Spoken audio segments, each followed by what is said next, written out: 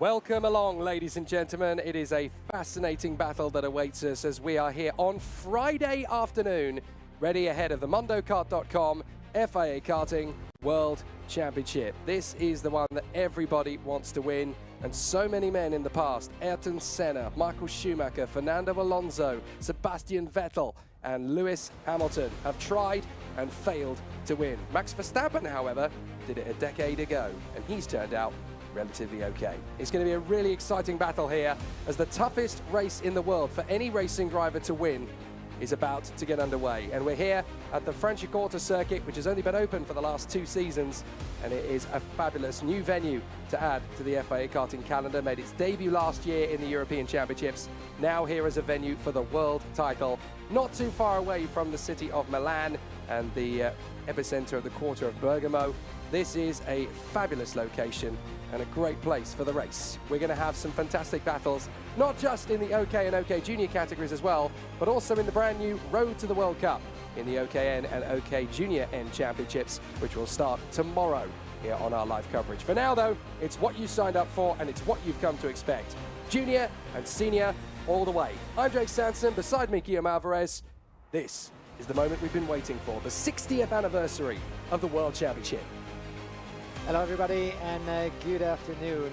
Bienvenue à toutes et tous. Welcome back to Italy. Another brilliant worldwide event in the country of karting, close to the epicenter of the karting world and the car world as well, with the cities of Turin, Milano, Modena, Maranello, you name it, not far from this beautiful Franciacorta Cartodromo. One of the new additions to the FIA Karting calendars for the past 2 seasons. Last year we had a cracking closure to the European Championship in those 2 classes. This time it's about to go underway for the biggest event of the year, the World Championship for the single speed classes. So many great names over the years they've been able to get that crown on their head, including the likes of Lando Norris, Nick De Vries, Jarno Trulli, Mr. Mike Wilson, 6-time world champion back in the 80s, Davide Fore, Danilo Rossi, Marco Ardigo, and many others, including Alessandro Manetti. The list goes on and on and on. The history of karting has been written by so many great names, but only a couple of them were able to get their hands on the single speed category World Championship title. And there's going to be another try at it for the 60th edition since 1964. This event is taking place. We have 16 qualifying races ahead of us this Friday, a lot in total, 48 in those 2 classes from Friday to Sunday's final. And so many great drivers that can make a difference in these categories. As you can see here, one of the drivers at the head of the field. This is Lewis Francis, the young Australian driver who's going to be starting from pole position in the upcoming qualifying heat. We're going to start with the junior category, welcoming drivers between 12 and 14 years of age. And Lewis Francis, the young Australian from Car Republic, has the honor of starting this worldwide event as the first pole sitter in this qualifying heat, opposite Group F versus J.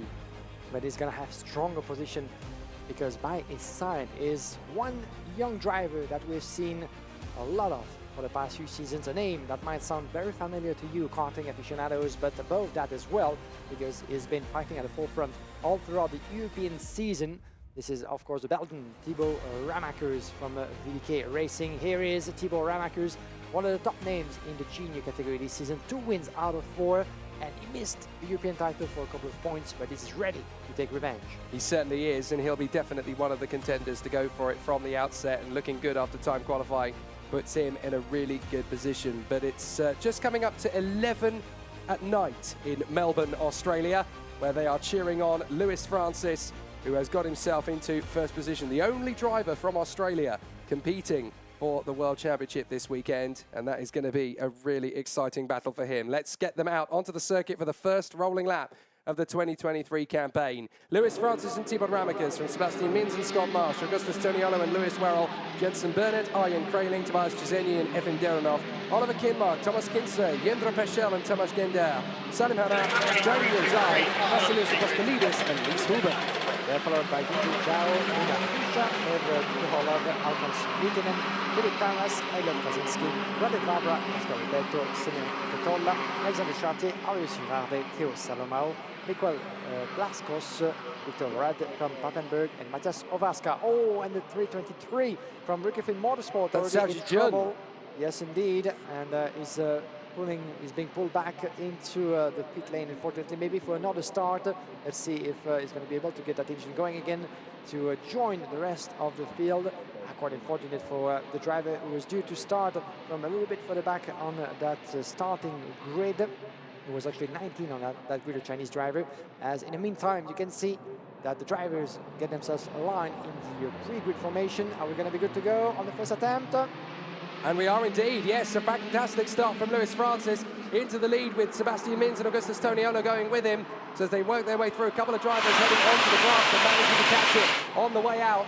So the drivers working their way through on the first lap of the first race of the FIA Karting World Championship 2023. And a perfect start from Luis Francis. The Australian has managed to get himself into a comfortable advantage, already well clear of Sebastian Mins in the VDK Kart Republic. So the similar machinery of those two men, but Luis Francis absolutely dancing his way in the lead. If you're in Melbourne, you are having an absolutely cracking start to the FIA Karting World Championship. Your boy is doing a great job as he runs out in the lead. Third position, that is the hard-charging Augustus Toniolo, the Brazilian, already starting to make his bid. That's Tibor Ramekers going for third position, but Toniolo was already attacking Sebastian Mins, who holds the field up to a certain degree. So it's Luis Francis that is able to disappear out in front on the first lap from Mins, Toniolo, Ramekers, Marsh, Werrell, Senyi, Burnett, Kinmark and Krayling. Yeah, Luis Francis doing the job that he needs, getting ahead of the rest of the pack, trying to stay as close, as far as possible, should I say, from the heat of the battle. Oh, and a bit of a contact between Mins and Toniolo just behind. Augusto Toniolo from the Brazilian. As further back, Tibor Ramekers is about to drop a couple of places. Not certainly the scenario he had foreseen in his head. The Belgian driver was in P3, but Scott Marsh, Lewis Werrell, and by the look of it, Tobias Shinsday were able to get through the Belgian driver, something certainly he didn't expect, and as you can see, he dropped all the way down to P8, or number 2 out of 10, Tibor Ramekers. Don't forget, he's been one of the contenders for the European title. This will be a long game, now, obviously, as each of those drivers has to go through 7 races in total before drilling to make it to the final. 6 heats and 1 superheat on Sunday morning. As run inside goes to 204, Lewis Werrell. Keep an eye on the young British driver from Forza Racing. He's been brilliant here not so long ago for the warm-up race that he won. And he's been one of the strongest names in the European Championship as well, trying to make his bid. Under the pressure of Toniolo and Marsh just behind. Sebastian Mins is the first one trying to give a chase to Luis Francis, who is not looking back. Oh, a couple of drivers coming out. Unfortunately, already outside of turn number 12, by the look of it, the 261 involved in that incident. Yeah, that is one of the Ricky Flynn's unfortunately gone. That's Jensen Burnett, and he's tangled with Tobias Chizenyi. So Chizenyi and Burnett, they were having their best result of the season, essentially, so far up in the top 10 on the march. Already on lap 3, they tangle, and that's 2 drivers, the Canadian and the Czech, gone from the encounter as Lewis Werrell is now starting his assault on Sebastian Mins. The 2 British drivers going at it. Toniolo finds himself down in 4th place. Here comes Werrell, having a think about Sebastian Mins, but not rushing the situation. So Lewis Werrell, the fastest man on track now, 49.5 for him on the opening couple of laps. Then Marsh in 5th position behind these 4, Krayling, Ramekers, Derenov and Jindro Peschel, having climbed his way up to 9th place as a result of the collision between Chizenyi and Jensen Burnett. And I think Mies Huben has come out of the race as well. So very unfortunate for the Dutchman. He's also retired from the encounter. Oh, no, sorry, he had an incident in the 2nd sector, but he has managed to recover the kart back out onto the circuit as Lewis Werrell still holds off Toniolo whilst also trying to attack Sebastian Mins. He is in a rock and a hard place right now. Now watch out on the way to the double right under turn 2 and 3, but Lewis Werrell stays behind, not for long. Oh, a good exit from the British driver, who gets past his fellow countryman. Oh, and a bit of a contact as Sebastian Mins managed to stay on track, but is being overtaken by Marsh. Oh, a contact, another one. And Sebastian Mins is out of this race. And Tibor Ramekers as well. Ramekers got tangled. I can't believe it. What on earth happened there? The 2 VDK drivers ending up off the road, and Tibor Ramekers in the very first race of the week has ended up coming off the road. Zhang Huzhai is under investigation, but for the Belgian fans watching the World Championship, their favourite, Thibaut Ramekers, is out of the first heat of the week. That is devastating. Yeah, devastating for Thibaut Ramekers as well as for Sébastien Mins, who I think was able to get back onto the track but lost pretty much all hopes of a good result at the back end of the grid. We're back here in the leading positions. The 278 on your picture. This is Deronov trying to attack on Kraling. The battle for P4. The Berlin driver is coming close around the inside in turn number 5. Beautifully made by Deronov and Kraling, who's fighting back and takes the position straight away in front of his fellow rival. And the close watch of Basil just behind Dietrich Basil from P6, having a good start of a race. 7 places gained for Dietrich Basil up to P6 at the moment, and maybe some more. And we lost someone else by the look of it. You've seen it briefly on live stream. Someone else is missing into that race. And there you can see another VDK driver. Could it be maybe Sébastien Mins, who is nowhere to be seen? Yes, indeed, that will be retirement, I'm afraid, for another VDK driver in this opening qualifying heat. Certainly the worst case scenario for the Belgian team. We lost already Jenson Bennett, Tobias Schininzi, Thibaut Ramekers, Sébastien Mins as well out of this qualifying heat. Lap number 7 out of 8. And Lewis Francis still quite untouchable at the moment from Lewis Werrell into second. The battle of the Lewises split by 7/10 at the moment, as now we keep our focus on what's happening further back as well. Around the inside, beautifully made. Derunov again on Kraling for P4, that is. And Pezel was keen on trying to do the same. Gonna have to wait a couple more laps, a couple more corners certainly. On the way to turn number 13. Keep an eye on that hairpin. Just the penultimate corner before the start finish straight. On the outside, can he make it stick? He's gonna have to wait to the next braking zone. The good battle between those four. Derunov, Kraling, Pezel, Marsh, and the Tony Kart driver has seen the open door and just dived in it for the place. Beautifully done by both Pezel and Marsh, up a place each. The battle at the moment as not so much for the win in this opening race. 4/10 of a second though. You can see that Lewis Werrell is pushing like never before, as at the moment the fastest lap in this race goes to the leader, I think. No, this is for Lewis Werrell. Confirmation of Lewis putting 2 purple sectors once again. He's going for the chase. He knows that with 4/10 of a second left and less than 2 laps now before a checkered flag, still anything's possible to pick up the win. Yeah, this is not done at all. There's a bit of a gap back, of course, now with Denisov, Peschel and Marsh all dueling away now for the victory in the battle for 4th position. But Francis, Werrell and Toniolo are tightening up. Lewis Werrell having set another fastest lap of the race now of 48.9 from Lewis Werrell. He's going to be there or thereabouts to challenge the Australian Lewis Francis up front. There you go, there's the confirmation of Lewis Werrell's last flying lap. So Toniolo finds himself 3rd, and this is the battle for 4th place. It is Efim Deronov in front of Jendra Peschel and Scott Marsh, then Selim Hanna, who's made up 8 places, as of course has Jendra Peschel, Arjen Kraling, Oliver Kinmark, Jiang Hujai, Thomas Jender, Vasilij Apostolidis and Lev Krutelov up in the top 15. Some good battles and a lot of drivers trying to make themselves come further up the order. But this is a really difficult situation now for Lewis Francis. He leads the way from Lewis Werrell as they come onto the home straight. And it is going to be, there's the move from Lewis Francis to defend from Lewis Werrell. He slides in, he's desperately trying to make sure he can hang on to this victory. Lewis Werrell has plenty of opportunity to get him. Lewis Francis is in major defence mode. He's got to be so careful of the radius. He's going to open it out, but Lewis Werrell will have him. Yeah, beautifully made by Lewis Werrell. The defensive driving was good as well from Lewis Francis, but the British driver was so performant 2 weeks ago on this track. He knows, of course, where to overtake. Just make it stick beautifully. There was a bit of resistance, as you do on Lewis Francis, but Lewis Werrell was just perfectly on the racing line. And look at the exit, the momentum he was able to keep carrying outside of the last hairpin, and that will be heat win number 1. There will be 5 more after that to try to chase for Lewis Werrell, but this is definitely a good start for the British driver on his way to potentially a world title battle on Sunday. Still a long way to go, but well done to Lewis Werrell. Lewis Francis, but he had done certainly the hardest part of the job by keeping himself away from the rest of the pack. But maybe one more lap could have been enough for him to counter-attack to Lewis Werrell, but he will have other opportunities to shine. Well, a solid start for the Kart Republic duo there, Lewis Francis and Augustus Toniolo. So there's still a long way to go, as you mentioned there. But Lewis Werrell, a good start for him. 6th on the starting grid, working his way up to the front. Obviously, in the preparation race for this a few weeks back, he was the man on top form. So he'll want to keep that going here at the World Championships. But the big news story is that Thibaut Ramackers, one of the favourites coming into this week, out of the first race of the week. That's devastating. That's devastating, certainly. And VDK lost to 2 drivers with Sébastien Mins as well into the process of that first qualifying heat. And at this level, people not so much familiar with the proceedings of karting must be thinking, yeah, they have so many races to go through, 1 DNF, there's nothing.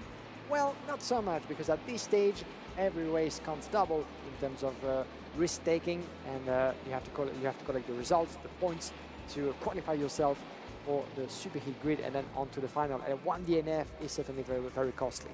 Now, here's the classification info. Lewis Werrell taking the first win of his weekend from Lewis Francis, Augusto Tognolo, Emin Durinov, Scott Marsh, Tijun Pezel, Oliver Kinmark, Arjen Kralling, Salim Hanna in P9 from Jeng Huzang, Tamas Gender 11 from Vasilov Apostolidis, Lev Kurtoholov, Thomas Kinse, P15 for Luna Flusha from Simo Ketola, Elio Kaczynski, Alphonse Mietinen, Alois Girardet, P20 for Philippe Carras from Victor Rad, Alexander Chartier, Radek Vavra, Matthias Ovaska, Mikael Blasco, Tom Pappenberg, Oscar Repetto, Theo Salo, Mao, Jiun Chao, and Mace Hoban, who went into some trouble through this race and came in last position. Jenson Burnett, Tobias Cegeni, Thibaut Ramackers, and Sébastien Mins were unfortunately nowhere to be seen at the end. Here's Lewis Werrell, the young British driver from Forza Racing, P4 in this year's European Championship of the OK Junior category. And a beautiful season that it has been for Lewis Werrell, who took a pole position in Trinec in Czech Republic and went on to sign beautiful results all the way to a top 4 finish with one of his strongest results in Czech Republic when he made it to P2. Here's a look back at the replays of this first qualifying heat. A good start, as we said, by Lewis Werrell from pole position. The Czech Republic driver was able to get away, taking advantage of some contact for the back. Thibaut Ramackers lost a bit of momentum in the early stages, dropping from 2nd to 4th, and it was only the beginning of the some more trouble for the Belgian, as Lewis Werrell was trying to make his bid already for the 2nd position, just behind Sébastien Mins, who had a good getaway, a good start, and a very efficient style of his race before everything went together. Oh, and we didn't see that live, actually, that big coming together. Yes, we saw that after. This is, of course, the first retirement for both Tobias Junetzi and Jenson Burnett, but we caught that just after that big incident. Fortunately, those two came out of it uninjured. And you can see Sébastien Mins in a bit of a trouble. This is what happened there with Mins being overtaken on the inside, and then he opened the gap just a little bit too much, and Thibaut Ramackers got tangled. He had nowhere else to go, unfortunately. A very bizarre incident, because look, Mins is just pulling across, and that's where Ramackers is. So essentially, the 2 VDK drivers have ended up tagging into each other. Ramackers staying to the right side of Mins, and basically Mins just pulling across the road without any real knowledge of where he was. So a very tricky maneuver for the 2 drivers there, and certainly put both men out on the spot. There is a very devastated Sébastien Mins walking away from his kart, having already parked it up as well. But then we really got to see the duel between Lewis Werrell and Lewis Francis. They really took that to the last lap. So good battles for 4th position downwards. It was just such aggressive defense from Lewis Francis when the kart, look, he's there positioning the kart in the middle of the road. But it's the opening of the radius. That's when it ends up going wrong for him. If he'd held the inside line or even the middle of the road a little bit more aggressively, I don't think Lewis Werrell would have had any answer for him. So good battles there between Lewis and Lewis. But the 2 of them are going to continue to battle away further through the course of the day, I'm sure, because Lewis Werrell obviously coming from 6th on the starting grid in that one. They won't meet again now until if they do meet each other in the pre-final, they won't meet each other until Sunday morning. But a fabulous start to proceedings. And if you thought it was going to be exciting in the OK Junior, it's just as enticing and just as exciting in the OK Senior category. We've got so many contenders up for the win in this one. And the front row of the starting grid are 2 men that have had plenty of opportunities to win big in FIA Karting and have always had it taken away from them at the last minute. Here's our schedule for today. For those who are just tuning in, we've got qualifying heats all the way in OK and Junior today. We'll be joined by the Road to the World Cup tomorrow in the OKN classes of both Junior and Senior. But today it is just the OK and OK Juniors throughout the course of the day. Quite specifically down to the minute. 2:17 is when we'll go live for this one. Why is it so close down to the minute? Well, we've got so many races to fit in over the course of this weekend. 56 races in total. Yeah, the same number as we had last year for the World Championship in Le Mans. for the gearbox categories. If you might remember that, we had the KZ, the KZ2, the KZ2 Masters, and the Academy Trophy for the last time on the same weekend as the gearbox categories, as they are now part of the single-speed European Championship season. Now, we're going to have the next qualifying heat coming up as in the OK class, 111 drivers, 123 in junior, more than 230 in total. This is certainly a record field for a single-speed worldwide event for many years. And what better year, what better occasion than to celebrate the 60th anniversary of this worldwide championship event than to have it having a record field. Adding to that, the 70 drivers competing in the newly introduced OKN and OKN Junior. You do the math, more than 300 competitors in total. And one of them, of course, on your picture, Oli Gali from Brazil, one of the strong forces from Brazil at the CRG factory team. The other one being Gabriel Gomez in the same class, but Oli Gali will be the one starting on pole position for the upcoming race opposing Group F and G. Watch out for Oli Gali, watch out for his fellow countryman Gabriel Gomez. These are the two CRG drivers, of course, who have been amongst the fastest in the OK qualifying practice that we had earlier today. And in this OK category, the other ones, of course, to keep an eye on are Mark Dudinsky, the overall pole sitter, and Luis Iglesias from the same Italian factory team. From Forza Racing, we just saw wonders from his teammate in junior, Lewis Warrell. This is Nicolo Kuman at the wheel of his XP machine. Nicolo Kuman will be starting alongside Olin Gali from the outside of the front row. Nicolo Kuman doing a great job as well in qualifying practice that puts himself in an ideal position on the way to the battle. So now we're going to get to see which driver is best prepared for this first qualifying heat. This is F versus G, so the two slower of the groups. Simone Bianco, third position on the grid behind his teammate Olin Gali, the Brazilian challenger in front of him, but the Italian Simone Bianco carrying, as he of course always does, the number 23 on his helmet. Rather unfortunate that the number he ended up with for this World Championship event was 27. It's close, but it's not quite the full cigar there, is it? Alongside him on the grid, there's an interesting story here, because coming into the season, David Walter, the Danish driver, was of course part of the Koski Motorsport team. Not anymore. He is now switching over to the Tony Kart factory team. And when you drive for the Tony Kart factory team in karting, it is akin to racing for Ferrari in Formula One. It's a big deal, and there is that same amount of credence behind it. So David Walter, there he is. You can just see him heading out onto the track in the number 17 Tony Kart. Watch for him in his first race for the biggest team in the sport, arguably.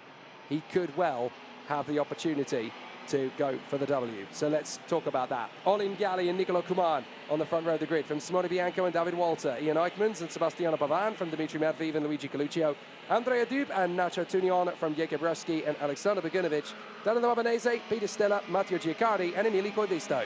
Then we have Xavier Avramides from Leo Nelson, Matheus Morgato, Roland Kuklane, Pinu Soichu, Eliska Babiskova, Gazi Motata, Leon Brune, Clément Outran, Emmanuel Lidakis, Ivo Vestera, Oleski Yarignei, Leo Cuyo, Thomas Mota and Sofia Kotala.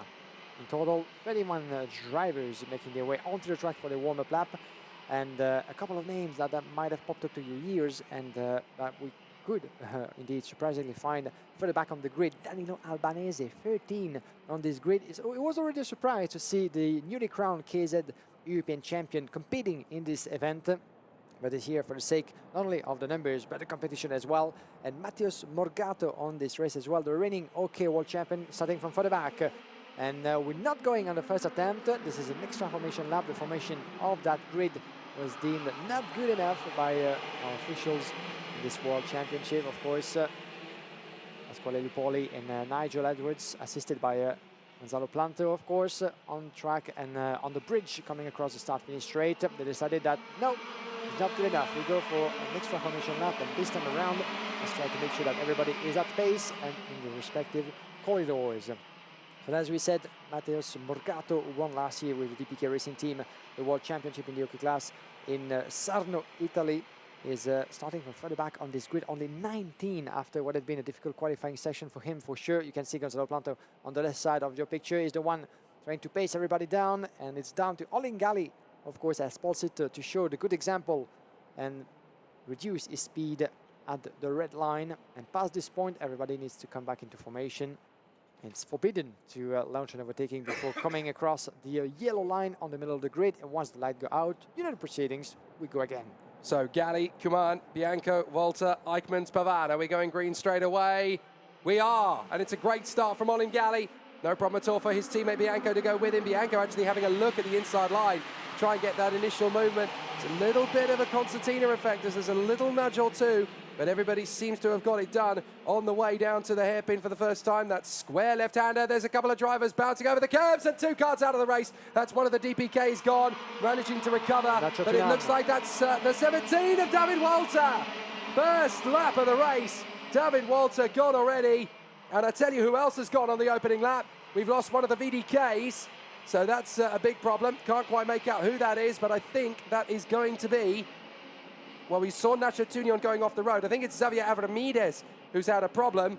And I tell you who else has had a nightmare on the opening sector. There is Xavier Avramides' kart. Clement Outran was the VDK driver that got taken out. There's Xavier Avramides. And I tell you who else had a nightmare first lap. The reigning world champion, Matthias Morgato, had a horrific opening sector, has managed to get going again, but he is now down at the back. It's Galli, Bianco, Eichmanns, Matviv and Dupe at the front. Wow, drama in this opening lap for the first of the many qualifying races in the OK class this weekend. And as you said, we're going to have a calculation again. But Ian Eichmanns run the inside. Look at that move from the Belgian driver with that new crash helmet.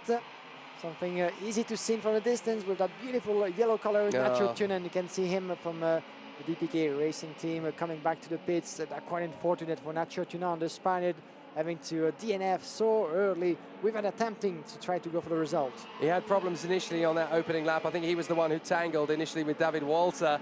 So that's why Nacho Tunen now finds himself out of the race. 26 of the 31 starters now remaining, so a very difficult opening lap because we lost Avramides, Walter, Outran, Morgato, and Tunion, and there's a problem further back for Lee Kyu-ho, the Korean driver. He's got a Spanish flag beside his name, but he actually represents South Korea. And there's Matthias Morgato, the reigning world champion, trying to get back into the race after his earlier problem.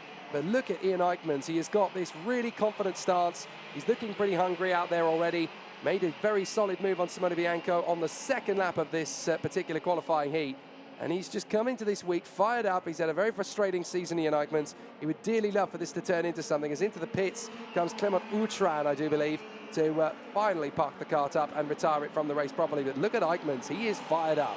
Yeah, very fortunate for Clement Outran, a former champion of Belgium in the past few years.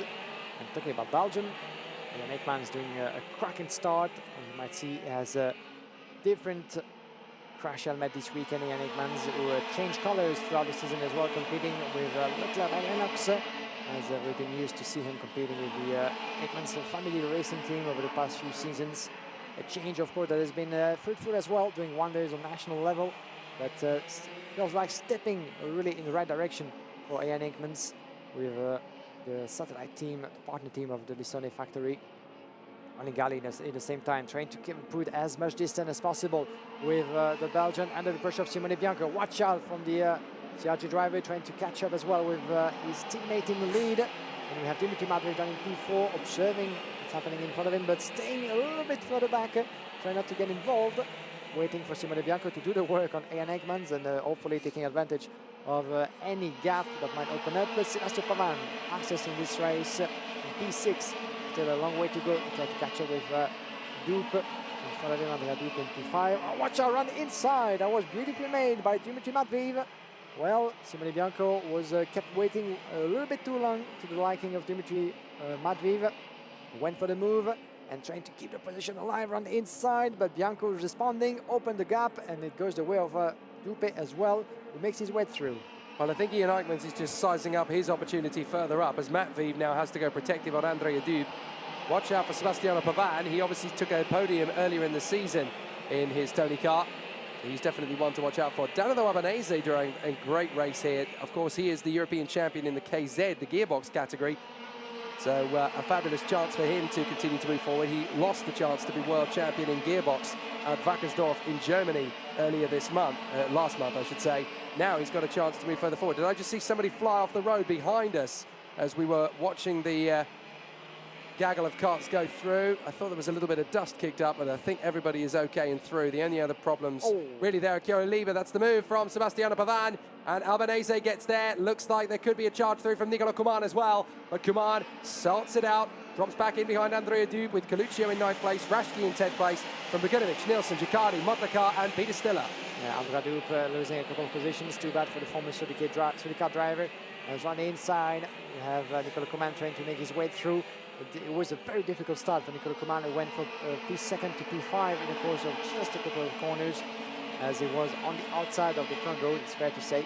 Olingali, the Brazilian, in the meantime, putting out the fast lap and trying to exceed that half of a second that he has on Ian Aikmans. Trying to resist the Belgian to Simone Bianco. We're here with Pavan, with Danilo Albanese, doing a good job as well. 7 places gain, and further back, oh, that was a close call, but Nicolo Kuman makes his way through on Andrea Dube, sorry. This is for P7. Nicolo Kuman out of place. Dube down in P8 from Luigi Coluccio. Ratsuki, oh, Coluccio coming close as well. The Italian is trying to go through. He's going to have to wait maybe on the way to turn number 5. But this double right-hander in the first sector has been the scene of a couple of attempts, and Coluccio goes through. Oh, and there was a bit of a move defensive. I don't think that actually Andrea Dube was expecting Coluccio on the exit of the corner. But well done to the Italian. The Tonic Up machine put himself in P8. That was very smart work from Coluccio to get the move on the inside there of Andrea Dube. Alexei Yeremy, unfortunately, picking up a warning flag for something that has taken place on the lap. But so far, up front, Olingali, the Brazilian in the CRG, still able to go in front of Ian Aikmans for the time being. Simone Bianco third from Dimitri Matveev, and then Sebastiano Pavan and Danilo Albanese. We're just watching them go through, Nicolo Kuman. And then these two, Coluccio and Andrea Dube. So the Italian and the Frenchman, and Andrea Dube desperately trying to work his way further forward. He's not really been able to make that launch forward. Jakub Rashki doing a fair job in 10th position as well. Nicolo Kuman, 47.76 for the time being. Still so many qualifying races to go. A grand total of 52 races that lead up to the finals that we will have on Sunday. And that's the longest qualifying procedure I think I've ever seen. That's a lovely move from Andrea Dube to get back through on the inside of Luigi Coluccio. I'm not entirely sure Coluccio would have seen that one coming either. Yeah, Coluccio has been a busy man in 2023, doing gearbox and single speed on the side as well. So he has been able to build on more pace. As we're back here with Danilo Albanese, the 39 on Nicolo Kuman. Great battle of the Italian for P6, as Nicolo Kuman just made his way past. Watch out for the current KZ European champion with the power product check in the machine. Trying to get close to Kuman. You can feel a move coming up from Danilo Albanese. As Olingali in the meantime sees his gap decreasing slightly, as Ian Aikmans is coming close, 47.9, pretty much in the same respective lap times for both Olingali and Ian Aikmans in the lead, as in the middle of the pack, trying to get close to Nicolo Kuman, but dropping a bit of momentum. Danilo Albanese has to be careful because he still has, though, a bit of a gap in front of Andrea Dube from P8. At the moment, Dube is down 0.8 of a second. And we're back here with the leaders. Olingali with the CRG machine, trying to really get a bit of a rest from Ian Aikmans, but the driver feels the opportunity coming. This is the penultimate lap, though. What's happening there? Olingali is out! Oh my goodness! Olingali is just going out of the track! From the lead of the race! I was lost for words for a moment because I thought Aikmans was going in for the move, but it was Olingali seizing the engine or going for a mistake, but something mechanical has happened to Olingali. How many times does Olingali have to have bad luck in FIA Karting before he actually catches a break? This is such a disaster for the Brazilian. He's done nothing wrong, and it's all gone wrong around him. Aikmans, Bianco, Matveev and Sebastiano Pavan have now taken the initiative. Ian Aikmans is going to be gift-wrapped a victory in front of Bianco and Matveev, but this is heart-wrenching for Olingali. Karting giveth and karting taketh away, and it's done so in the most brutal fashion for the Brazilian Olingali as they pass the scene of the CRG clear-up. It's so difficult for Olingali to swallow. A very difficult situation. Out the inside comes Matveev. Dives in on the final lap to go with side by side with Bianco. Bianco trying to squeeze him back again. Matveev gets back into the inside line, but Simone Bianco has one last crack at him. He's going to go the long way to try and go around the outside of Matveev. Matveev's going to try and squeeze him. They'll get alongside again as they come out of the final turn. Eichmanns is going to get the win. Who's going to get second? It will be Matveev in front of Simone Bianco. But that really does take away from what brilliant Olin Gali had been able to do prior to that moment. We'll see it again, I'm sure. But poor Olin Gali denied and robbed a clear victory. Yeah, disastrous event indeed, and ton of event for Olin Gali. We didn't see that coming, to be honest. He was on his way to what could have been a solid victory, going defensive against Ian Aikman, and then something went completely wrong outside of turn number 12, I think it was, in the last sector of the track, offering the win on the plate for Ian Aikman, who was catching up for the past few laps. And I'm pretty sure without that, the Belgian driver would have been giving a hard time to the Brazilian in the lead. Ian Aikman's taking his first victory of the weekend. The perfect way to celebrate his new crash helmet livery. For the Oakman, decided to really shine as much as he can with his new team. Dimitri Matveev and Simone Bianco crossing the finish line in second and third after a good tangle, a good battle of them two on the last lap. As we have Sebastiano Pavan crossing the line in P4 from Nicolo Kuman, Danilo Albanese. 7 places gained up to P6 from Andrea Dupe, Luigi Coluccio, Jakub Recki and Alexander Bogunovic. Outside of the top 10 we have Leo Nilsson from Gazi Model Car, climbing 11 places up to P12. Then Eliska Babiškova, 9 places gained up to P13. Great job from the newly crowned Italian champion in the OK class not so long ago for Eliska Babiškova. Peter Stiller in P13, P4, P15 for Matteo Giaccardi. Here's Ian Aikmans, the new addition to the Leclerc by Lennox Racing squad of John Lennox Lamb, of course, as driving the chassis by Charles Leclerc himself, introduced a couple of seasons back in 2019, the name, of course, of the current Scuderia Ferrari Formula 1 driver. P16 place for Emily Covisto from Dino Strosciu, Thomas Mota, and Louis Vidakis, Iwo Kosterda, P20. Here's a look at the replays of this qualifying heat, F versus G, and a good start from Olin Gali, taking Simone Bianco, his teammate from CRG, with him. Nicolo Kuman didn't have so much of a good getaway, losing places after places, and then a big drama, of course, into the opening lap of this race with two drivers coming together.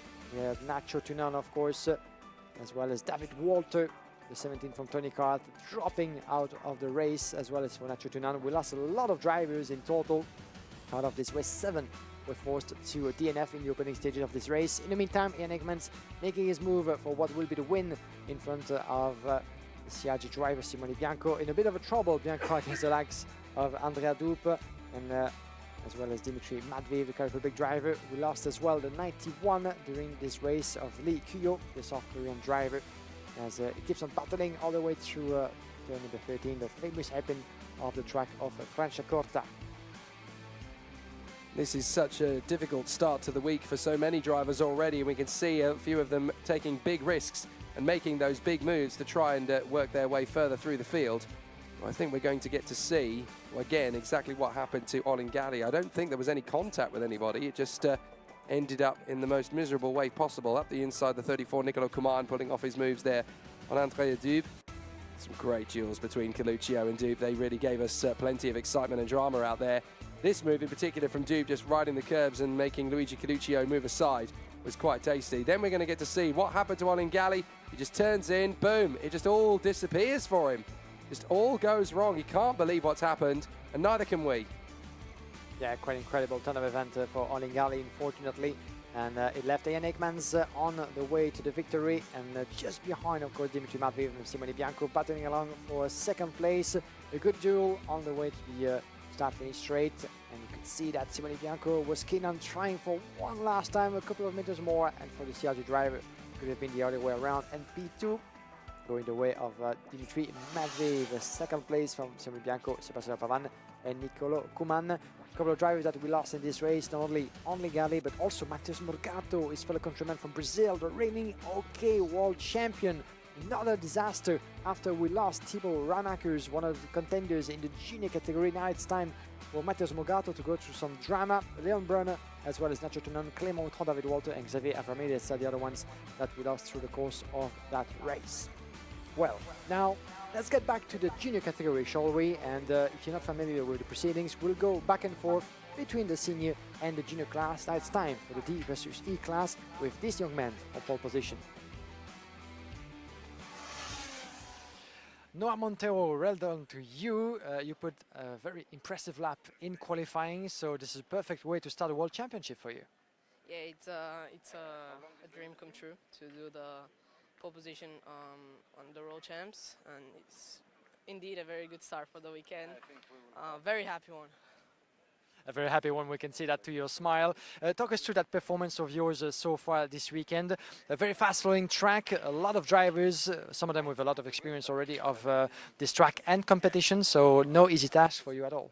Yeah, even the lap, it was really hard to put because I had to manage the gap and the guys in front, they were waiting a lot.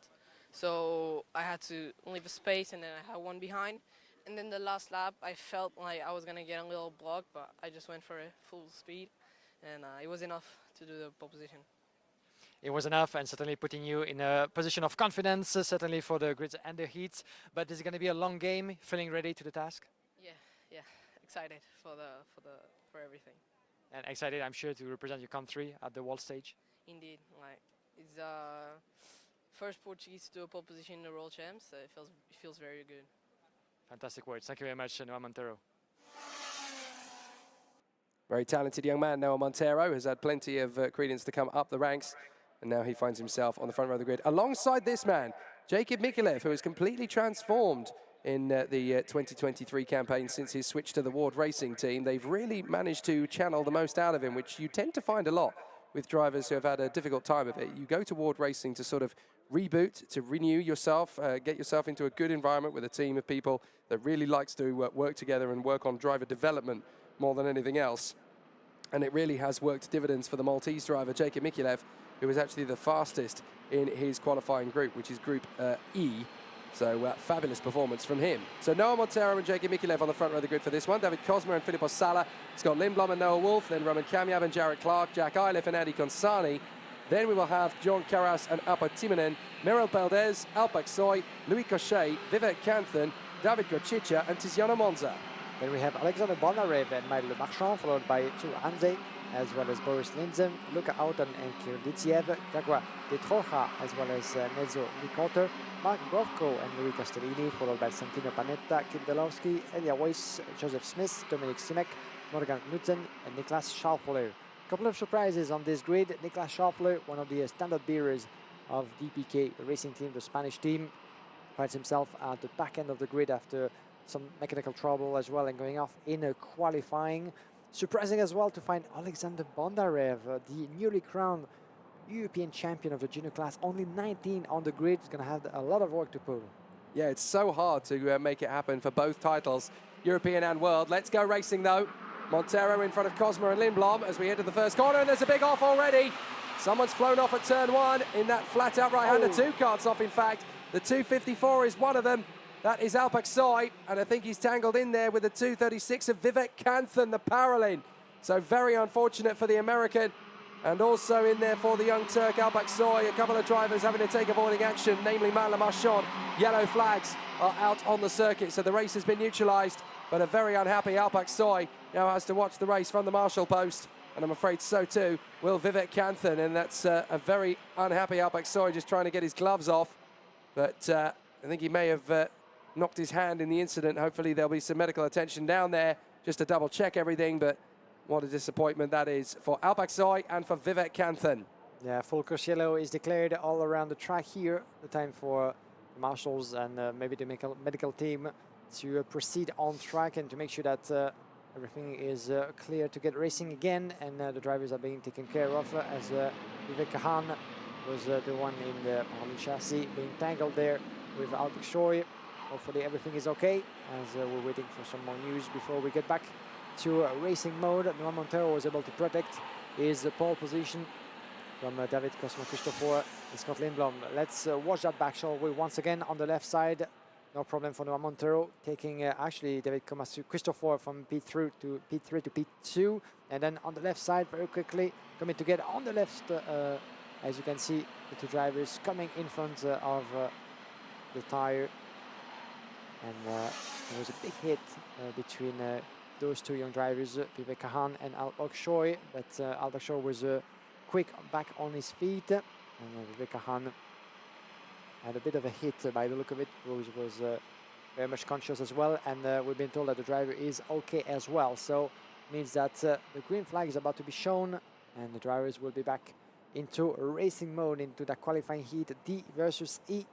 Noah Montero, of course, still leading very much the pack in front of David Cosma-Christopher. Scott Lindblom was able to gain 2 positions into that opening lap, followed by Jakub Mikulev. There you can see him. That's what we like to see. With Vivek Kahan, the American driver, on his feet and being escorted to the Parc Fermé under the close attention of his mechanic and the medical team. So now it's going to be a restart for Noah Montero up in front of David Cosma and Scott Lindblom. Mikulev didn't lose too much ground in the start, actually. He finds himself in 4th place, so not the worst situation he could find himself in there. 5th position for Roman Kamyab. He's been very impressive so far over the course of the weekend. Looking very good in the qualifying this morning. He finally seems to have got his 1-lap pace together. They really struggled at that in previous events, but now they seem to be on top of it. Filippo Sala has got back to the pace. They really struggled a few weeks ago in the warm-up race here, but now Filippo Sala again has found his feet and gone back to the front. Alexander Bondarev, by the way, has already shot up through to 14th position. He has a habit of doing this when he's out of position. So Alexander Bondarev now finding himself in 14th place. He's already come up 5 places. So I have a feeling that when we do go racing again, which is going to be now, green, green, green, green, we could see him go even further. Here we go, Montero, Cosma, Lindblom, Mikulev, Kamyab, and already a run wide from Kamyab as he tries to get himself alongside his teammate. So a big opportunity there. Filippo Sala going wheel to wheel with his teammate Roman Kamyab. Watch as we go further down the field. There's going to be drivers mixing it to try and overtake. So a good start from Montero. Cosma and Lindblom have gone with him. No problems at all there. And Lindblom is already sizing up the opportunity to get into 2nd place past the Romanian David Cosma. And Noah Montero wasn't caught napping on that one. And around the inside goes Scott Lindblom on Cosma-Christopher. Well done from Tony Kart driver. Up into 2nd. As Noah Montero is taking advantage of that overtaking to get away as much as he can. Watch out on the counter-attack. Oh, look at that braking of Scott Lindblom, actually diving through the inside of that hairpin. He was coming very, very close to Noah Montero. I thought that for a moment, for a second, he was going to be able to shake a little bit the Portuguese on the exit, but it was a very, very late move from Scott Lindblom, a sign of his determination. As the teammate from Ricky Flynn keep battling with Salah and Kamyab. For P5 this is. Watch out not to take each other out, of course, as Scott Lindblom is putting out the fastest lap, trying as well to make his bit is the Swedish driver on the Montero. Montero, in the meantime, not quite able to keep the momentum going to really build up a gap, but now the Portuguese finds himself under the intense pressure of Scott Lindblom. Let's try to see if coming to the hairpin, going to be able to repeat that very, very late break. There he goes, running inside. There's not much space, and he makes it through. He does indeed. So Scott Lindblom takes the lead, but around the outside, David Cosma now wants to go to battle with Noah Montero. Up to the first corner, Montero holds it for the time being. Still the drivers battle away to the inside line, still trying to work it on the inside. Cosma tries again on Montero. He'll go left, he'll go right. Montero trying to hold him at the line, and now a little bit of hesitation from Cosma to try and make the overtake as Jacob Mikulev now splits the 2 Ricky Flynns. A good move from Roman Kamyab has put him into 4th position. So now he's starting the onslaught. Roman Kamyab now the fastest man on track, actually, 49.79 from him. But in 7th place behind this lot, we've also got Jack Iliff, the American, Noah Wolf, the Brit, the Frenchman, Adi Consani, and Alexander Bondarev up to 10th position. So he is charging through the field quickly. I don't think that Noah Montero is particularly happy about that situation, because we saw a slight contact with Cosma-Christopher in the braking of turn number 2 and 3. And no major trouble there for the front fairing of David Cosma. But I think that Noah Montero might have felt that at the back and was gesturing to his opponents. It's way too early to keep on fighting in the weekend, so let's keep it steady. Of course, every position will cost doubly, of course. Run inside, Cosma-Christopher making his bit on Noah Montero. Watch out, because Roman Kamyab is willing to do the same and having to stay behind. 1 place is gained for Cosma-Christopher. Noah Montero now finds himself in troubled waters as he needs to keep the pace. Otherwise, he might lose contact not only with Cosma-Christopher, but find himself in the close of Kamyab and Salah up into P4 and P5, as Mikulev in the meantime lost a bit of momentum all the way down to P6 as he was on the front row of that grid. On the inside, there he goes, and the door was open, and the two teammates just dived through. And some more bad news, I'm afraid, for Noah Montero. Dropped 2 positions, and he might lose actually another one if Jack Halif, no, sorry, this Mikalev further back from World Racing is able to get that move done as well. Having to stay behind, but Noah Montero struggling to find the pace in the second part of the heat. As we hear further back, oh, Niklas Schauffler that is, with the Beta orange livery on his Car Republic machine. Let's see what Niklas Schauffler is. It's further back into the classification, P25 that is, 23 now after that good move into the first sector. So Niklas Schauffler, like Alexander Bondarev, is one of those drivers that we do expect to fight on the front, but having to really climb through the field after difficult qualifying. Talking about Bondarev, he's P8 at the moment, putting pressure on Noah Wolf. So that means some more positions gained. He actually made his move past Noah Wolf. Now the next one is Jake Halif. Let's see what he will be able to do, as warning flag is picked up by David Cosma Christopher in his battle against the RFN drivers. Roman Cabia putting the pressure on. Let's see. Let's try not to do anything unwise between Roman Cabia and Salah. There's Noah Montero as well as Mikalev are still further back, very close, trying to give an answer to those two. And it goes the way, of course, of David Cosma Christopher is able really to pull away from Roman Cabia. Oh, beautiful. Salah just diving in on the inside of Kamyad there, catching him completely off guard. So very nicely handled as Mikalev now dives in for Montero to try and get a move as well. Up to 5th position. The two teammates really are having a great race of it. They've got to be careful they don't hold each other up too much, because Montero and Mikalev are going to be right there to try and pounce as we go into the final lap of the heat. And then, of course, Jack Iliff and Alexander Bondarev are not far away as well. Another great charge through from Bondarev. 11 places made up in this qualifying heat alone. Look at the loading that's taking place there in the hairpin, as Lindblom has now got David Cosma trying to go for it on the inside. Lindblom hesitates, but still manages to hold the lead from the Romanian David Cosma. So Lindblom and Cosma keeping it together. They run through on the far side. Salah, Kamyad, Montero and Mikalev still battling away over 3rd position. Niklas Schauffler now sets the fastest lap of the race, working his way to 21st from what was dead last on the grid.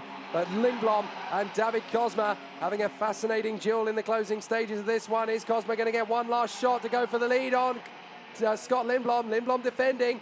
Cosma looking for his way through. Lindblom is placing the Tony Kart in all the right places though. Is it going to be a close run to the flag? Not close enough. Lindblom will get it from David Cosma ahead of Salah, Kamyad, Montero, and I cannot believe it, Alexander Bondarev, P6, having started 19th on the grid. 10 laps gone, 13 places made up. No wonder Bondi is the European champion. He's not out of this World Championship fight yet, but Scott Lindblom books himself a fabulous victory at the perfect start to the week. Talking about recovery for Alexander Bondarev, first impressive performance from the young Ukrainian. Scott Lindblom was able not only to win this race, but Niklas Schauffler, another one who put up a fantastic recovery with the fastest lap in this race and 17 places gained all the way up to P18. I tell you, the other two guys, as well as Niklas Schauffler, we talked about him from 35th on the grid to 18th, and Bondarev up from 19th to 6th. I tell you who else made a massive charge through the field. Kipolowski started 30th on the starting grid, came up 17th after a run of 13 places. The man who's been seen by 3.5 billion people on social media in his TikTok and YouTube escapades is now very much in the hunt for this world title, having worked his way back through. So Lindblom, Cosma, Filippo Sala, Roman Kamyab and Noah Montero in the top 5. Alexander Bondarev bouncing back to the top 6. Jack Iliff and Jacob Mikalev, Noah Wolf and Andy Consani from Jared Clark, Tiziano Monza, Kirill Titiev and Enzo Nienkotter ahead of the Birolart racer Merel Beldes, Louis Cochet in front of Kipolowski, then Nicolas Schauffler, Luca Horton and Jean Carras. 21st position we have Boris Linzen from Santino Panetta, Louis Castellini, Elia Weiss, David Korsika. Then we have Marco Brovko, Milo Marchand, Dagra De Troja, Dominic Simek, Morgan Knudsen, as well as Son Anze, Joseph Smith, Apo Timonen, and the two drivers that we lost coming together in the opening lap, Vivek Kahan and Halp Akshoy. Those two, of course, coming out uninjured. So, Scott Lindblom taking his first win in the second junior heat of the Friday in front of David Cosma Christopher. A beautiful finish between those two, less than 1/10 of a second at the advantage of Scott Lindblom. You can see him now, the Swedish driver from the Tony Kart factory racing team. First win for him, and it was a close call, a couple of meters more certainly, and it would have been a totally different story with David Cosma Christopher with the calculating machine really on his tail. Filippo Sala and Roman Kanya bring home third and a fourth place for Rickyfin Motorsport from Noah Montero, having to work a little bit more on the setup and the starting procedures to try to translate his from starting position into winning results. Here's a replay at the race, as you can see on the left corner, the big incidents opposing, of course, Vivian Kahan and Albert Shoy. The race was neutralized for 2 laps under full course yellow conditions, allowing everybody to get clear around the track. And then the battle was on with the 260 of David Christopher and Scott Lindblom trying to catch up as well with Noah Montero. Montero was keen on staying in the front, but dropped a little bit of momentum as well as positions. Couldn't do much against, first of all, Scott Lindblom, and then on the inside, David Christopher making his bit. And the door was open as well for the later into this race for Roman Kavia and Noah Montero to make their respective move here on the inside of the number 13 on the Portuguese, who held on to his position, because for the back we had Jacob Nikalev, who was starting from the first row of the grid, who finished P8 in the end, as the two RFM drivers tangling along a little bit, not holding each other just too much, and in the end it was a photo finish arrival pretty much between Scott Lindblom and David Cosma Christopher. Well, a fabulous start to proceedings then for the drivers in that particular qualifying heat, but there is more to be done. It'll be an interesting situation for a lot of the contenders out there as we continue, but this man, the young man from Ireland, Finn McLaughlin, has definitely put himself into a strong position to start with. Let's see how he is going to be faring up under the stress. Finn McLaughlin, well done to you. Qualifying is always the first step, one of the hardest certainly to an FIA Karting event. For the World Championship, you demonstrated immense pace, coming very close to the overall pole, but that puts you in a strong position for the heats. Yeah, good qualifying here in Franciacorta for the World Championship, so I'm happy with the result at the minute, but we'll see how it goes for the rest of the weekend. Yeah, this is a long game with a lot of drivers who can fight at the front. You're certainly one of them, so feeling confident with your machine and the VDK team? Yeah, everything's good, feeling confident for this weekend, so feel strong. What can you tell us about the challenges of the layout here in Franciacorta? This is fast flowing with a couple of corners where overtaking can be done. Yeah, the track's very hard, just it's enjoyable, and you need to make as least mistakes as possible to get to pole, so this track is tricky. How does it feel like to be a part of the World Championship, the pinnacle event of karting worldwide? Feels amazing just to be at the top of the curtain, so I'm happy to be here. Fantastic, good words. Thank you very much, Finn McLaughlin. I'm really excited to see if he's got the staying power. We know he's got the fast lap times, but has he got the momentum this time?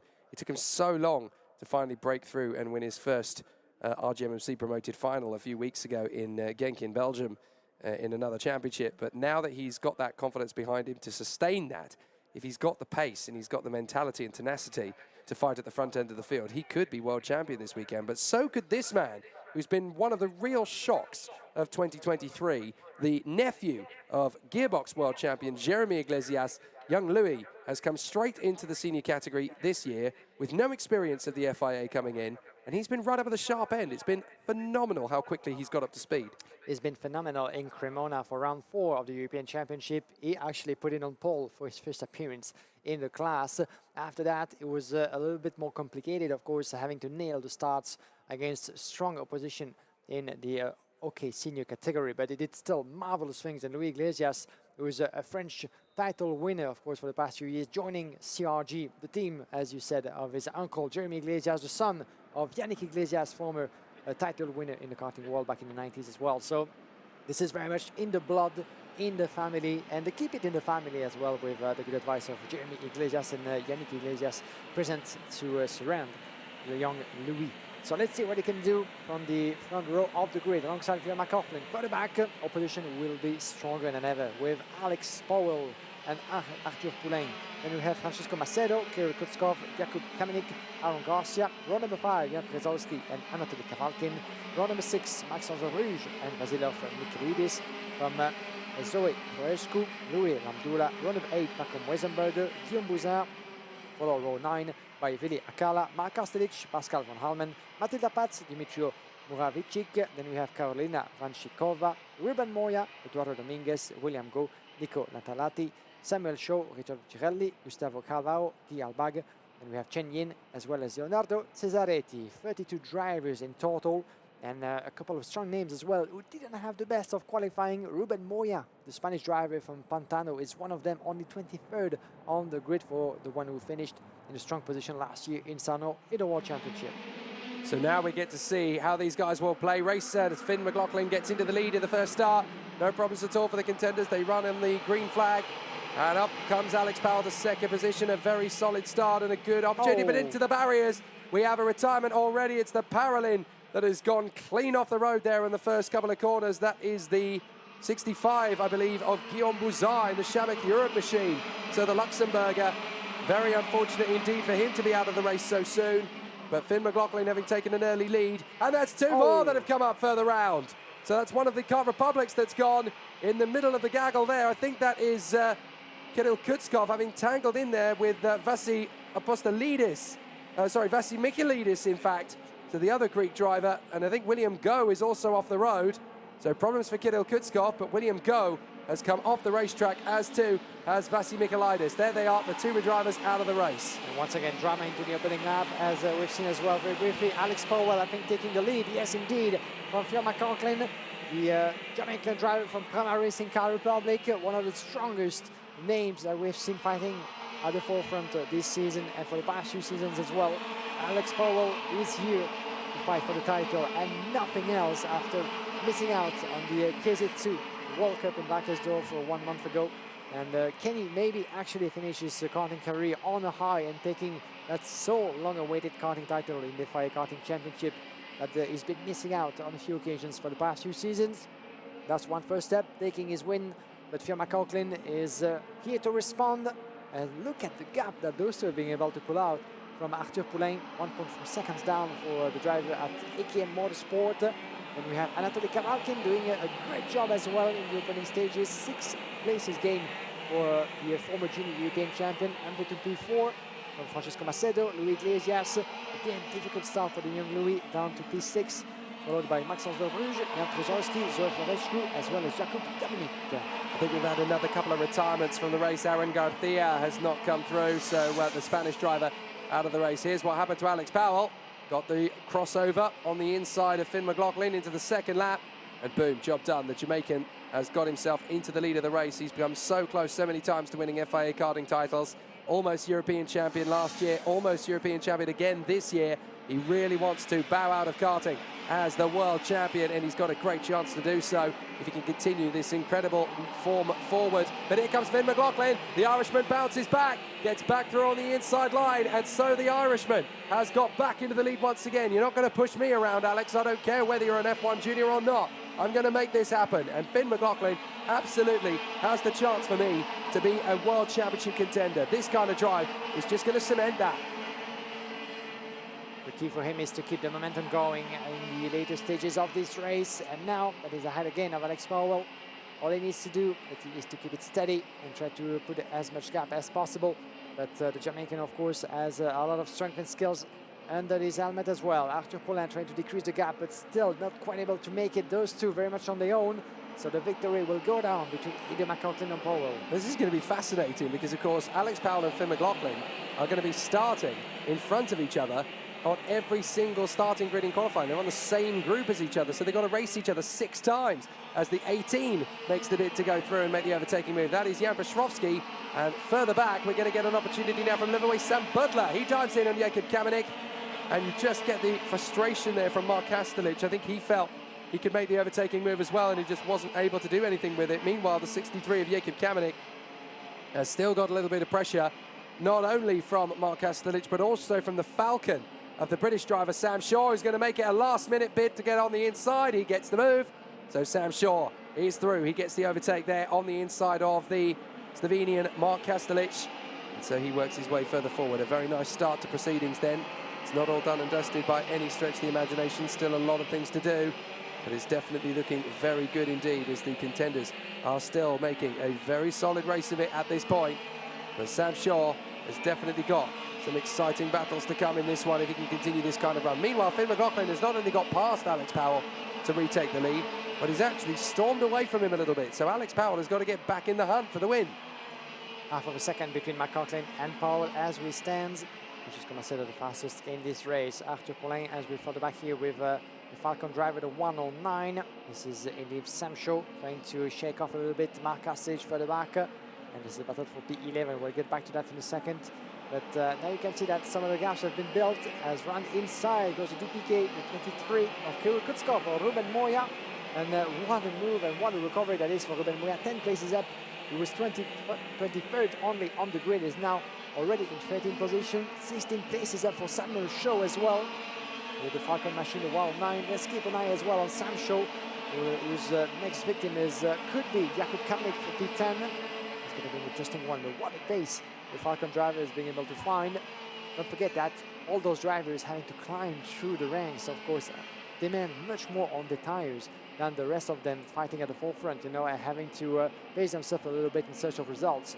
But the further back, the more at the back you start, and the more you're able to climb actually those ranks through the field, the more, of course, your tires will be pretty much destroyed by the end of tomorrow and on the way to Sunday morning. Because let's not forget that all those drivers, both in the junior and the yoke class, only have 6 tires to play with between qualifying and the superheat on Sunday morning. So 1.5 seconds, and it's down to each of them with the mechanic to decide at one point, okay, when is the perfect time according to results to put fresh tires to maybe save my neck or really confirm a result. We're not there yet, but it shows you how much, of course, those tires will be put under pressure on the way to the final. Yeah, of course, it's very significant to make that point. You know, they get 6 tires, not 6 sets of tires, 6 tires. So 1 full set and another spare front and another spare rear. That's all you get from the beginning of time qualifying, which kicked off at 10:30 this morning, all the way through to the end of the last superheat, which is going to be about the same time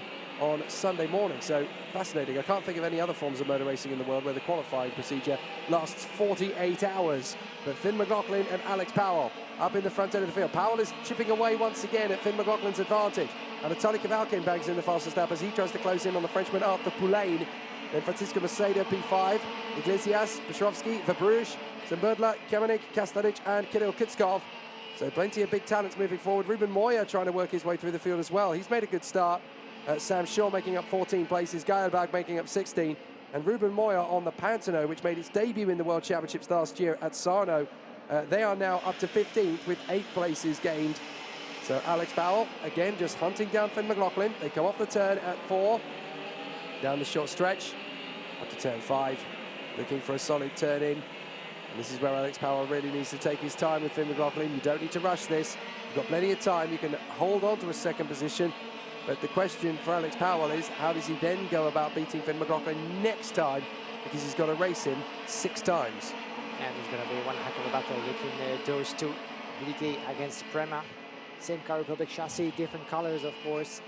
As Alex Powell is still keeping the gap under control and since the start of the race. Let's see if he's going to be able to take advantage of those last stages. A quick look over the shoulder for Phil McLaughlin to see where Powell is. And the gap went from 4 to a bit more than 3/10 of a second. In the meantime, Anatoly Kavalkin for the back from P4, putting up the fastest lap. Still more than 1 second disadvantage on Arthur Poulain. Poulain, who had a strong start to his race, doing a strong job on the way to the checkered flag in P3. Not quite able to catch up with the leading duets, but not caught either. Oh, Sam Budler's gone. Sorry, Guillaume, but we've lost Liveaway Sam Budler. So Liveaway Sam Budler, who was in the top 10, there he is. So big disaster for the South African. Liveaway Sam Budler, who's been a real star of the last few weeks. In the warm-up race to this, he actually bagged his first OK Senior podium. So Liveaway Sam Budler unable to come through in this first qualifying heat and ending up getting stuck in an incident. Didn't see who it was with. But as we go into the final lap, Alex Powell has now got a thorn in his side. It's the Irishman, Finn McLaughlin. What will he do to beat him next time? 4/10 of a second, that will be enough indeed for Phil McLaughlin on his way to his first heat victory this weekend. As we are only getting started, of course, in the senior category. 1 win already in the bag for Ian Ekmans, the Belgian from Leclerc by Lennox, and Phil McLaughlin joining him in just a few moments. Alex Powell having to make do in the end with 2nd place, but he game is long, the challenges are plenty, and Alex Powell, of course, having to admit defeat this time around, but he will have more than one occasion to take revenge on Phil McLaughlin, and it's going to be a beautiful battle to follow. McLaughlin, winner in front of Powell. Arthur Ponet taking a very quiet third place, so to speak, as he did really the race on his own. And we have Anatoly Kavalkin in P4 and Francesco Macedo in P5. Jozowski down in P6 from Maxence Bruges, as well as Louis Iglesias in P8, Kanut and Marcus Stilic running up the top 10. Louis Iglesias, once again, after a strong qualifying that saw him start at the forefront of the grid alongside Phil McLaughlin, your winner, having to, of course, still work a little bit on his starting procedures, having to gain more experience into the early stages of a race at this level. This is the World Championship, and it goes with no, this isn't by chance, of course. The level is, of course, to the roof, and there's no easy task at all. Once you find yourself in a good position on the grid, this is a total different sort of task to keep the pace, to keep the momentum in racing mode. And Louis Iglesias going from 2nd to 8th. Of course, learned it the hard way for his first race, but he has many more occasions to improve on that finishing result. So Francisco Macedo and Louis Iglesias under investigation. We're not sure if they're going to keep their positions or not. Finn McLaughlin, Alex Powell and Arthur Poulain up at the top 3 from Anatoly Kavalkin and Francisco Macedo. Jan Petrovski, Maxence Verbruge, Louis Iglesias and Jakub Kamenik from Mark Kastelic, Kirill Kutskov, Sam Shaw, Gael Bag. Then Ruben Moya and Zoe Florescu working their way further forward. Up to 16th position has come Willy Hackler, who got a fairly reasonable start to things in front of Eduardo Dominguez and Riccardo Cirelli. 1 place made up for Hackler, 7 for Dominguez and 10 for Riccardo Cirelli. Then it is Carolina Vanchikova in front of Pascal von Almen, Nico Lanolati, Matilda Paz, Leonardo Cesaretti, Gustavo Calvo and Chen Yinkai, who finished off the field. Nobody else was able to come through for the finish. But Finn McLaughlin, you're not going to overexert yourself too early on, but he knows I pulled a fast one on Alex Powell. He could have been European champion this year, and I'm quicker than him. I was able to beat him. He got me, and I got him back. So that'll be a major confidence booster for VDK and Finn McLaughlin. And you can see him, Finn McLaughlin, with Kenny Verdasdonk, one of the key elements of the VDK racing team, of the Verdasdonk brother. As let's have a look at the highlights of this qualifying heat. Perfect getaway from Phil McLaughlin, under pressure already of Alex Powell from 3rd on the grid. The inside line for both, certainly an advantage in the proceedings, as in the early stages we lost a couple of drivers. The first one being the 65 of Guillaume Bouzard, the young driver from Luxembourg, who finished a strong P2 in last year's FIA Karting Academy Trophy. Then it was the start of the battle, and a move from Alex Powell on the inside of McLaughlin before the Irish driver was keen on responding to the Jamaican in turn number 5. It was a good move and no sign of aggressive defense from Alex Powell, as this is the first race of 7 to go through on the way to Sunday morning. As for the back, Louis Iglesias, the 78 from CRG, dropping momentum throughout the early stages of that race. As for the back, the 33, Louis Samdula, the South African, was battling heavily for the upper part of the classification before having to DNF towards the conclusion of that qualifying heat. You can see him battle along with the 63 in the upper part of the field, Jakub Kamenik, as well as Mark Kastelic. And we saw some good recoveries into that field. The first one of Sam Shaw with the Falcon machine. On the inside, that was Ruben Moya here with the Pantano chassis battling along with Kirill Kutskov. We lost, as we said, Samdula, Louis Samdula, unfortunately, as he was on his way to a potential very strong result. But in the end, the battle between Alex Powell and Phil McLaughlin went to the advantage of the VDK driver in front of Alex Powell, having to make do with 2nd place from Arthur Poulain, Kavalkin and Francesco Macedo in this OK category that we're going to leave on the side for just a moment before switching our attention to the junior category. And what about this man, Joel Pocula, who has come fresh out of the blocks, having switched from the Sodi Kart factory team to the privately run Kotala sports team that made Tuka Tarpanen famous man he was. So Joel Pocula coming straight out of the blocks with this team, a Finnish team, much more confident, much more comfortable, and you know what? He's able to maximize his superior speed, so it's really good to see him up at the front end of the field. Guillaume caught up with him after his pole position run.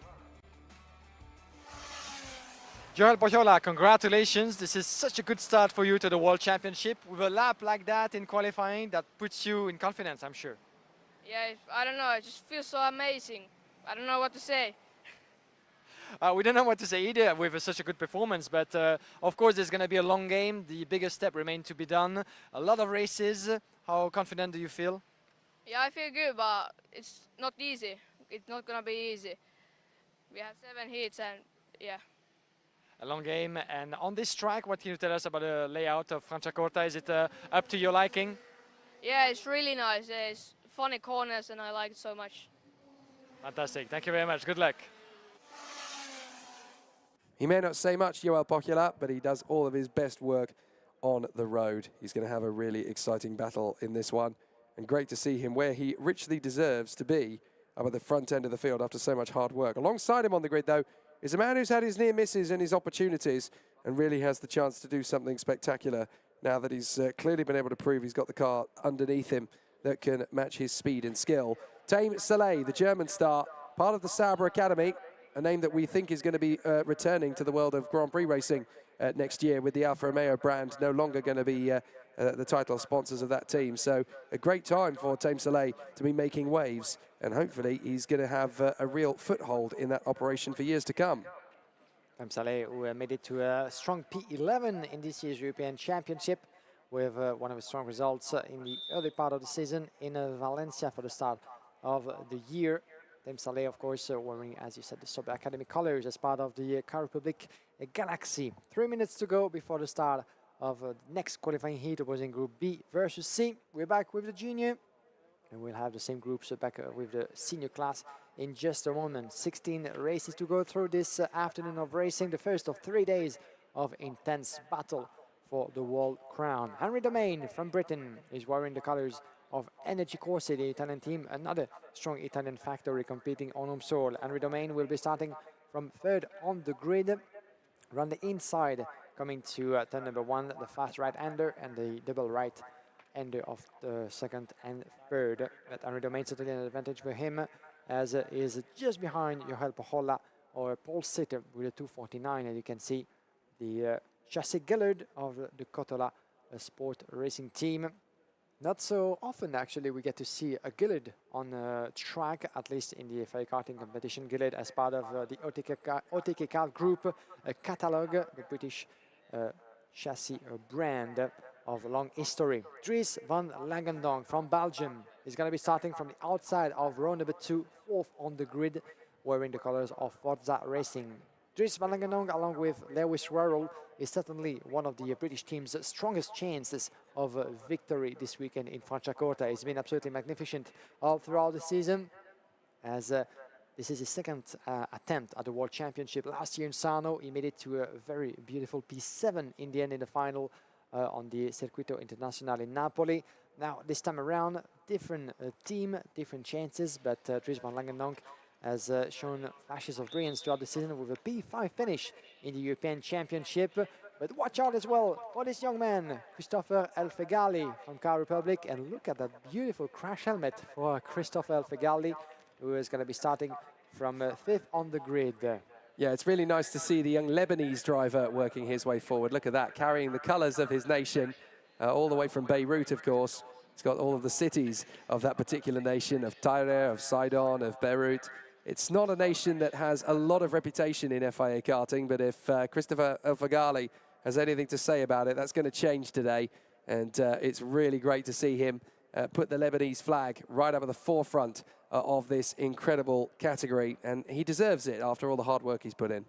This weekend, keep in mind that we have 57 nations represented from all 4 corners of the world. This is a record, actually, in the history books of the single-speed World Championship in FIA Karting. So once again, thank you everybody for tuning in and joining this fantastic event, the pinnacle event in the OK and the junior class, to finish on a high the 2023 season. Yes, indeed, and of course, all 6 continents are represented one way or the other. Joel Pojola and Taim Saleh on the front row of the starting grid for this one, then Henry Domain and Dries van Langendonk, Chris Elfegali, Endo Arata of Japan, Davide Bottaro, Oliver Rasmussen, Mats van Rooyen, Marianito, Daniel Kelleher, Matthias Orjuela, Sun Zhao Yu, Vladimir Ivanikov, Gerasim Skudanov, Matt Corby, Muraro Roca and Kimi Tani. Row number 10, we'll see Sebastian Letimaki and Karabatig, followed by Haifi Slater, Walter Schultz, Can Fadin, Ugo Marti, Otto Sakala, Marco Grast, Maximilian Falik, Marcel Capricci, Augustin Sepulveda, Marcas Kunas, Ludovico Busso, Angelo D'Ortenzio, Augusto Toniolo, Nikita Nikishov, Lucas Obruchny, and Arnaud Vuta. 36 drivers onto the grid, 123 at the start of this World Championship, only in the junior class. But you know what? Only 72 get to make it in the superheat on Sunday, and only 36 on the last grid, the mother race of them all, the final on Sunday afternoon. So the tickets will be costly, and to get one of them, you just need to collect the results and do the best that you can in the qualifying races. We go green, let's go racing once again into the junior class. B versus C, and a great start from Joel Pajola. Dame Saleh, Henri Domain for the back. Watch out in the opening sector. Everybody going through without too much trouble. That's a change actually after the early drama that we had in the past previous races. On the turn number 5. The driver is finding space as we had a good start from the pole sitter, and for the back, Henri Domain was able to get past Dame Saleh for second place. Saleh dropping back, but already taking the positions as we're about to conclude lap number 1. Watch out for the response from Henri Domain, having to protect himself from further back as well, because we have Dame Saleh who dropped a little bit from second to 4th place. So El Fagali up at his second place, and Saleh looked like he was going to go for the move there for 3rd position as they come over the hairpin.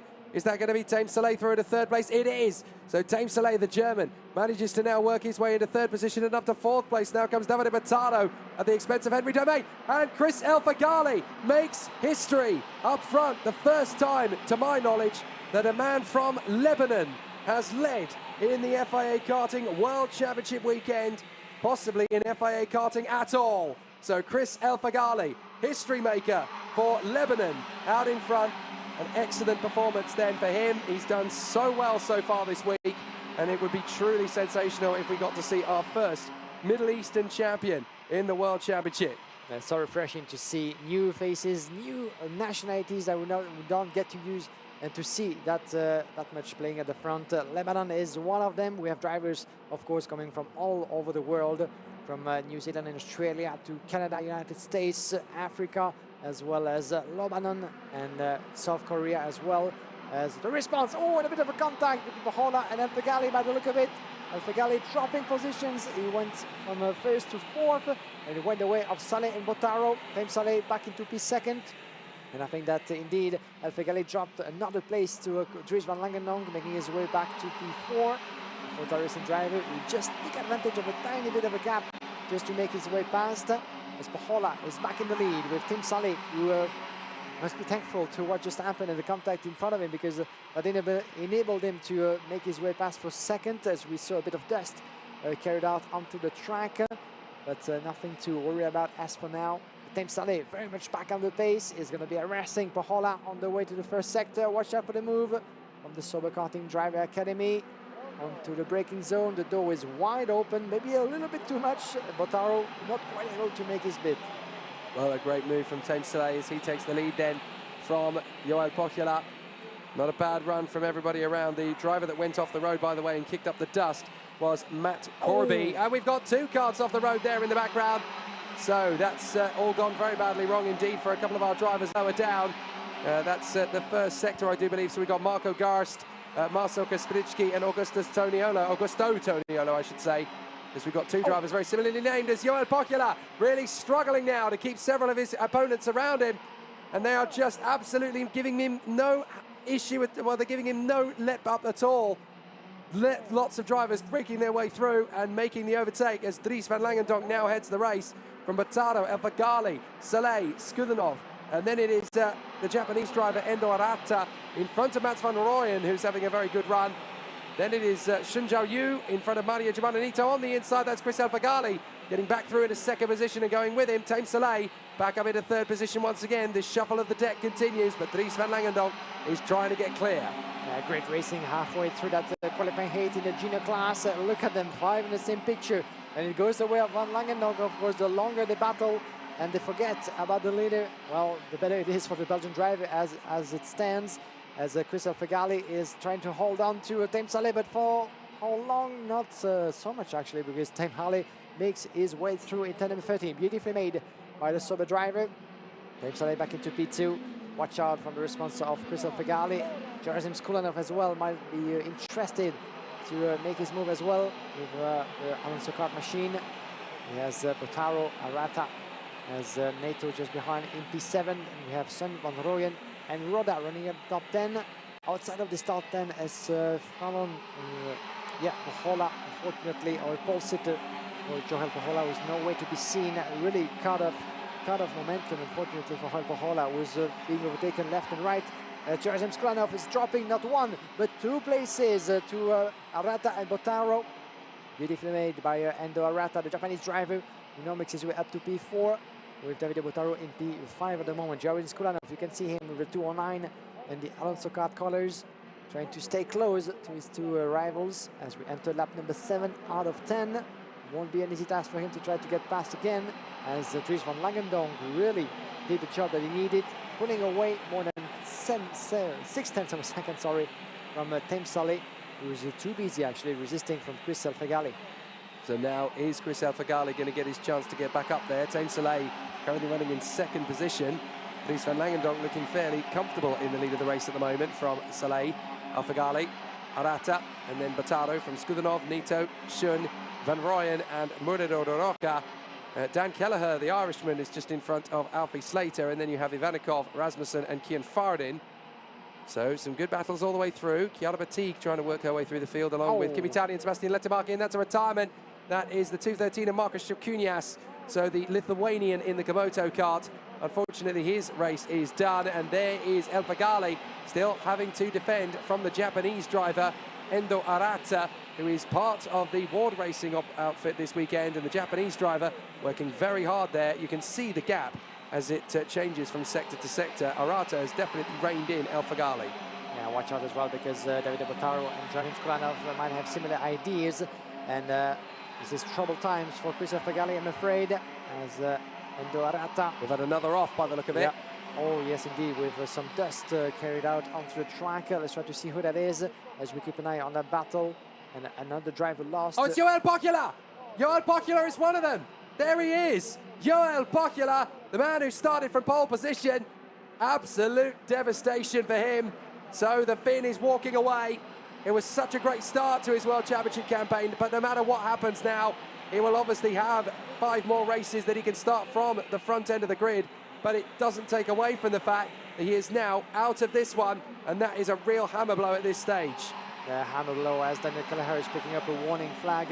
But DNF that is for Joel Pohola, who's Gillette machine from Kotola. As in the meantime, the battle is keep on raging as Fegali just lost the place to Endo Arata. The Japanese driver just made his bet up to P3, that is. Watch out for the response of Chris Alfagali with the Car Republic machine on the way to turn number 13. A little bit of a notch at the back, and it was almost enough to open that door. He's going to have to... he has 1 more lap to go to do that. Final round of Franciacorta for those drivers. Look at that 5 minutes in picture. And watch out for Gerasim Skulanov. What a launch, what a move. And he's pushing a little bit. James Saleh by the look of it. But no, it wasn't James Saleh, my apologies. It was Chris Alfagali who was pushed out of the way. A little bit too much squeezing perhaps from the DPK driver there, Gerasim Skulanov. That could well be investigated. We'll have to look at it. But it's a very tricky scenario. Up in front, Dries van Langendonk's going to have no problem taking the win on this one from James Saleh. Endo Arata looks like he's going to have it all neat and tidy for 3rd position for the Ward Racing team. But everything after that has been very, very closely marked. So several drivers are going to find themselves in some hot water by the end of this one. But the checkered flag will come out for Dries van Langendonk. He gets the job done in front of James Saleh. Endo Arata will be in a very solid 3rd place for the Ward Racing team, ahead of Skudanov, Botaro, Shun, Nito, Roca, Slater, and a very frustrated Christopher Alfagali. But at least he made it home in the top 10, something you sadly can't say about Joel Pocula. What a shame. Yeah, what a shame indeed into that last lap of a race. And it was a good move from Gerasim Skulanov. Actually, he came out of nowhere into turn number 2 and 3 with that very late dive on the inside. But the exit actually didn't go according to plan. Hopefully we'll be able to watch that back. But the main victim was indeed Alfagali. Was nowhere to be seen within the top 10, unfortunately. So 10 it is for Chris Alfagali in the end, but he was hoping for much more than that into that last lap of the race. Won with of course, a strong demonstration by Dries van Langendonk, picking up his first win of the weekend from Team Soleil. Endo Arata picking up third place from Jarzim Skulanov, charging his way through 11 places gain for Jarzim as the drivers make their way back to the pit lane and the Parc Fermé, where we've seen a bit of a traffic jam sometimes through the course of the different sessions for the earlier today and yesterday. Dries van Langendonk, Team Soleil, Endo Arata, this is your top three from Jarzim Skulanov, Davide Botaro, Chen Yanju. Then we have Maria Neto in P7 from Murillo Rocha, climbing 9 places up to 8 from Alfie Slater, 12 places gain for the Rugby driver, followed by Christophe Alfegali, the unfortunate loser of the last lap after that big tangle with Jarzim Skulanov.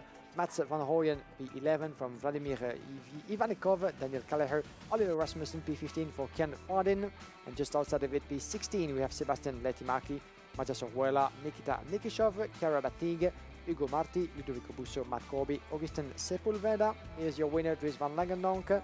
Then we have 24, Kimi Tani, Henri Domain, Lucas Obushny, Walter Schulz, Otto Sakala, Arno Vuta. 30th place for Maximilian Rafalik from Angelo D'Ortenzio. And 5 drivers didn't make it to the flag: Augusto Tognolo, Marcel Kapritski, Marco Gast, Marcos Silkunas, and the unfortunate Jorel Ojola. Well, very dramatic race indeed there, that one. Qualifying heat, B versus C. We thought Joel Pocchio would pretty much have it his own way after the first lap, but it certainly changed hands several times from that point on. Great to see the likes of Chris Alfagali really giving it a go. I'll tell you who else really impressed me in that particular race. Endo Arata, the Japanese driver. Again, I'm fairly sure this is his first ever participation in the FIA, never mind in the World Championship. So for Endo Arata to come straight out of the blocks and be fighting up there with the top 10 drivers in the junior category, that was a cheeky move from Chris Alfagali that got him into the lead past Joel Pocchio. Pocchio would return the favour a little later on and they would drift wide. Team Soleil very nearly getting past both of them in the course of the event. But some good duels, some good battles. Dries van Langendonk realising that it was going to get a little bit intense and just picked them off one by one, essentially. Just took his time, did not overdrive the kart. Good moves from Team Soleil once he got up to the order into second place. Some great driving as well from Davide Botaro, who really got himself into the mix there. Endo Arata taking full advantage. Here's the ride on the curbs. So much defending, and unfortunately Skulanov didn't even realise that Chris Alfagali was to his left, I think, and he's accidentally ended up running him out of road. Yeah, he went sideways a little bit on the exit of turn number 2 over there, as in the meantime it went away of Dries van Langendonk, the Belgian driver from Forza Racing, and catchable in the end of this race, picking up his first win of the weekend along with Lewis Worrell, his teammate from Forza, and Scott Lindblom from Tony Kart. These are the first 3 drivers so far into the junior category. Thanks again not only for tuning in on FIAKarting.com and Motorsport TV wherever you are in the world, and for joining us in Franciacorta. If you find yourself in the upper part of Italy, of course, pay us a visit. This is free. This is, of course, full of activities, and the sun will be with us throughout the weekend. Right, let's focus ourselves now on the senior class, and one of the strongest names in this category. He will be starting from pole position, as he was one of the fastest, came close to overall pole in qualifying practice. He won this year's European title in the OK class. This is René Lammers, and we caught up with him. René Lammers, last time we saw you in FIA karting races, you were crowned European champion in the OK class. Ready to make it 2 in a row, I'm sure, and this is one good way to start. Yeah, it's for sure a good way to start. We know the pace is there now, so just got to put it together. Can you talk us through that qualifying practice, because you guys are waiting until the last few moments to get it together, but still the traffic was okay for you? Yeah, I managed to get behind the group, have a solid gap to put my laps in. Didn't catch any traffic ahead, so I managed to put a good lap in and put me P1. Are you aware, maybe somewhere in your mind, that as European champion, other people might consider you as the biggest threat? Do you think about that? No, not particularly. I just let that over to them. But yeah, obviously it's nice to have not people have scared of you, but if they're scared of me, fine, I'll accept it. Good words. Thank you very much. Hartelijk bedankt. Well, 10 years ago, of course, the Dutch racer Max Verstappen, son of Jos, was able to come through and become karting world champion in that 2013 season.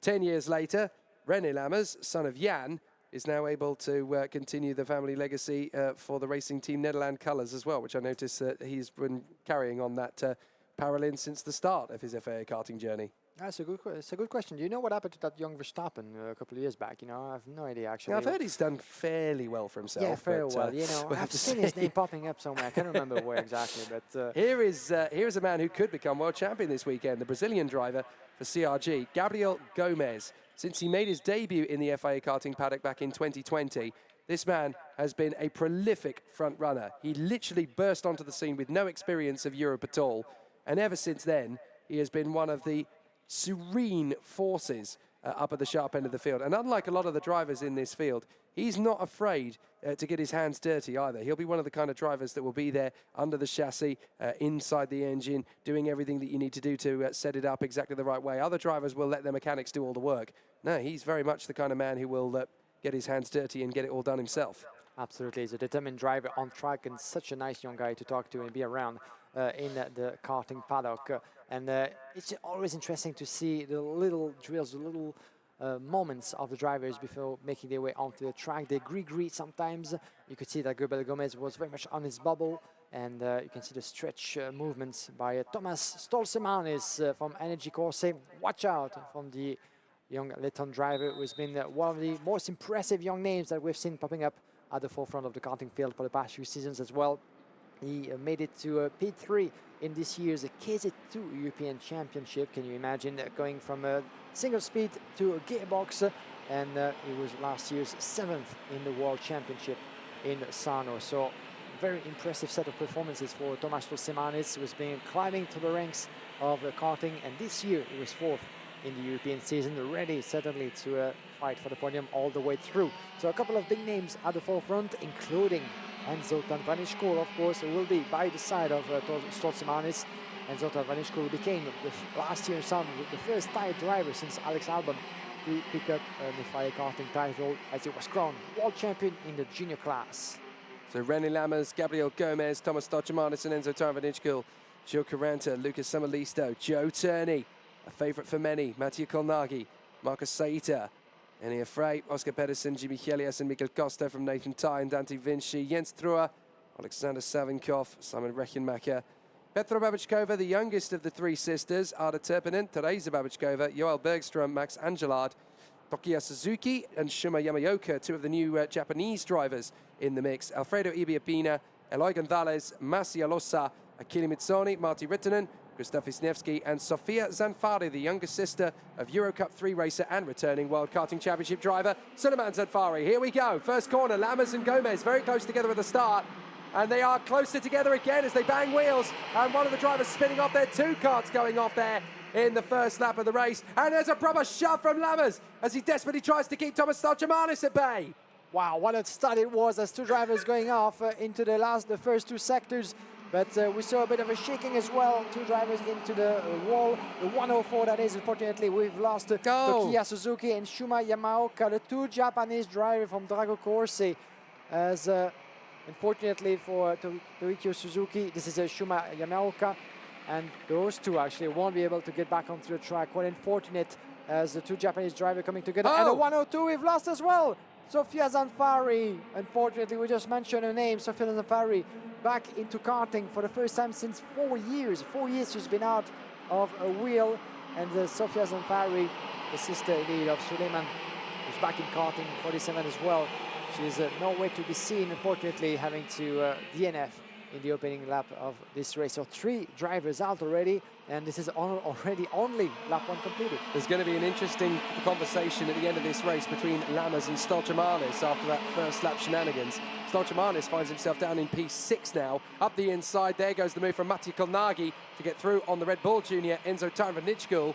So he gets through to move up into 4th place. So Matti Kolnagi now trying to take on Joe Turney, going very deep into the apex of the corner to avoid the incident from Enzo Tanvanishko, and Thomas Stolzemanis is right there too.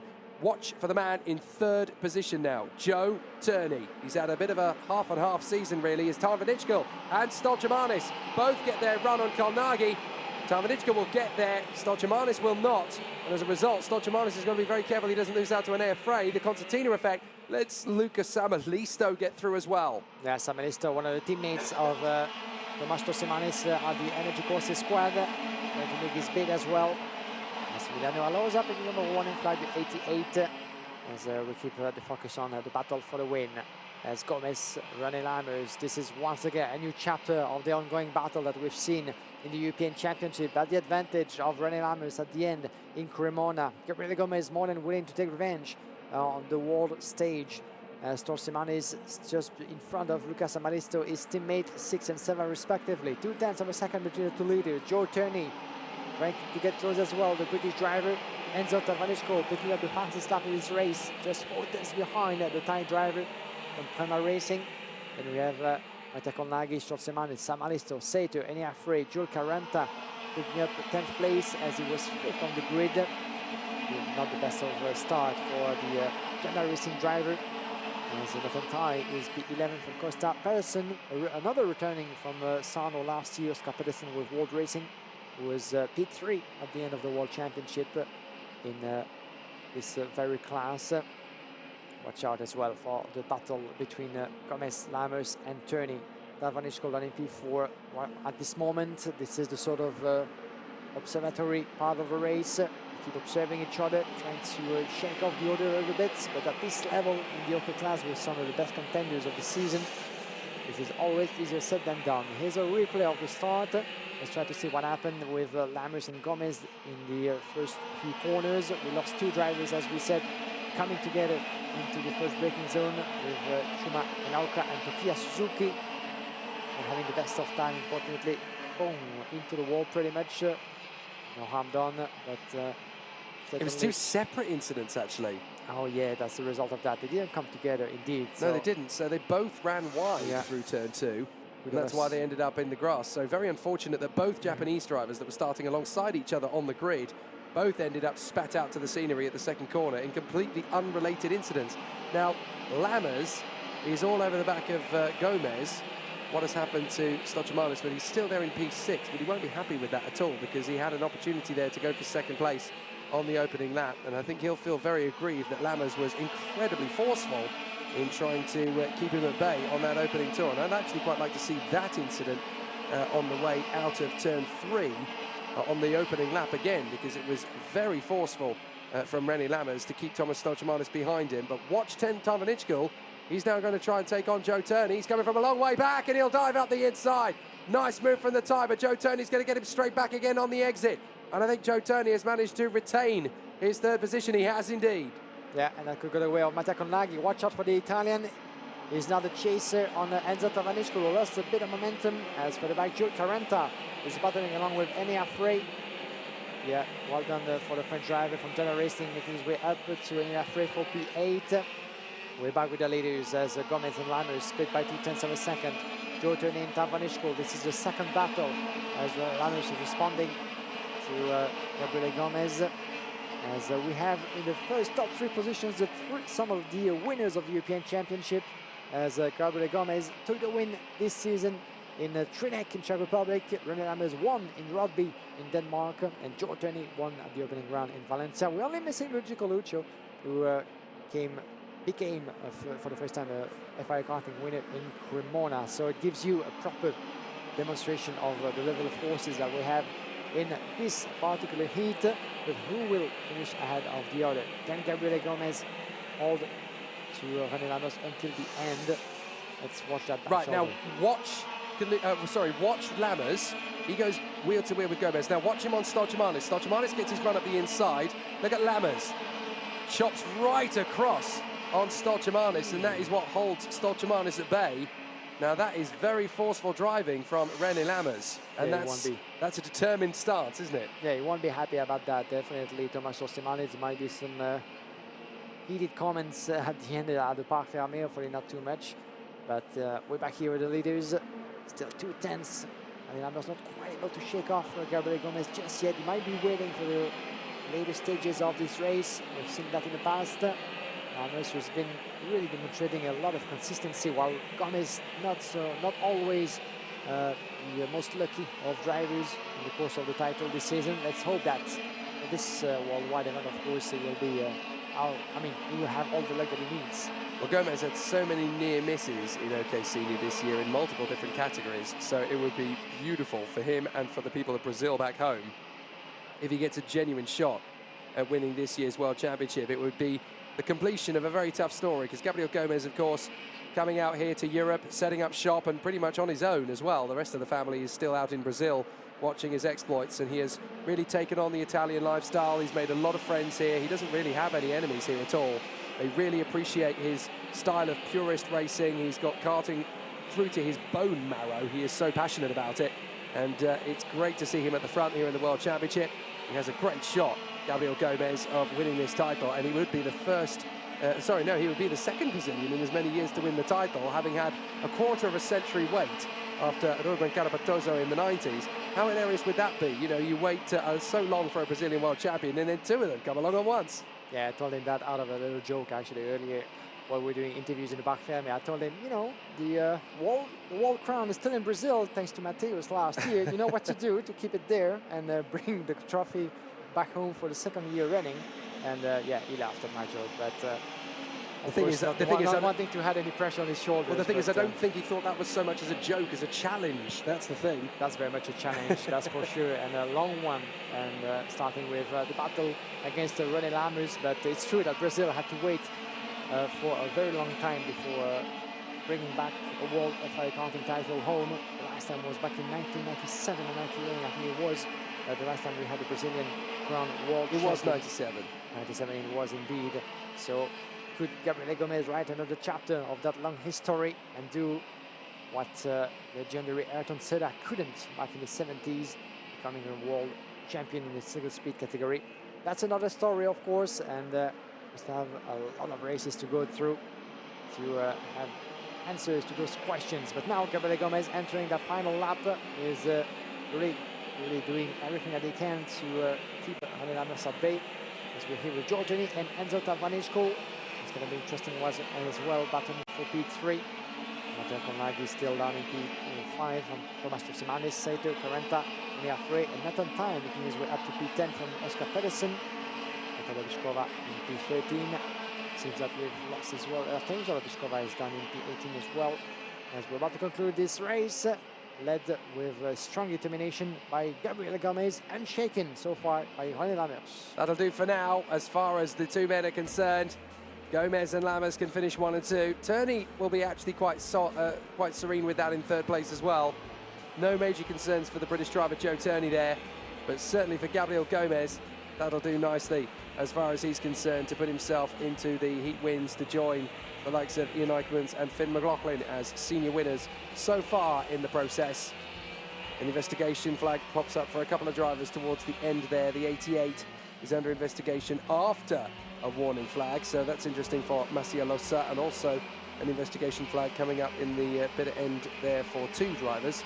The 24, namely the very fast competitor from Sweden, Joel Bergström, and also, interestingly, the 83 is under investigation. That is the Brazilian Alfredo Ibiapina. So problems there for a couple of drivers right at the closing stages. But for this man up front, Gabriel Gomez, number 10, hoping that this week will be a perfect 10 if he can get to the top step of the podium and return the Brazilian flag to the top of the World Championship, something that even his hero, Ayrton Senna, never achieved.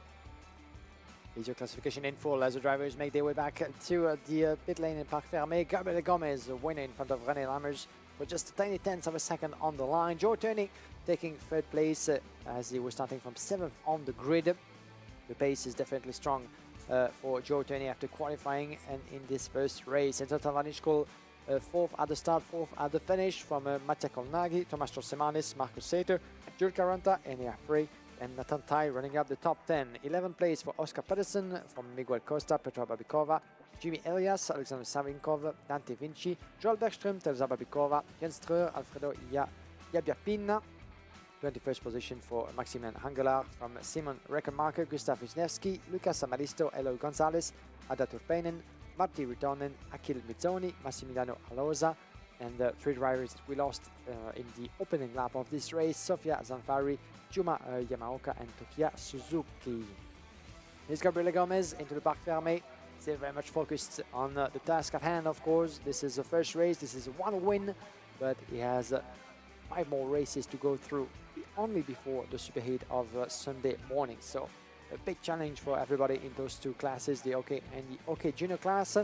And as we're going to switch our attention to the junior category in just a moment, let me remind you, of course, as always, that we also have 2 new classes this weekend, the OKN and the OKN Junior, that will come into play tomorrow on the way to Sunday. Here's a look back at the proceedings of the start as, of course, René Lammers was able to take on the inside to Gabriel Gomez, a bit of a shaky start as well, as we said, for 2 of the drivers at the back, as we lost Shuna Yamaoka and Tukia Suzuki, caught in 2 separate incidents. We thought for a moment that they came together, but as you can see, it was one of the CRG driver that pushed a little bit the 103 of Tukia Suzuki, as Shuma Yamaoka was caught up in a different incidents, but double DNF for the 2 Japanese drivers. That's quite unfortunate just before going to battle. In the meantime, with a bit of a shaky start as well. Look at the move going left.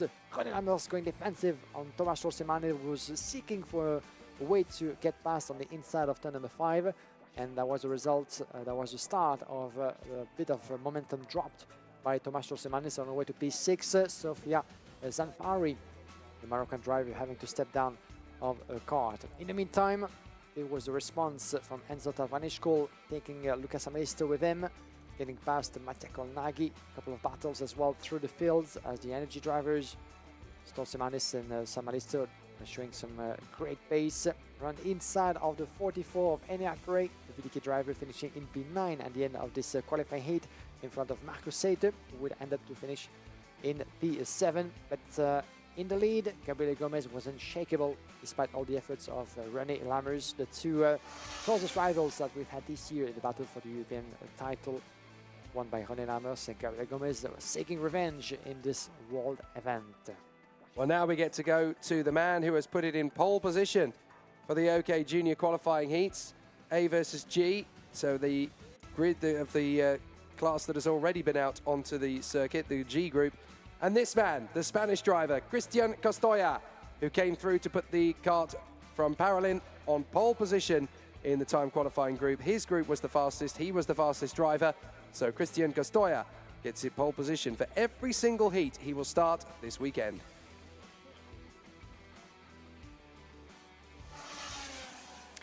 Christian Costoya, I only have 2 words for you. Pole position, mate. Congratulations at the World Championship. Yeah, this is. I'm so nervous. I never mind that I'm going to make pole position in the World Championship. It's too close. Only just the last lap, I upgrade just that tenth, and that is can be you in pole position for the world. Yeah, it's incredible. Yeah, we were stressed as well because we have been through 5 qualifying practice series. We had to wait to the last one, your last lap, to have a definitive conclusion to that qualifying in the class. So well done to you, but what a lap that was. Yeah, it's incredible lap. No mistakes, just do your best, and yeah, never mind this lap. Now, with that in mind, you on pole position, I guess the confidence level must be skyrocketing at the moment, but still a long game, a lot of qualifying races to go through. So you're going to pace yourself, trying to nail every start and play for the long game. Of course, a pole position, it led you a bit of more one pass for the wall. But yeah, still 7 hits, I think, and super hits. And of course, the final. That's going to be incredible. Going to be incredible. You want to say something maybe for the people watching along from Spain and supporting you on track and at home? Yeah, thank you all for my family. They support me, all my friends. Yeah, bye. Thank you, Spain. Fantastic. Muchas gracias. Congratulations. He's definitely growing in stature every time he comes out to race, isn't he, Christian Costoya? He seems to have this real knack of finding ways to improve and really adapting to the situations around him. Now, a second time of asking for Tibor Ramakas to give this a go. He really had a problem in the opening heat earlier today, getting spat out and off the road, unfortunately in a clash with his own teammate, Sebastian Mins. However, he's got a chance to redeem himself now, and knowing his determination and his sheer grit, he's definitely going to be one to fight his corner. Worth keeping an eye on the fact that in 6th position on the starting grid for this one is the opening race winner, Lewis Werrell, who's already taken a victory in junior so far, along with the likes of Scott Lindblom for Tony Kart and Dries van Langendonk, Lewis Werrell's teammate at Forza Racing. So there's still plenty of opportunities for those drivers to charge their way through. The A group, of course, has not yet had a race so far this week, but the others in the group for G have already taken to the start. There are the Orange Army, a fabulous group of volunteers, men and women, who are passionate about motor racing. Without them, we can't race at all, of course. You can't race at any level unless you have the correct judicial system and the correct policing and adjudication of the officials and the marshals. We are very indebted to them, the sport's true heroes, usually unsung, but not today. We will give them the credit that they absolutely deserve. Stepan Antonov, third on the starting grid for the Kart Republic Motorsport Factory team. Definitely one to watch out for. Many drivers and mechanics alike have said to him, watch this guy. When it all clicks, he is definitely one who is going to be unbeatable on his day. But Scott Marsh for the Tony Kart Factory team lining up alongside him on the grid, and he's already come out of the blocks fighting fit very quickly as well. So plenty of talent to gear us up, ready for the continuation. There is Scott Marsh, and getting himself ready for another exciting duel out on the course. He's already had a reasonable start to the day. Decent, strong finish to begin, but he'll want a little bit more than fourth position where he currently starts. On the third row of the grid, we'll see as well a couple of contenders as well. Mick Pariala and Lewis Squirrel will be starting from P6 on the grid. Don't forget that Lewis Squirrel won the warm-up race not so long ago, 2 weeks ago here on this very track. One of the strongest drivers for Forza Racing this season, as he finished the European Championship in P4 with his strongest results in Czech Republic, in Trinec, where he took a beautiful second place. Lewis Squirrel. Of course, second place won't suffice, certainly for him at the end of the weekend this year, to go for the big one, for the world title. And this will be a long way to go for all those drivers in the junior class. Here we go for the qualifying heat A versus J, as Christian Costoya, after his impeccable fastest lap in the qualifying, will be starting from pole position with Thibaut Ramakers by his side. Stepan Antonov and Scott Marsh on row number 2, followed by Mike Pariala, Lewis Wawel, Jacopo Martinez, Aaron Krelling, Maka Savarin, Efim Derunov, Travis Taylor, Thomas Kinsey, Rocco Coronel, Thomas Gender, Zach German, Jim Rouget, and we have Luc Cordner, Mace Hoban, Kataf Hiran, and Luna Flusha.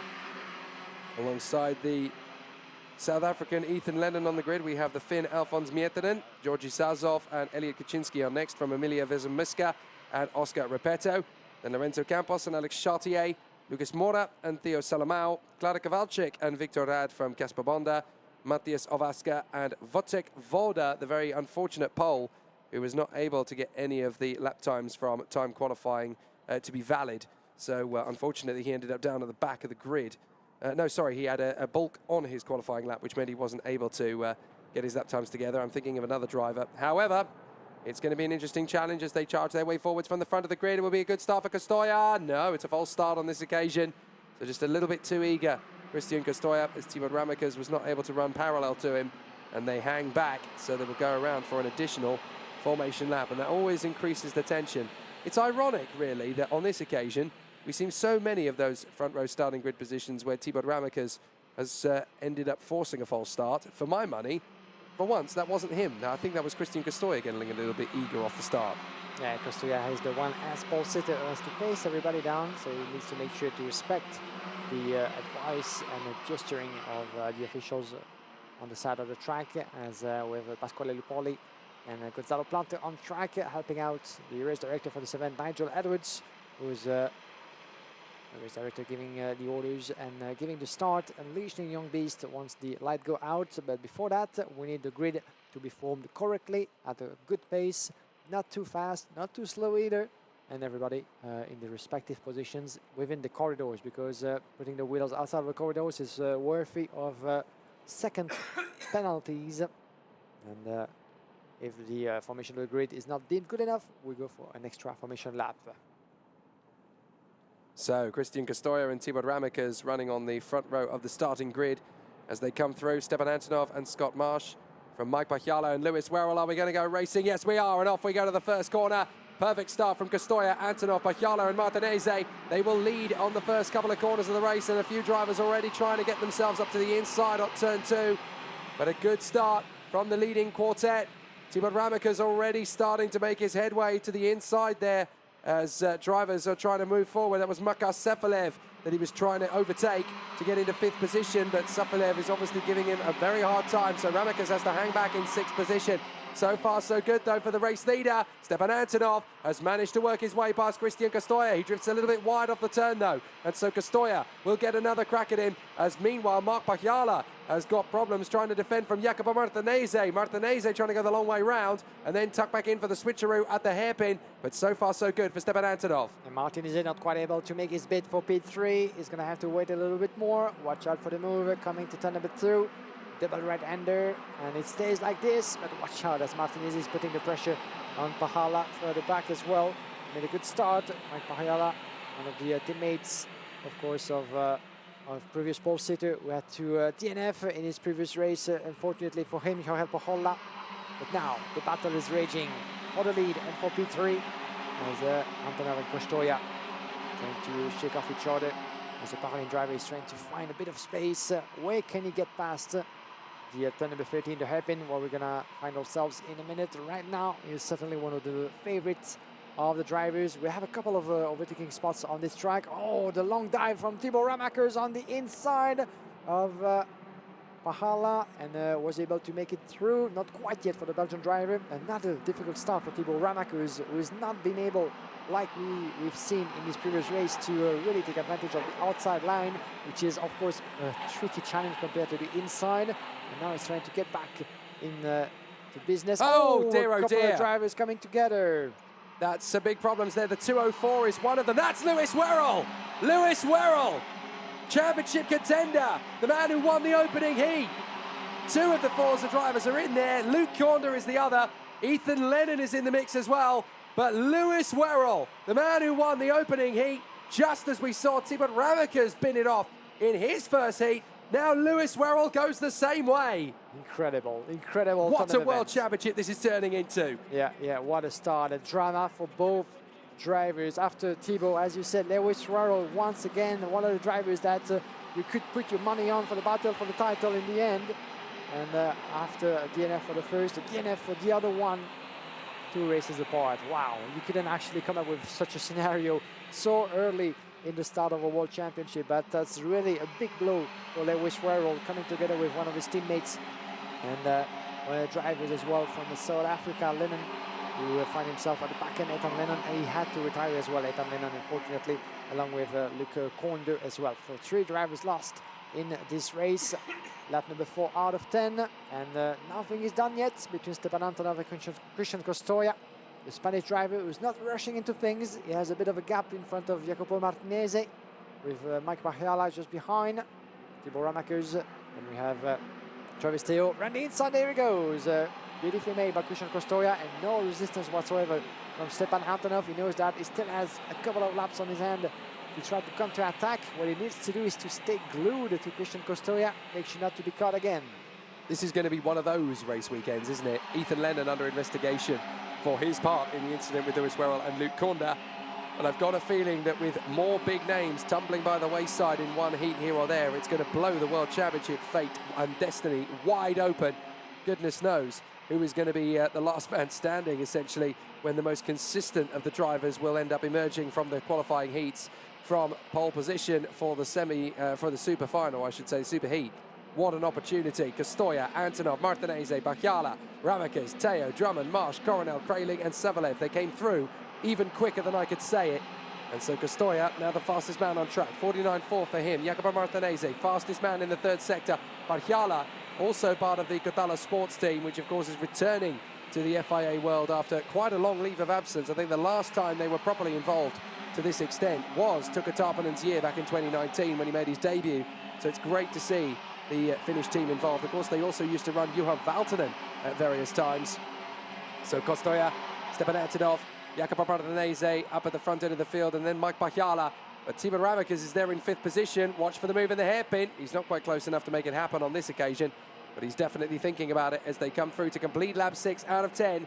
Still some big moves to come. Can Ramakers pull any of them off? And look at the pace that Cristian Costoya has been able to pull off in the meantime. His gap extended to almost half of a second, now decreased to 3. Despite the fastest lap, we saw Stepan Antonov lapping slightly faster, slightly in the same lap, shall I say, having looked at my live timing. But now pressure still a little bit on the shoulders of the Spanish driver in the lead. Stepan Antonov doing everything he can to shake him off. As Jacopo Martinez is having similarities. Look at them both actually pretty much in the same picture. And in the last sector of the lap, coming to turn number 12, that is. Coming down to the heavy braking point of the hairpin. Thibaut Ramacker is just behind Oharla. No one is moving, or at least trying to for now. As for the back, we had the move from Rocco Coronel on the 284 of Cara Finhan. It was for P11. And I think that Coronel just made it stick indeed. He's up to P10. Rocco Coronel climbing 4 positions and doing what he can after difficult qualifying for the son of Tom Coronel, the famous GT and touring car drivers over the years. The next generation with Rocco trying to walk into his footsteps. Christian Costoya, 4/10 of a second on Stepan Antonov. Another fastest lap for Costoya, trying really to put as much distance as possible and going his way, so to speak. Jacopo Martinez is putting the pressure on Antonov.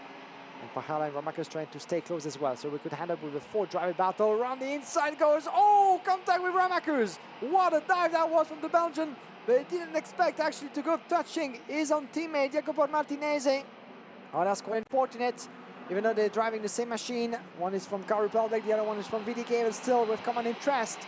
But it was a good move. Of course, that's what they had to do. Thibaut Ramacker going for the attack, diving through the inside. But it was a little bit late into the braking. Jacopo Martinez was on his way. Very, of course, unlike to his willing, as Ramacker is picking up a warning flag. That's very much logical after the action we've seen. We might need to watch that back. But Martinez is still very much in his position. So no harm done as for now by the look of it, even though not even for the front fairings. But there was contact. Certainly not willing to do it for Thibaut Ramacker in his attack, but he lost momentum on Jacopo Martinez, still very much in contention for second place on Stepan Antonov. Tells you a lot, doesn't it, about the determination and the mindset of Thibaut Ramacker ever since that first DNF that we saw earlier on from him. He's absolutely resolute to get himself back into a competitive position. Christian Costoya still leads the way here from Stepan Antonov and Jacopo Martinez. And it is Ramacker from Travis Teo, the Malaysian, doing a terrific job here up in P5, looking very strong indeed at a time when Malaysian drivers are actually having a bit of a coup at the moment. I know that Alistair Young has been doing such a fantastic job in his sports car campaign in Italy, and he'll probably be watching this along actually. His father Alex was of course the first ever Malaysian to race in Formula 1, and now with Travis Teo starting to make waves, it looks like it's going to be another very competitive day of it at the moment. But out of the final turns, Christian Costoya looking very solid as he goes flat out through the left-hander onto the home straight, and a nice job from pole position for Christian Costoya. He may not have led every lap, but he certainly made sure he led the most important one of them, and that was lap 10. Antonov second from Martinez, Ramacker and Travis Teo. A very good start indeed. Plenty of drivers making good progress. A few others definitely in the wars, particularly Scott Marsh and Lewis Werrell, two of the Brits that had big parts to play in this World Championship. DNF at the early stages of this week. And this is the worst case scenario when you find yourself within the circle of protagonists and favorites. I think a DNF at such an early point of the weekend is, of course, part of nightmares of many drivers, something you want to avoid as much as possible. 25 degrees in the air. There's been picking up ever since we've started the day here. It's hot, it's sunny and dry. Perfect conditions for perfect kart racing. Christian Costoya picking up his first win from pole position, and his pace truly impressive through the later stages of that race, with a 1 full second built on Stepan Antonov under the pressure of Jacopo Martinez, is fair to say, with Thibaut Ramacker finishing in P4 with a warning flag for the Belgian driver. So it remains to be seen if he's going to be able to keep that position, as the official classification, as always, available to you on FIAKarting.com. Christian Costoya, winner in front of Stepan Antonov, Jacopo Martinez, Thibaut Ramacker, Travis Teo in P5, Zach Drummond climbing 9 places, up to 6 from Mike Pahala, Arjen Kralling, Rocco Coronel, 4 places gained up to 9, with Cara Finhan running up the top 10, 16 places gained for Lorenzo Campos, up to P11 from Maka Savalev, Mace Hoban, Thomas Gender, Efim Durov P15, Thomas Kinsey, Elliot Kaczynski, Alphonse Medenen, Luca Murat, Ujie Chiang in P20, as you can see Christian Costoya in the Parc Fermé. 21st position for Luna Frusha from Georgi Sazov, Oscar Repeto, Wojciech Woda, Victor Rad, Amelia Wisho-Mirska, followed by Theo Salomao, Clara Kowalczyk, Alexander Chartier, Kasper Bonder, Matthias Ovaska. Here's a replay of starting proceedings and this race with a good getaway from Christian Costoia, taking Stepan Antonov with him. It was a battle that would be raging for the totality of the race. The back was going pretty okay for most of the drivers into that first section. There you could see the moves from, at least the attempts from both Tibor Ramakers and Jacopo Martinezzi with the Cetula Car Republic machines. It was shaking a little bit further back as well, with some of the drivers, including one of them from Leclerc led by Lennox, going sideways a little bit. And here's the moment when both Martinezzi and Ramakers, Martinezzi going through, Ramakers trying to as well on Mike Pagliala, having to wait a little bit further back as well. Good battling, and the 315 of Makar Savalev going sideways a little bit, being pushed a little bit on the exit of the curb. Then there was a move from Christian Costoia after chasing the 208 of Stepan Antonov. He made his bit on the inside, and from then on he was uncatchable, building up to 1 second on the way to the checkered flag.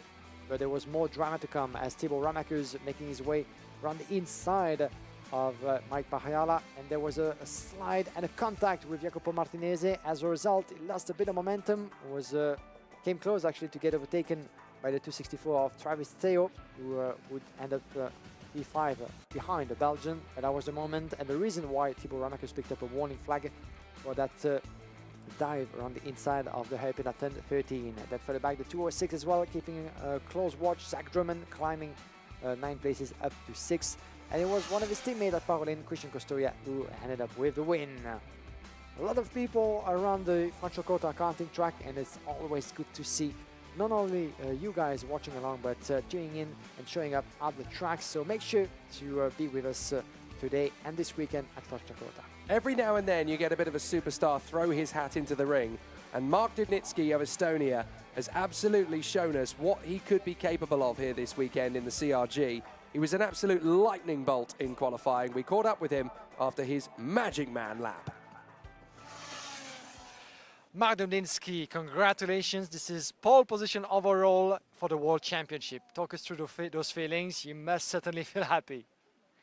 Thank you. Feels very good because very fantastic start of the weekend here in Franciacorta. It's going to be one heck of a battle, of course, the long game to try to, of course, have as many good results as you might hope in the qualifying races on the way to the final. You up to the challenge in those conditions? Yeah, hope everything will go good, and hope so. Not only this is your first pole position in FIA Karting races, I think this is the first as well for an Estonian driver. So how proud do you feel to represent your country? I feel very proud because it feels good. Feels good. This is a great challenge, of course, and the best of luck to you for the many races you're gonna have to go through. And let's try to keep it high and positive. Thank you. Thank you. Thank you very much, Mark Dubnitsky, our pole sitter in the OK class of the World Championship. Well, both Mark Dubnitsky and his mechanic, Andrei Honta, are two of the quietest men that you'll ever see in this paddock, but I tell you what, they are both lightning fast. What about this man, Niccolò Coman? He is very much the Friday specialist, always very good in time qualifying, and for whatever reasons, the bad luck always seems to strike him when the heats begin. So far, so good, though, for Niccolò Coman. He's there or thereabouts in the first heat. Hopefully, it's all going to go much better for him this time. So as the drivers head out onto the circuit, obviously the G group drivers have already raced, the A group drivers have not, so there's quite a few new faces to talk about. Mark Dubnitsky and Niccolò Coman from Kia Nakamura Berta and David Walter. Emanuele Olivieri and Sebastiano Pavan, the brilliant Kai Rilliards, right up there in the fourth row of the grid alongside Luigi Coluccio. Len Nige and Nasha Tunion from Michael Adair and Alex Bogonovic. Sebastian Kolpeng and Peter Stella, Suleiman Zanfari and Emili Koivisto. Kasper Henriksen and Leo Nielsen, and we've had problems getting out of the pits. There's problems there for both Peter Stiller on the Pantano. And who is that that's gone out there with him? That's one of the VDK drivers, I do believe, tangling with him on the way out.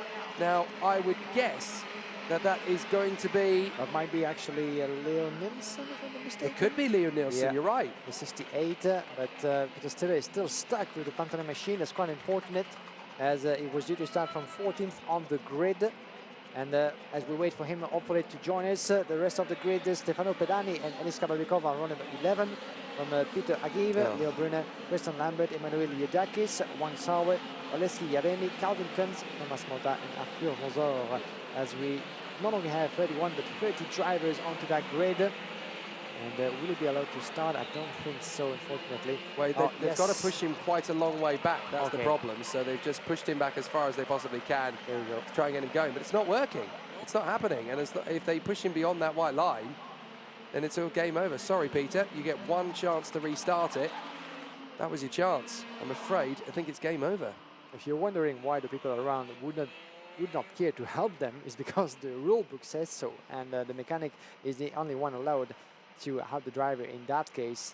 So on your own, pushing a machine of more than 100 kilo is no easy task at all. But unfortunately for Peter Stiller, the engine didn't seem to going on. Yeah, it's not like Days of Thunder when you can be stuck in the pits and you can have every single member of the pit crew just shove him out and hope it's going to work. You do actually have restrictions on these things.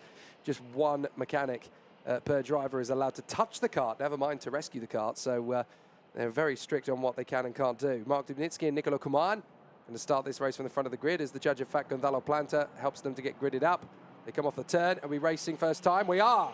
Nakamura Berta will try and get into second. He's done that already. There's a little bit of jockey for position and the tiniest bit of contact on the way through. And there's more as they continue on through. And there's 2-3 karts going off the road. Somehow they managed to get going again, though. So that's a fast recovery in the middle of the field there for one of the Sodis. That's got to be Preston Lambert, the American. And I think he tangled in there with Peter de Gieve. So they managed to keep going again. I think it actually could be Sebastian Kolpeng. We're not too sure. We might need to watch that back. But a couple of drivers involved in some early drama once again. Bogdanovic was certainly involved. So was Peter de Gieve. And so was Leon Brunner, actually, the Italian. So everybody is trying to get out of the situation. But out in front, Kian Nakamura Berta has managed to get through past Mark Dubnitsky on the opening lap. And knowing the kind of speed that he's got, I think you'll find that if Kian Nakamura Berta has got the sort of pace we expect him to have, none of the other drivers in this field might see which way he went. And we saw earlier that his teammate at Bremma Racing, Alex Powell, could only bring a P2 home in his first qualifying heat. Of course, he's going to keep a close watch on what Alex Powell is doing. Of course, these are two of the strongest names on the grid. That's the pole sitter under investigation. Oh, that's interesting. We saw a bit of a tangle between some of the Tomikov machines. I think there was might have been David Walter being involved with Kai Rilat or Sebastiano Pavan over there in the process of the start. Could it have something to do with a bit of a shake-up from Mark Dubnitsky? Remains to be seen, but he's being warned by the officials. We might need to see that back later in the race. But as for now, Dubnitsky is only thinking about one thing, getting past Kian Nakamura Berta, leading the way, the British-Japanese driver who runs this weekend with the Japanese flag, as well as on his crash helmet since the start of the season for the past few years. Kian Nakamura Berta, of course, was no stranger to the FIA Karting competition for the past few seasons. Crowned OK European champion last year. Here's a look back at the start. With Dubnitsky taking Kian Nakamura Berta, turn number 2 and 3. A bit of a shake-up for the back as well. Some of the Tomikov machines coming together. And it's drivers that lost momentum, as we had indeed the might have been the 61 actually, Peter Hegive, sorry, indeed, that was involved there with Calvin Kuntz, who tumbled down the order as a result. But in the meantime, Kian Nakamura Berta on the right side of your picture is still very much leading the way into this qualifying heat. Mark Dubnitsky, the Estonian, glued to him for a little bit more than 1/10 of a second. And we could have one third name actually involved in the body, with Len Nace and Kai Reversi, two Belgian drivers, third and fourth respectively. Len Nace, the 64, was starting only P9 on the grid, and already showing flashes of wins as he climbed 6 places in the course of less than 4 laps.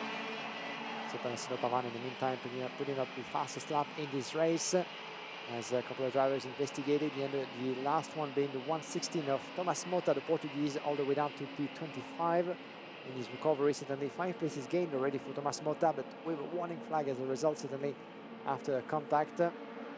Lap number 5 out of 12. Kian Nakamura Berta still very much holding the lead.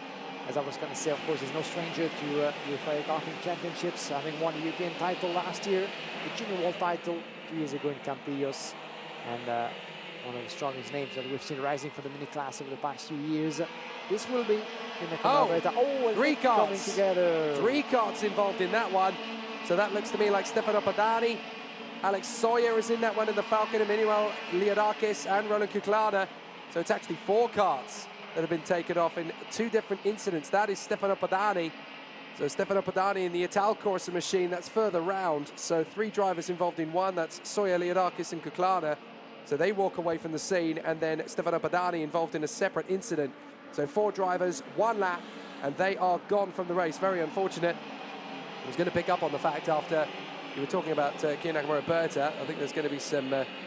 oh, that's a missing front Nassau. That's not. Yep. Is that one of the Falcons? Yes, indeed. Not even a front fairing, but a Nassau. Yeah, Nassau completely off the cart. I would say that looked to me like the 105. Was that Alexei Yaname? Oh, no, it's Mili Koivisto.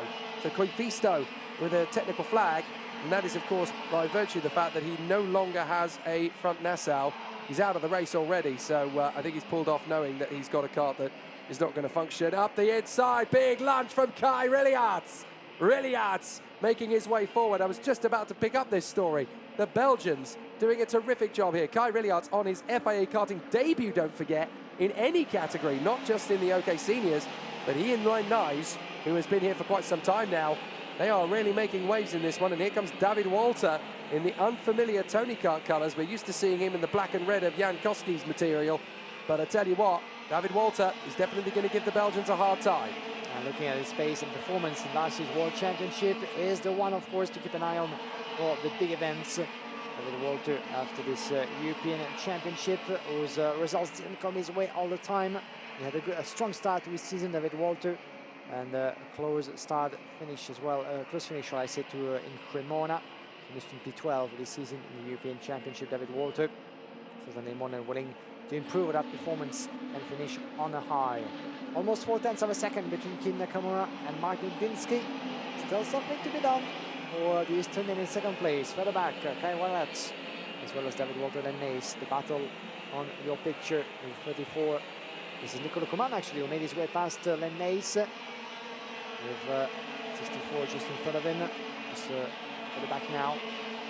Nicola Coman, the fastest in this race from P6 it is, has lost 4 positions from the start of the race. Not particularly happy, certainly Nicola Coman. Trying to shake up the order a little bit. Len Nace could be his next victim. Watch out for the move coming out from the Forza Racing driver on the inside. Oh, there's not much space, but Nicola Coman brilliantly hold on to his line and takes the position from Len Nace. That was a close call.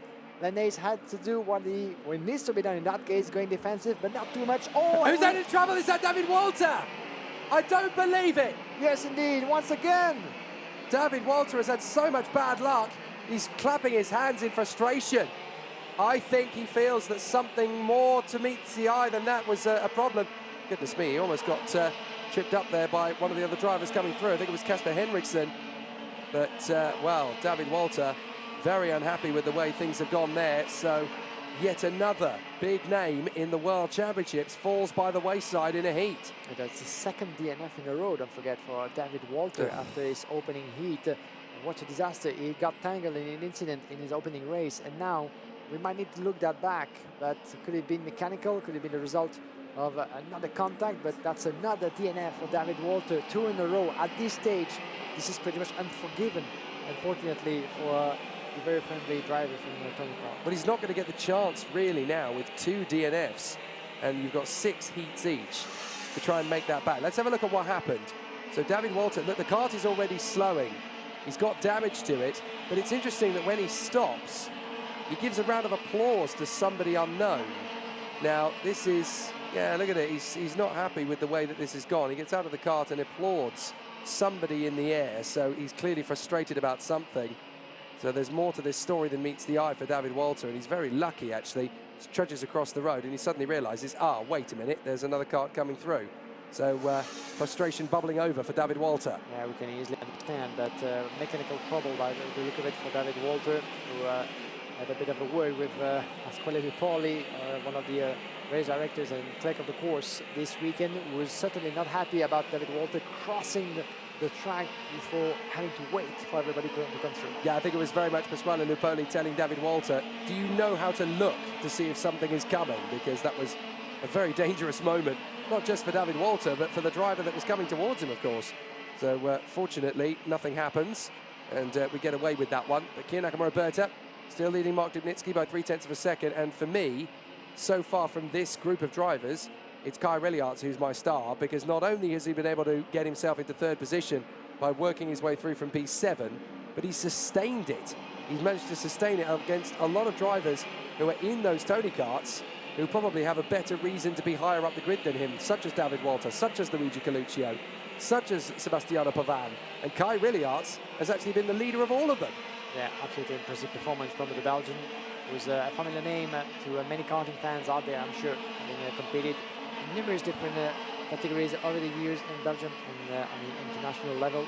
For his debut in FIA Karting, and what better race than the World Championship to make your debut? Well, this is going his way so far for Kai Reliarts on his way to a splendid P3 finish. Checkered flag is waving for Kin Nakamura, taking his first win of the weekend. Mark Dubnitsky, who showed some great resistance from second place. He only actually conceded 0.2 of a second uneven on the line.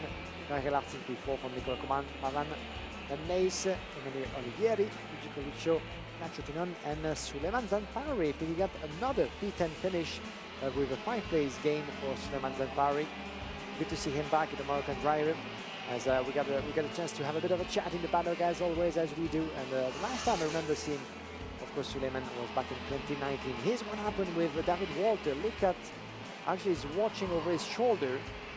It's just before actually he knows it's coming. Race came to an end. He knows it's coming, yeah, you see. You could feel there's certainly something going wrong with his kart. Yeah, so he's definitely not happy about it. There's going to be a little bit more to that story, I think, to unfold. We'll have to see if we can catch up with him a little bit later on in the weekend. However, a very solid start to proceedings. Kian Nakamura opens his account with his first race. We knew he was going to be a threat this week, and he's certainly a threat for the World Championship title. He takes the win from Mark Dubnitsky and the brilliant Kai Reliarts in third position. Nicola Kuman, Sebastiano Pavan and Len Nice from Emanuele Oliviero, Luigi Coluccio, Nacho Tunion and Suleiman Zanfari. Again, charging his way through. Sebastian Kalping and Max Popov from Makalidair, Alexander Bogunovic and Eliska Babichkova. Then we have in P16, Leo Brunner from Leo Nelson, Preston Lambert, Peter Aviv, Oleski Yaremi, Thomas Mota, Calvin Kunz, as well as Kasper Eriksson. A couple of good recoveries in that second part of the classification, and many drivers that we've lost in total. 8 DNF into this race. A lot of drama ever since we started the qualifying heat this Friday afternoon. Peter Stiller was the first one to admit defeat. He was followed by Ronan Coquelin, Emanuele Oudakis, Wang Sauer, Stefano Pedani, Emily Covisto, Arthur Vonzor, and unfortunate David Walter for his second DNF in a row. Here's Kin Nakamura, after going through the scale of the scrutiny ring. The Japanese-British driver picking up his first qualifying heat of the day and of the weekend. Kin Nakamura, like his teammate from Prima Racing, Alex Powell, has been tasting gearbox racing this season in the KC2 European Championship, and he was with us in Barkersdorf, showing some immense pace for his first attempt at this new category. Oh, looks how close it gets in the middle of the gaggle there. I wonder if that's the start of the problems even for David Walter, and he was really struggling with the kart ever since then. There's the incident between Peter de Gieve and Preston Lambert. They both recover relatively quickly, which is very impressive. And then we got that big dive forward from the Tony kart of Kai Reliarts, who manages to go around the outside of Len Nice to secure his fourth position behind the Belgian. Then Stefano Padani, one of the many drivers dropping out of the race. Alex Sawyer, Emmanuel Leodakis and Roland Kuklana involved in another incident. We lost Emilio Colvisto to damage to the kart. And we also had problems as well for Arthur Valsord, the Belgian. But here's David Walter doing his best when the kart was operational.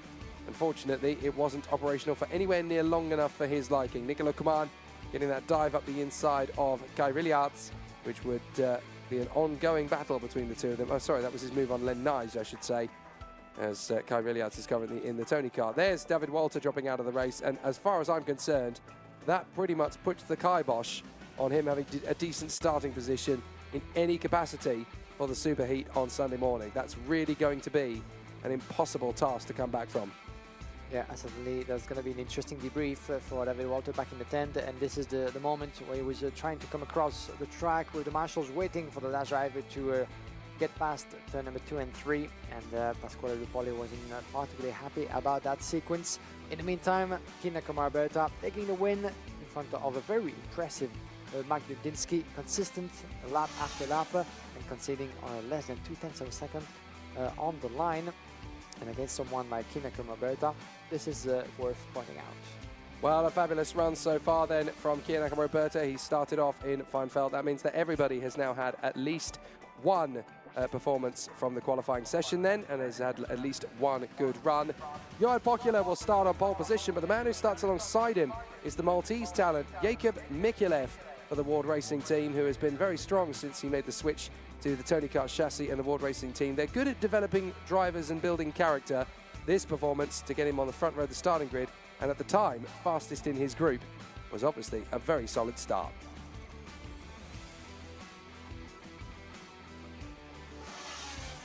Jakub Mikilev, well done to you. This is a pretty good start to the World Championship in the opening group of qualifying practice. How do you feel about that performance?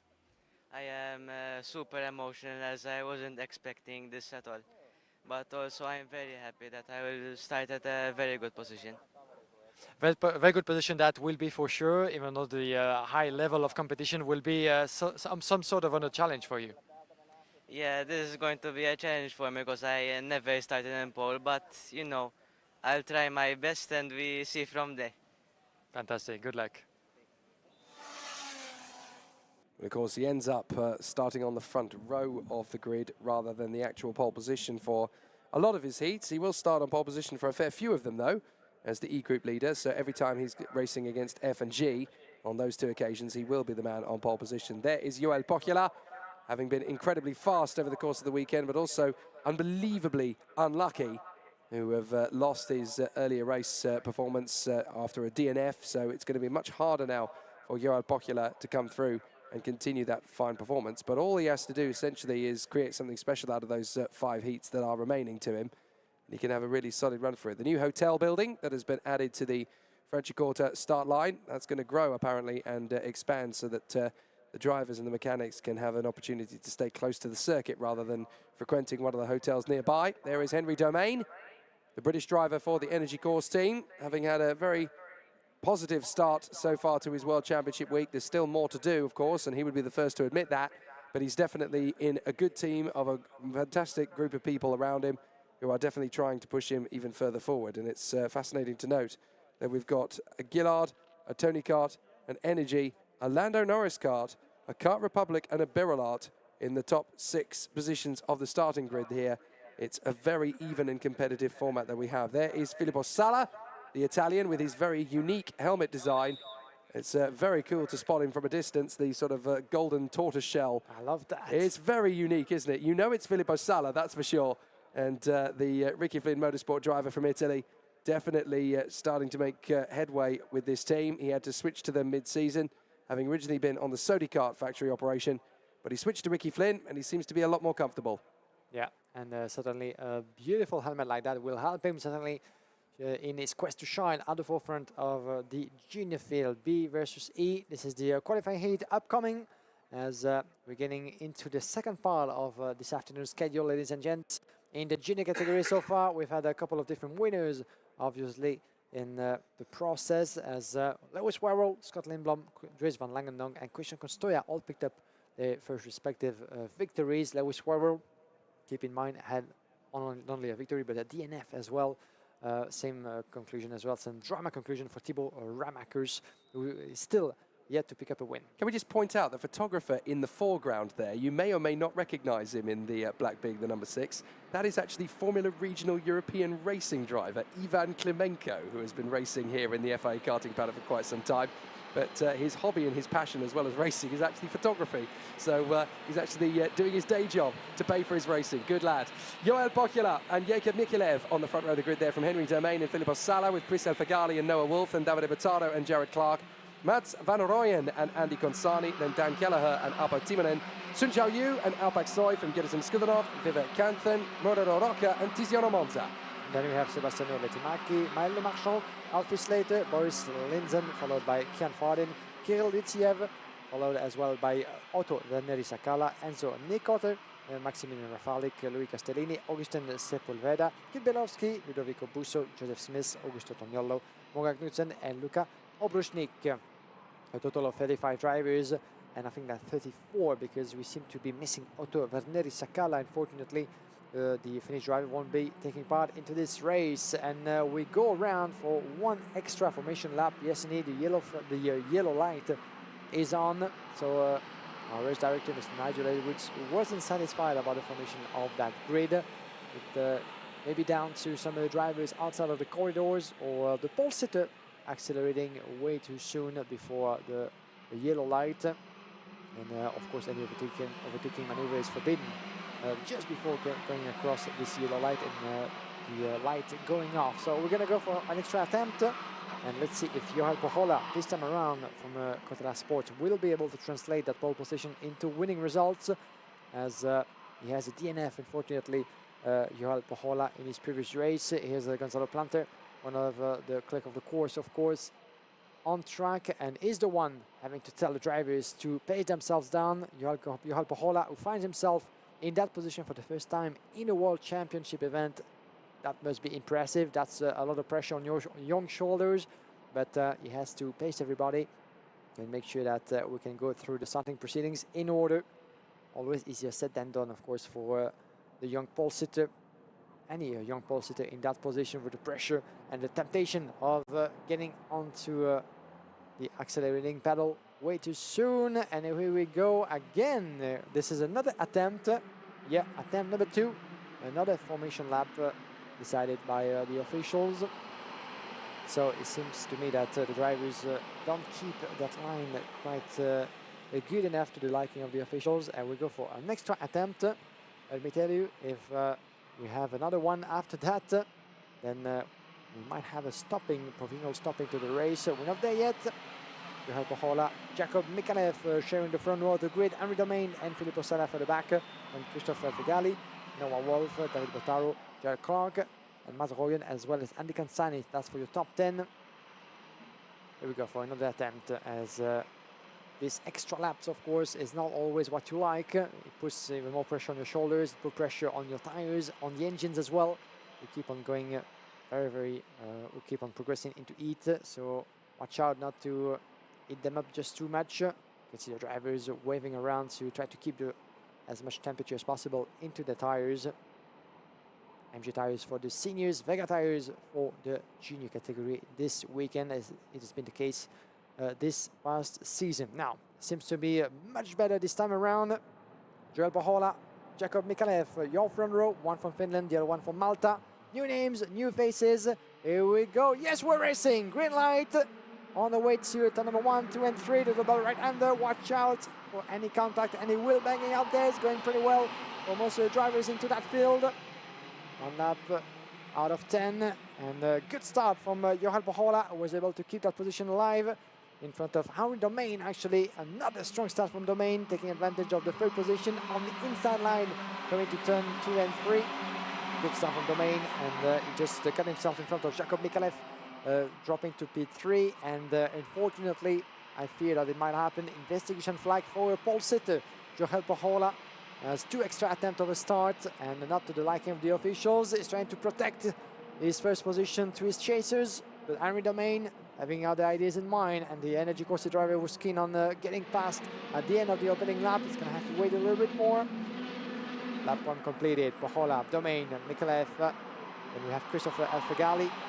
P4 from Filippo Sala, Noah Wolf, David Bottaro, Jared Clark, Andy Cansani, and Mats van Rooyen. Watch out for the move around the inside. Chris Alfagali taking the 3rd place out of Mikalev. Beautifully done. Oh, a bit of a defensive driving from Mikalev, trying to prevent Noah Wolf to get past. That was a close call, but Noah Wolf with the Leclerc machine going for close contact. There was a bit of a wheel banging and touching of the front bearings over there.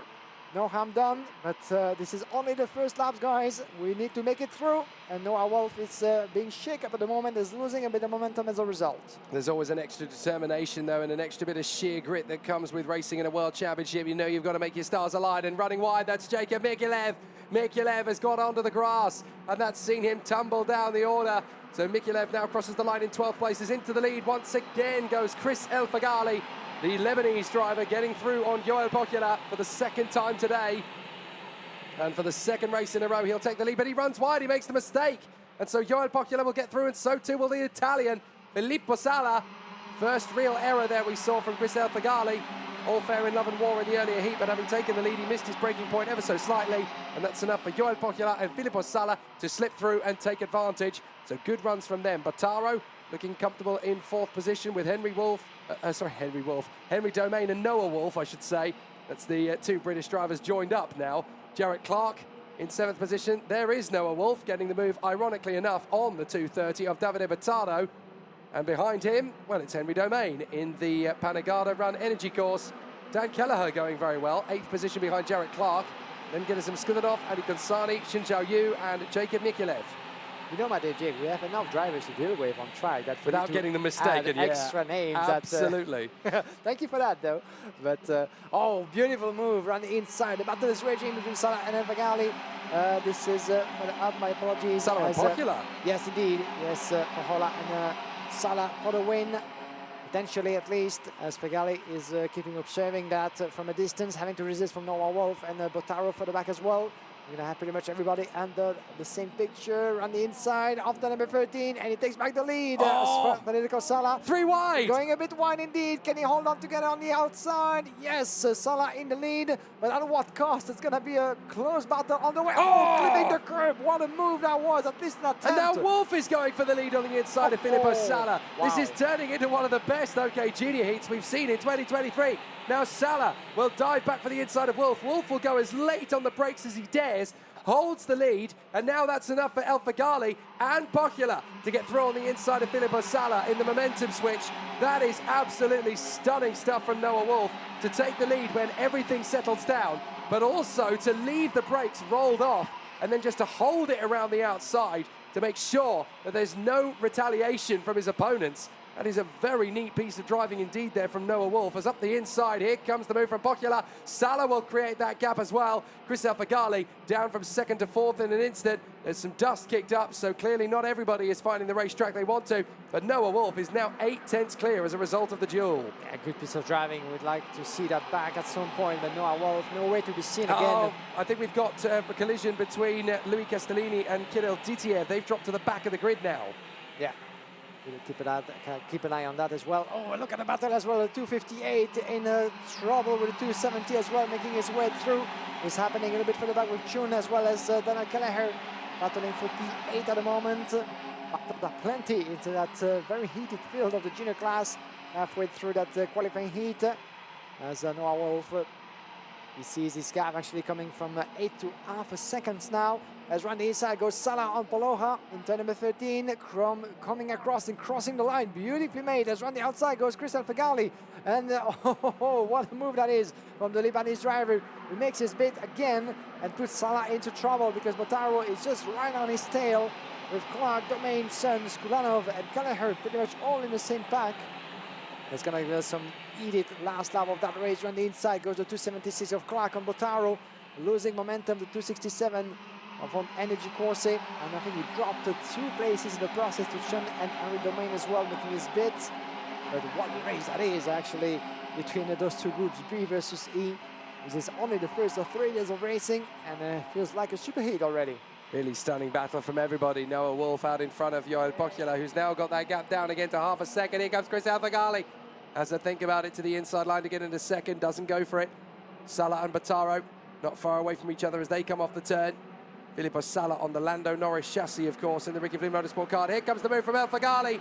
Gets back through on Joel Pocchiola, and that puts him up into 2nd position. So it looks like once more we're going to have yet another different heat winner, with Noah Wolf out in front by half a second to Chris Fagali. But even if Fagali got through to take the lead away from Noah Wolf, it would still be different winners. Even if Joel Pocchiola got through, if Filippo Sala got through, if Bottaro got through, if Clark got through, it would still be completely different winners compared to what we've seen earlier on. Not just because of the shuffle of the deck of the different races that we've had so far, but also because there are so many contenders who are able to go for the win in this very close OK Junior group. Yeah, kart racing at its best. Round the inside goes the Tony Machida with 230. Daniel Bottaro on Federico Sala. Beautifully made by Bottaro up into P4. Certainly one of the best overtaking spots that we have here in Franciacorta. Watch out, Filippo Sala has to stay behind. That could go the way of Jared Clark. 276 from Sodi Kart. Jay Clark remind you of anyone actually in the history books of Formula One? Yeah. But Jared Clark doing a great job from P6, trying to shake off a little bit. Federico Sala and Bottaro just in front. As we have a close call as well with Alfigali and Pohola. It looks to be that Chris Alfigali not quite able to keep up with the pace of Noah Wolf, having to go defensive against Pohola just behind. Good to see Joel Pohola back in contention. He had a DNF in his previous race after struggling to keep up with the pace. And now he seemed to have find his confidence back, ready to go for battle. Has so many drivers behind as well. Noah Wolf watching over his shoulder, trying to gain a bit of advantage in top speed, but still half of a second. That could be enough for Noah Wolf if he stays focused.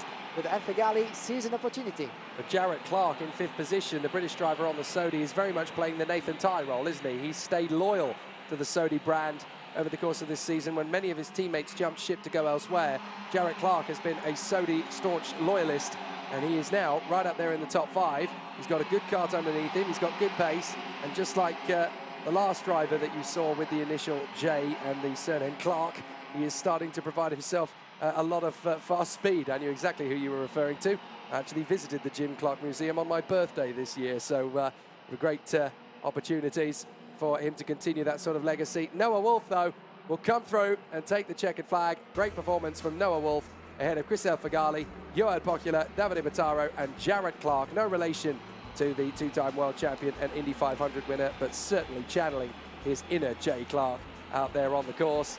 And Noah Wolf opening up the can of worms and showcasing that he now has just as much chance to win this world championship as anybody. Yeah, great performance from Noah Wolf with the Leclerc machine by Lennox Racing, taking his first win. The British driver becoming the 5th different winner out of 5 races so far. This was the second group for the second race for the E group, should I say. And after Scotland Blum taking the win in D versus E, it's down to Noah Wolf taking the win in B versus E. We have 2 more races in the junior class to go through, C versus D and A versus B for today. And as well, a couple of more in the OK class, 3 more actually in the OK class, before 4 more, shall I say, in the OK category, before we say goodbye for now, because the schedule on this weekend will be as busy as ever, with a total of 56 races so far in total, including OKN and OKN Junior. Is your classification in full with Noah Wolf picking up his first win, Christophe Alfigali, his best result so far from Joel Pohola, Davide Bottaro, Jared Clark, Filippo Sala, Josem Skulanov climbing 8 places to P7 from Chu Jiaong. Then we have Daniel Kelleher, Al Ekshoy, Henry Domain P11 from Sebastian Lettimaki, Tiziano Manza, Andy Kansani P14, P15 is Vivek Kanhan. Murillo Rocca in front of Jacob Mikulev, who really struggled in that one. Kian Fardin, Luda Busso, Apo Timonen, Boris Leisen and Alfie Slater. Augusto Toniolo in front of Max Rafalik, Augustin Sepulveda, Morgan Knudsen, Lucas Obruchnik. Kipolowski struggling a little in that one from Kirill Ditiev and Mats van Rooyen. Joe Smith, Enzo Ninkota, Louis Castellini and Marle Marchand. Just the one non-starter in that race, and that was Otto Veneri Sakala. Not quite sure what happened to him, because he was certainly out in the race a little earlier on. But at the moment, if you are in the Wolf household, you'd quite like to take a picture of the timing screen, because not only has Noah Wolf taken the race victory, but he's also, for the time being, provisionally topped the standings. Stop the count as far as Noah Wolf and the team are concerned, because at the moment he has 80 points to Filippo Sala's 75 and Davide Bottaro's 74. That's a good start for Noah Wolf and the crew at Declare by Lennox. But a great start as they all continue their work. There are lots of near misses in that initial start. That was the biggest one. Kian Fardin actually taking to the air and somehow managing to land it on all 4 wheels. That was one of the better races in terms of the raft of racecraft, but it was Noah Wolf who really took the full advantage of it. Watch the yellow helmet and the Charles Leclerc chassis of his. He's always very good at putting himself in the right place at the right time, because he's not pushing himself too hard. He's keeping himself nice and tidy. Salah gets the move there on the inside of the energy course of Henry Domain. Noah Wolf is able to get alongside him and make the same bid, but he leaves enough space. That's the thing. He drops back into position, but he leaves enough space to let his opposition still play with him. Alfigali makes his bid on Joel Pocula. For the 2nd race in a row, he takes the lead for Lebanon. And I'm fairly sure that 2nd place finish of his means he is the highest finishing Lebanese driver in FIA karting history in any race of any kind. He signals to Joel Pocula, and then unbelievably, he just makes the mistake on the following corner. So Pocula gets through, Filippo Sala gets through, and that was the moment that the race really started to open up because so many of the drivers had a crack at the win. Great racing that we've seen so far from start to finish in that race. One of the most epic so far in the junior category around the inside. Now, what a move that was on Juhal Pohola. And then keeps on battling in turn number 13. Filippo Sala around the inside, a bit of a contact with Pohola as well, allowing through Christopher Fegali. And look at that battle, so many drivers involved on the way to the start-finish straight at the advantage of Filippo Sala with Pohola for the back. There was a moment when Noah Wolf chose to make his bid around the inside, and look at that slide on the inside of turn number 2 and 3. That was another angle, and he picked up his racing line perfectly, and it was the right moment for Noah Wolf, not only to take advantage, but to really build enough of a gap for him to see the checker flag at ease, letting the other drivers and his rivals battling along further back into that heated field of the junior category. So that's what we like to see. Further back, the 209 of DPK making his bid as well as around the inside. Good recovery as well from the 318 there, trying to make his bid at the upper class. For Christopher Fegali picking up his best result in the P3 finish behind Pohola. And our winner, Noah. Well, incredibly, we're going to head straight out onto the circuit now. René Lammers and Luis Iglesias on the front row of the grid for this next race, from Thomas Stochamanis and Arthur Poulain. Jules Caranta and Kirill Kutskov on the third row of the grid. And then we have Joe Turney and Aaron Garcia, Marcus Sater and Anatoly Kavalkin, Oscar Pedersen and Vasi Michailidis, Miguel Costa, Liverway Sam Budler, Dan Da Vinci, Guillaume Bouzard. Then we have Alexander Savinkov as well as Marka Stelic, Petra Bebikova and Matilda Paz, followed by Teresa Bebikova and Carolina Vancikova, Maximilian Angelar as well as Eduardo Dominguez. And the 49 of Forza Racing is nowhere to be seen anymore. Vladislav Michailidis, unfortunately, the Greek driver having to step down, and that's quite unfortunate for Vasileios. He was 12 on the grid. As further back, we have Chuna Yamaoka and Nico Latanali, Eloy Gonzalez, Riccardo Cirelli, Achille Mizzoni and Guy Albag, Gustav Wisniewski and Leonardo Cesaretti. 31 drivers since we lost, unfortunately, Vasileios Michailidis. Mechanical problem for the Greek driver. Yeah, very unfortunate for Vasi Michailidis. It's game over for him in the Forza Racing X-Sprint. Are we racing for everybody else? Yes, we are. Lammers, Stochamanis, Caranta. They've all managed to get the jump on the other side of the grid. Luis Iglesias already down. A bit of a wobble from Joe Turney. 3 carts spat out to the sidelines already. One of them, a Birolart, managing to recover. But 2 more have gone from the scene. And now Caranta trying to dive up the inside of Lammers. Stochamanis having already done so. Clearly, Thomas Stochamanis won't accept defeat in the second race in a row. And that's game over for both. Liverway Sam Budler for the second time and Petra Babičková in the Forza. Quite unfortunate for Petra Babičková and Luis Samdula. A second DNF in a row coming together into that opening lap. Number 2 and 3 were tragically putting an end to the race of Petra Babičková. You got to feel for Petra Babičková. 17 years of age, the youngest of the 3 sisters. Sister Eliska, 19, and older sister Teresa, 21. All here racing in the same team and in the same category. Up the inside, Joe Turney making his launch on Jules Caranta. René Lammers will go with him, and so too, potentially, well, Arthur Poulain, but Lammers is going to have a harder task of getting past Jules Caranta, who really is now making heavy work of this for René Lammers. It took Jules Caranta about 12 months then to find the pace, really, in OK Senior. He was lightning in OK Junior, we know that from last year. But now Jules Caranta has found the pace in OK Senior. He's up in the top 5. And even the European champion, René Lammers, is struggling to cope with him. Yeah, let's see where Jules Caranta and the Tony Kart machine will end up in this race. Within the newly named Sintelok Racing by Sintelok by Jana Racing, shall I say, with the new partnership. And is dropping momentum, unfortunately, Jules Caranta. As Kirill Kutskov, Luis Iglesias just went through. Here's a look, Caranta down in P5, that is, with Lammers and Poulain, 3rd and 4th respectively. Coming close as Iglesias for the back from P7 on the, he was P2nd on the grid, P7 at the moment.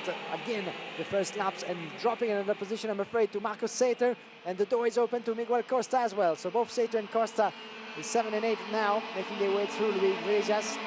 I was going to say that for the young Frenchman, still very much a new face of the hockey class. The start and the first few laps of each race are still very much of a big task for him, as he's been brilliant in qualifying ever since Cremona. Once again here, he was among the fastest in qualifying, but yet again, he needs really to keep on working on those starting procedures, but always easier said than done, of course, at this young age with the experience that he has, which is still limited in this field of the OK senior category. This is a lot of hard work, of course, against stronger position. As you can see, the car reviewing machines over there into the field. Back here with the DPKs at the pursuit of Gio Caronta. Is Gil Kutzkov and Marco Sater, 6 and 7. They might want to help each other to try to climb the field on the way to potentially a top 2 finish. That's the thing about this OK senior field, isn't it? The second you show what you can do, the second you throw your cat amongst the pigeons, as it were, you know, the rest of the field gang up on you. They try and make sure that you're not going to be so much of a threat next time. The onslaught is always a little bit more intense. René Lammers going to make the big dive on the inside of Joe Turney, and he's through. Second position. René Lammers absolutely determined to get past Joe Turney there. Stolchamanis, I think, is long gone. He's away with the fairies. But Lammers absolutely not going to come in second place to Joe Turney on this one. So he makes the bid. Arthur Poulain is not going to be too far away. This is a tricky one for Joe Turney, isn't it? He's had a bit of a mission of a season. Half the year spent in Europe, the other half of the year spent in the United States of America. Made himself a bit of a superstar over there. Has won pretty much everything except the raffle, and the only reason he didn't win that is because they didn't have one. So Joe Turney definitely putting on a show here behind René Lammers.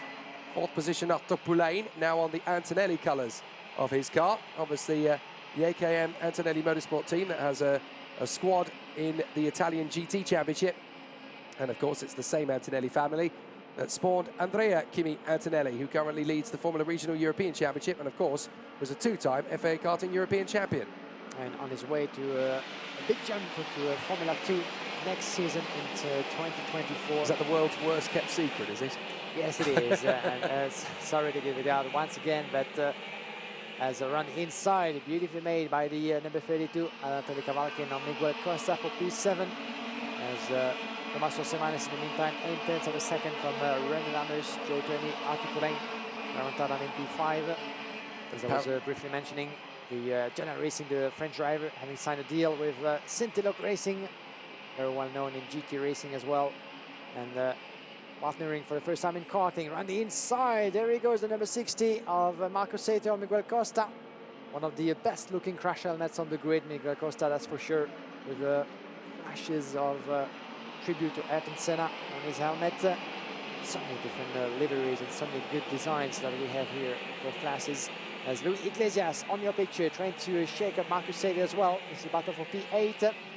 As René Lammers, 47.7, is trying to shake up as well. Tommaso Semanes, still 7/10 of a second to try to catch up on the Latvian driver. There's no way to be seen, and that's going to be no easy task at all for René Lammers. Yeah, lovely to pick up on Miguel Costa's passionate support of Ayrton Senna. I think it was the Brazilian racing driver Adriano Medeiros who told me a few years ago, if you're Brazilian and you don't revere Ayrton Senna as the greatest of all time, you're not Brazilian anymore, I think is what he said. So fabulous, fabulous to see Miguel Costa doing his own very special tribute. Here they come. That is Anatoly Kavalkin under severe threat now from Kirill Kutzkov, two drivers that have met each other many times before in the world of racing.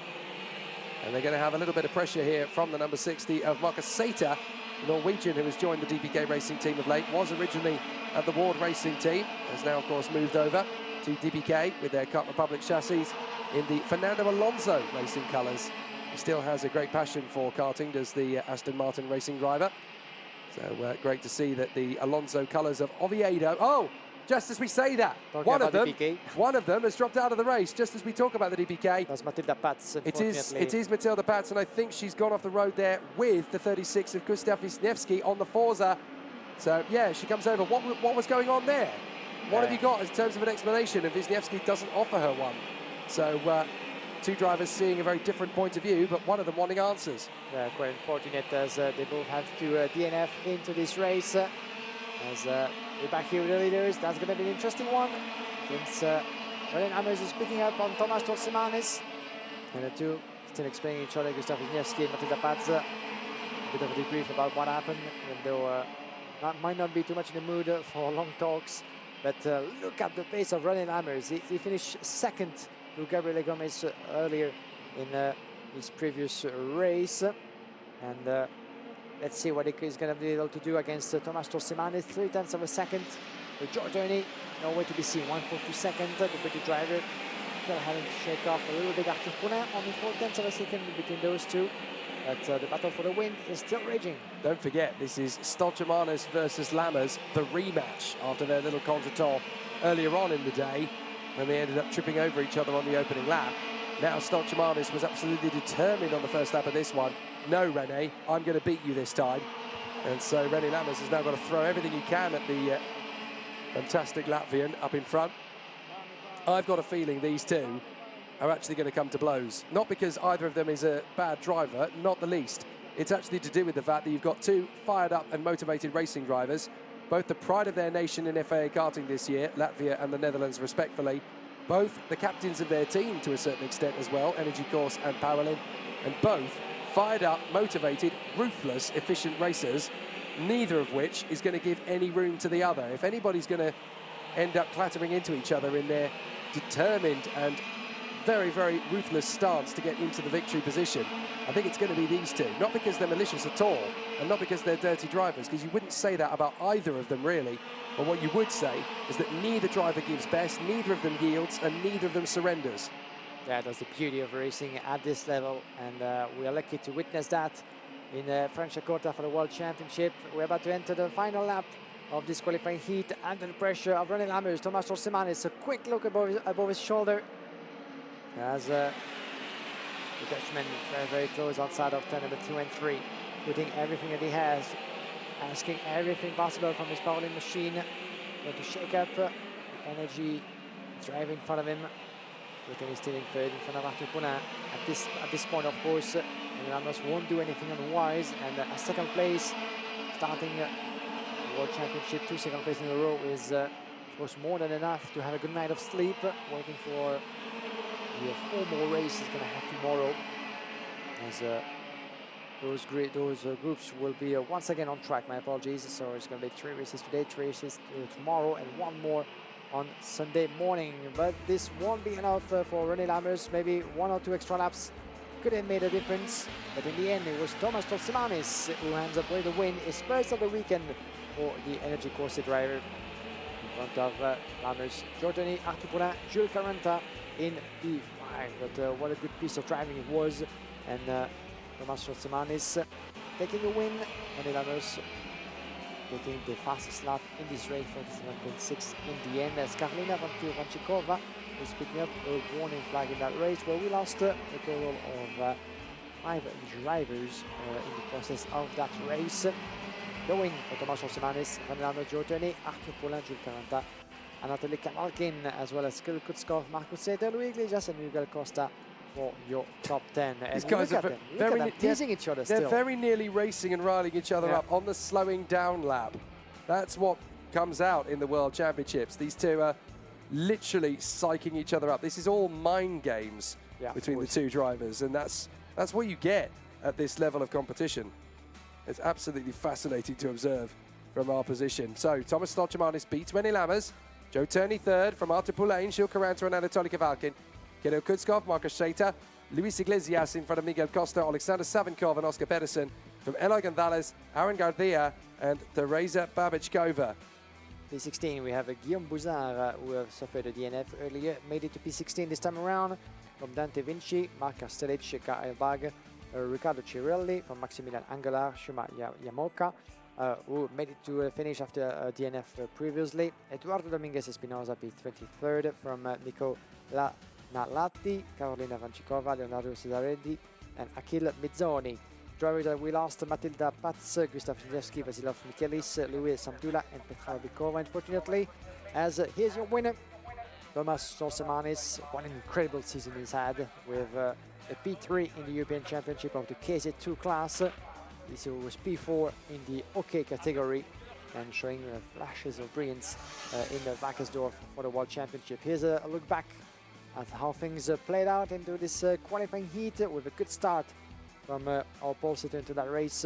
René Lammers, not so much for Louis Iglesias. A couple of drivers coming together.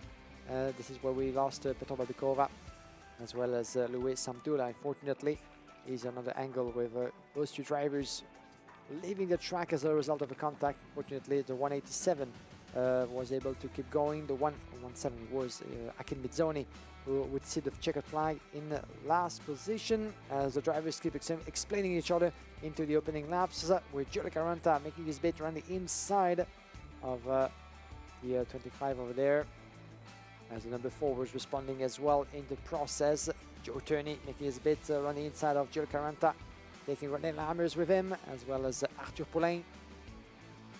Keep on battling as well into number 13. That's what we like to see, with the number 23 of Kirill Kutskov getting involved into that big tussle with so many drivers involved. And that went the way of Tomas Tolsimanes, obviously, before René Lammers made his move on Joe Turney, and that was the launch of his attack, at least trying to get caught up with Tomas Tolsimanes, as the Bahrain drivers were battling on as well. We had Miguel Costa and Anatoly Kavalkin. Kavalkin would finish in P6 and Miguel Costa in P10 in the end. That's around the inside. Good move over there from the number 32 of Anatoly Kavalkin, last year's junior European champion. We lost, unfortunately, one of the DPK drivers, Gustav Wisniewski, explaining each other with Matilda Paz, as those two were having to watch the rest of the race from the sidelines. But in the end, there was no catching up for René Lammers and Tomas Tolsimanes, split by only 0.2 of a second and teasing each other just a tiny bit, going for the mind games, as we like to see it, on the way back to the Parc Fermé. And they've got 4 more races to go against each other. I have a feeling this is just the beginning of their little duel. So we've still got some races to go today. Junior and OK about to get underway again, 4.5 minutes away from now. The OK qualifying heat for C&D just after that. Some very talented competitors to go up against now in the raft of things. We didn't get to hear, unfortunately, from Luis Iglesias. I'm sure we'll pick that up a little bit later on in the weekend. We can still talk to him tomorrow, as it were. We've still got time to do that. We might even be able to squeeze. Now, we don't have any time in our schedule, unfortunately, to squeeze him in later today, but we'll certainly try to tomorrow. But as you can see, the qualifying heat's going all the way through till 6:36 local time here in Franciacorta in Italy, just not far away from the city of Milan. And at the end of that race, we will take our pause in proceedings. There'll be a social gathering for all of the drivers and teams here in the FIA Karting awning, which of course is promoted and hosted by RGMMC. But the man who starts from pole position for this one is the very talented German in the Sauber Academy, Team Soleil, the one driver within the Sauber Academy branding this year. He's had a brilliant performance over the course of the last few races. He really is starting to threaten the established guard now. Last year, he was a bit of a young pretender to the crown. This year, he's a genuine chance to become Junior World Champion. We caught up with him after his lap this morning. Team Saleh, the qualifying practice in karting is always a tricky exercise, especially with the pressure of the World Championship, I can imagine, but you nailed it. Congratulations. Yeah, it was a lot of pressure, but it feels good to be back in front again. It's awesome. Being back in qualifying and on the grid is one thing, but you guys have a lot of races, so a bit more pressure on your shoulders because you're going to have to nail your starts as well. Yeah, I got to get good starts, good races. I got to manage it well, but we see what'll happen. It's always difficult to say. This is a long game, isn't it, with this weekend in Franciacorta, but confidence is there with your machine as well and the team around you? Yeah, confidence is there. I would like to thank the team, my coach, and my mechanic. Good words. Thank you very much. Good luck. A very likeable young man, Team Soleil, always has a very good work ethic, always adopt, adapt and improve as he moves his way further forward, continues to make good inroads into things. So he has the Formula One connection on the pole position linked to the Sauber Academy. The Formula One connection alongside him on the front row of the grid, of course, is the man who took a win earlier today, Noah Montero, putting in a fabulous performance. He got the pole position in his time group. Of course, his father was the man who finished third in the American Grand Prix 2005 and obviously competed in multiple categories after that point. But Noah Montero is definitely building a name for himself here, and he's doing a fantastic job of that, running a very solid race weekend. He's had a lot of bad luck this year, actually, the Portuguese driver, but now it finally seems to be coming good, and he's putting himself in the best possible position to go for the top spot. Meanwhile, third position on the starting grid is the talented Belgian ace, Dries van Langendonk. He really has come out of the blocks and been spectacular, hasn't he? It was about 12 months ago that we first heard of Dries van Langendonk in the FIA karting scene. He made his debut at Sarno, and a lot of people were very surprised when this young Belgian lad in the energy course at that particular time suddenly found himself in the top 5 of qualifying heats. Where has Dries van Langendonk come from? He was actually 7th in the final last year and comes straight into Forza. And Jamie Croxford and the team really seem to have unlocked a lot of his potential. He could win the world title. I genuinely feel he's got a chance. Yeah, we got a chance to talk about this with Jamie Croxford, the team manager of Forza Racing. We'll get to hear more from Jamie tomorrow through the live stream as well. But indeed, along with Lewis Werrell, Dries van Langendonk in the junior class is certainly one of the strongest chances of victory for Forza Racing. But talking about chances of victory on the other side of the row number 2, David Cosma Christopher, of course, with already a strong result for him, a 2nd place for David Cosma Christopher, more than willing to emulate that. And look at that beautiful painting on his crash helmet. Once again, those very lovely designs that we get to see and discover as we go through those grids. But Taim Saleh and Noah Montero will be sharing the front row of the grid. And it's good to see a name like Sauber still involved in the world of karting. And do remember, as you do certainly about there, Jake, a couple of years back in 2018, 2019, when we saw all those brands related to Formula One coming to karting again. We had the likes of the Rosberg Racing Academy, Sauber, of course, and now we have chassis brands under the names of a couple of famous F1 drivers. Charles Leclerc joining the party, Lando Norris joining the likes of Kubica, Ricciardo, and so on and so on. So strong connection as always between the world of karting and the world of Formula One and motorsport. Always has been. You know, you can't have Formula One these days without karting, and it's very important to note the hard work that these drivers and teams are doing. So, the starting grid for this one, Taim Saleh and Noah Montero from Dries van Langendonk and David Cosma, Endo Arata and Scott Lindblom from Oliver Rasmussen and Roman Kamyab, Maria Giamonanito and Jack Eilif from Matthias Orjuela and Jean Carras, Vladimir Ivanikov, Mero Peldes, Matt Corby, Louis Cochet, Kimi Tani and David Gorchicha. They're followed by Kara Batig and Alexander Bandarev, by Walter Schultz and Ansel Son. Then we have Elko Marti and Luca Auten, Marco Gartz and Gerhard Pretoria. Row number 14, we will see Marcel Kotitsky and Mark Brovkov, as well as Marcus Silkunas, Santino Panetta, Angelo D'Ortenzio, Elia Weiss, Nikita Nikishov, Dominic Simek, Arno Vuta, and Niklas Schaffler having to give the performance of his life after a disastrous qualifying effort for the DPK drivers, trying to, as much as he can, to climb through the field. Let's see if Taim Saleh and Noah Montero will be able to keep everybody down before the lights go out. So now the drivers will psych each other out on the line. Saleh versus Montero, green, and off we go. Great start from Taim Saleh. Montero trying to hold on to 3rd position as much as possible. 2nd might even be possible around the outside if he can get there in front of Dries van Langendonk. The rest of the juniors work their way through. Well, van Langendonk held 2nd, Montoya in 3rd. And there's contact from 2 of the carts further back. That's one of the forces that's gone. It's the 282, I think, in the middle of the gaggle. So that is a big problem for Luca Horton and Mark Brovko. So the Ukrainian Mark Brovko, along with the Bahraini driver Luca Horton, having problems there on the first lap, and they are out of it by the look of it. Not sure if either of them managed to get pushed started again, but certainly out in front, it is Taim Saleh from Dries van Langendonk, a very unhappy Mark Brovko. Not sure if he is joined there at the scene by Luca Horton. Yes, he is. So Luca has clearly tried to restart, not been able to. So he's out of this one as well. Taim Saleh, your race leader in front. No, he's not. Dries van Langendonk has taken the lead. Saleh trying to come back round the outside at turn 2. He's still got his cart there. They're going to squeeze him out. And so Montero comes through in a 2nd position. But now, Taim Saleh having to be very defensive from Endo Arata of Japan, who storms through in a 3rd place. The leaders, Montero and van Langendonk, side by side. Van Langendonk still trying to get up to the inside line. Montero going right round the outside to hold on to the lead. Now back on the inside, Dries van Langendonk. Absolutely terrific. Taim Saleh gets back into 3rd place. And he's joined by David Cosma. This race is electrifying. And what a move that was from Noah Montero, who held on to his racing line on the outside. He needed actually 2 corners to make his move. On the inside goes Taim Saleh on Dries van Langendonk. The door is open. And look at David Cosma, who takes them too and goes up from P4 to P2. What a move from David Cosma. We didn't see that coming, and them as well. 2 for the price of 1, and that mistake from Saleh trying to get back past Cosma has now allowed van Langendonk to get through. He's got to be careful. Endo Arata is going to try and come back at him. Scott Lindblom lining up behind Roman Kamyab. Watch out for Kimi Tani, who drifts wide. Very unfortunate for the Finn. So Kimi Tani struggling to get going again. He's got to be careful he doesn't get caught by somebody on the way round, because he's out of position and out of the kilter of speed. So behind Kamyab in 6th, we've got Lindblom 7th, Eilif in 8th, Nito in 9th, and Bondarev. I genuinely run out of superlatives. Seriously, 9 places made up in 2 laps. Do not tell Alexander Bondarev that this is game over, because he will prove you wrong every time.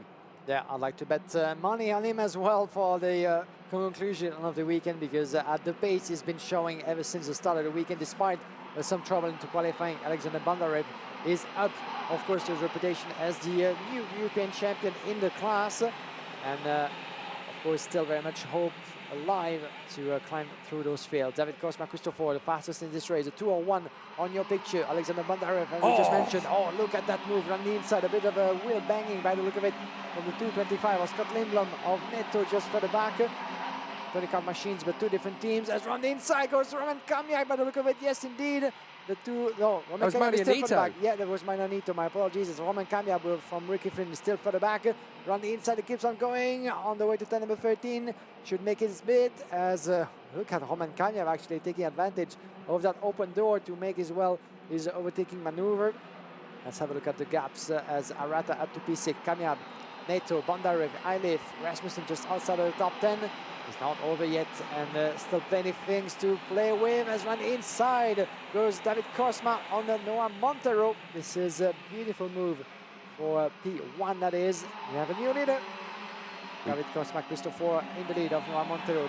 Where is Dries van Langenhove? He just lost a bit of contact to the leading duet. He's still observing very, very close about what might happen between those two. Not getting himself involved just as soon. We're only halfway through that qualifying heat, and now he let actually Noah Montero and David Cosma do the job, do the hard work, and waiting for the good opportunity to dive in.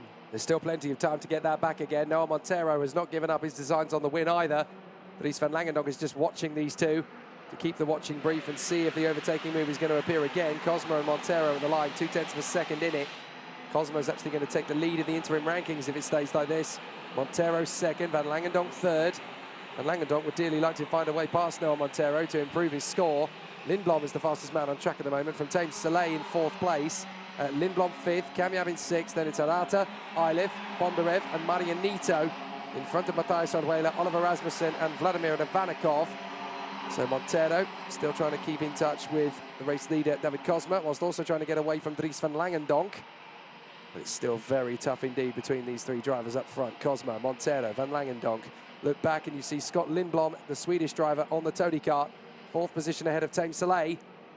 Roman Kamyab still holding on to his position in 6th place ahead of Arata, Eilif, Nito and Bondarev. And actually, Bondarev struggling to keep his position this time, down in 10th position, having originally been as high as 9th. Here comes the move from Van Langenhove, dives into Montero, there's barely any room! And Montero finds the grass. Oh my God, this is the worst that could have happened between those two. We felt that maybe a move was coming, there's opportunity, he went for it and is dropping momentum and places after places. Another driver that we have lost as well. That's Nikishov, I think. Yes, indeed, and Nikita Nikishov unfortunately having to step down out of his car, but a couple of dust as well onto the grass, onto the track as well. The 260 of David Cosma running away for Dries van Langenhove. I'm not too sure that the officials might appreciate what just happened between the Belgian and Noah Montero, but we might need to see that again.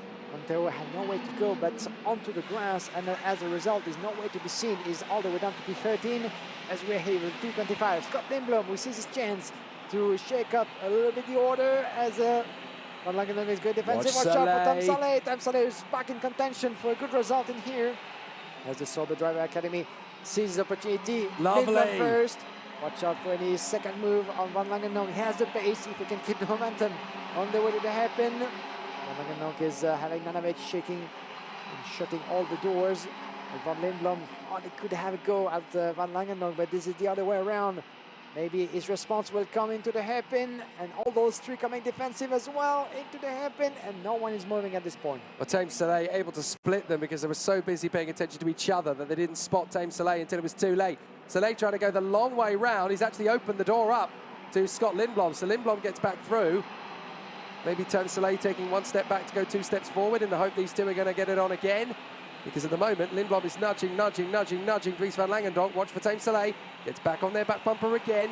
Maybe this time it's going to get a little bit rougher. Lindblom forcing the issue on Van Langenhove. And again, Thames Soleil pulls off the same move, but there's a little bit of a connection. And that's enough for Kamyab and Eilif to get up the inside line and make their own bids to get through into position, and they do so, and that's held up everybody. So Arata and Bondarev have now joined the queue. So this is getting pretty spicy out there as they continue to put in an excellent display. Arnaud Vuitard has now got a warning flag, diving up the inside. That's Eilif. He gets into third place past Kamyab. Saleh goes with him. Bondarev dueling away with Scott Lindblom. He hasn't been able to get through yet, but he's certainly got pressure on him. Final lap. Final lap that is. David Kosma, nowhere to be seen. Watch out, the battle with the 225. Scott Lindblom, Alexander Bondarev, who sees an opportunity to maybe grab one or maybe more positions. And he goes for the win. Look at the time of Bondarev, who just went to take the position, but it opens the door as well to Arata, who keeps fighting for P6. Watch out for that battle as well. David Kosma, Christopher, in the meantime as well, 260. We are here with the 207 as some dust was kicked in on the track in the meantime as well. As we are here with one of the VDK drivers in the lead. Actually, it was going to be in the way. Do you know what that is? Nikita Nikishov, who is about to be lapped, actually. That's right. That's the reason why. So we saw Marcel Kaspitsky retiring earlier on. There's your winner, though. David Kosma wins the race at an absolute sprint. No problems at all there. Van Langendonk in second, Eilif in third, from Soleil, Kamyab, and Bondarev. I'm sorry, I do not know how he keeps finding these gaps. Yeah, he's gone from 19th on the grid to 6th twice now. He is definitely in the hunt for this World Championship, even with the poor qualifying. He was even P20 on that race, so 14 places gained in the course of 10 laps. You run out of adjectives, do you? You run out of superlatives. Yeah, at some point we're going to have to calculate actually the amount of places that he's going to be able to climb. But on your picture is indeed the VDK driver that got lapped in the end of the race. Nikita Nikishov. 281 as David Kosma. Christopher has been the one crossing the checkered flag in first place. David Kosma, Christopher in front of Dries van Langendonk for 2.1 seconds. Nowhere to be seen the Czech Republic driver in the lead. Dries van Langendonk, who struggled a bit to get back into pace in the later stages of that race. You see that he found himself in more than one occasion under intense pressure from his pursuers, and not quite able to shake that off as much as he would have liked. Here's the classification in full. David Kosma, Christopher, Dries van Langendonk, from Jake Eilif, Tim Saleh, Roman Kamyab, Alexander Bondarev, followed by Endo Arata, Scott Lindblom, Maria Germanoneto, Vladimir Ivanikov, Mathias Orwella, Louis Cochet, Matt Corby, Niklas Schauffele. What a move, what a recovery from Niklas Schauffele. 22 positions. This is another award, certainly, of a cover for Niklas Schauffele, who was dead last onto the grid and managed himself within the P15, and Oliver Rasmussen taking 15th place. I did say to Niklas Schauffele after qualifying, yeah, there's nothing left to lose now, mate. You may as well just charge through like the Dark Missile in the Mario Kart games, and he seemingly is doing that. Absolutely terrific. David Kosma, that's a first win, I think, in a qualifying heat in FIA Karting for David Kosma. That's the first time he's ever pulled one off, and totally deserving as well. Once he got the lead, he's really hammered home the rhythm, and the Romanian able to come through in a fantastic situation. So an excellent situation then for the contender. So a really strong battle from David Kosma in the opening phases of the race. So a fabulous situation then for everybody. But what a terrific race battle to see them all as they duel away for position. Really exciting to see how it all continues. We saw on that opening lap, there's the conflagration, and there's where we saw, again, two separate incidents, essentially. One driver having the off, that was Luca Horton, and then Mark Brovko spinning off, trying to avoid it, essentially. So two separate incidents there. But look at the battle that we saw earlier on between Dries van Langendonk and Tim Saleh. At this point, you would never have thought that they would be completely hoodwinked by a guy 4 places back from them. Look, there's David Kosma, 5th position at this point. He's just watching this all play out. He's not really making any silly moves at this point, is he? He's just keeping himself sat in position. These two duel away. Endo Arata very nearly took the lead there as a result of those two dueling. Montero genuinely thought he had the lead one there from Van Langendonk. That was a good move. That was a very nice move from Noah Montero. Really, really fancy driving. Fancy driving from Noah Montero. Unfortunate that he ended up getting squeezed wide and onto the grass. In fact, he actually ended up retiring on the final lap of the race, did Noah Montero, in an incident with Jean Carras. So bitter disappointment for Noah Montero. And that's the moment that we've seen that allowed actually David Kosma Christopher to make his way through from P4 to P2. in a fantastic fashion outside of turn number 13 and 14. And from then on, he was untouchable from the rest of the pack, as drivers keep explaining each other further back as well, with the Tony Kart machine from World Racing and Tony's as well, further back as well, with the likes of Alexander Bondarev coming through. In the meantime, the 260 on your picture, David Cosma Christopher, and the 237 battling along as well. And then drama happened between Van Langenhonk and Noah Montero, and I think that the officials might want to look into that, as Montero dropped all the way down in this race, as he finished. Actually, I cannot pick him up. He was all the way down. He didn't finish. He didn't finish indeed. That's having why the collision on the final lap. Yeah, indeed. So he had to DNF of this race after that contact with Dries Van Langenhonk, the Belgian driver who struggled in the later stages of the race to keep up the pace. But look at Alexander Bondarev with the Prema machine, making his way through, climbing 14 places from 20 on the grid up to P6. And in the end, there was no catching up for David Cosma Christopher, who would take on his first win of the weekend from Dries Van Langenhonk, Jake Highliff in P3, and Ben Saleh and Roman Kamiab, the drivers that we lost in the process of that race. Not only Mark Brovkov and Luca Houghton in the opening lap, but also Marcel Kaprisky, Jan Karas, and Noah Montero, those two coming together indeed not so long before the checkered flag. And of course, award for best recovery going to the incredible Niklas Schaffler, 22 places gained up to P14. So now we get ourselves ready for the next encounter out on the circuit. Tame Saleh having gone from pole position to finish in the top 5, but it's the man himself once again, the man who prays to the gods for an amazing race ahead, and usually he gets the answer. And this weekend, Gabriel Gomez is bidding to become the second Brazilian in as many years to be crowned world champion. Gabriel Gomez, the first step of World Championship is done, qualifying, and what a beautiful lap that was. Very, very close to overall pole, but still putting you in a very strong position. Well, was a really, really good lap. I do my maximum with our package, and I think we are in a good position now to start the hits. Unfortunately, 0.02 is almost nothing from the overall pole, but I think this result is really good. The important is starting front row every read, and then we will see what happened during the hits. Coming to this event, you are the Vice European Champion in the class, so that puts you as well for the drivers in a position of strength, I imagine. Does that come to your mind, or you try not to think about it?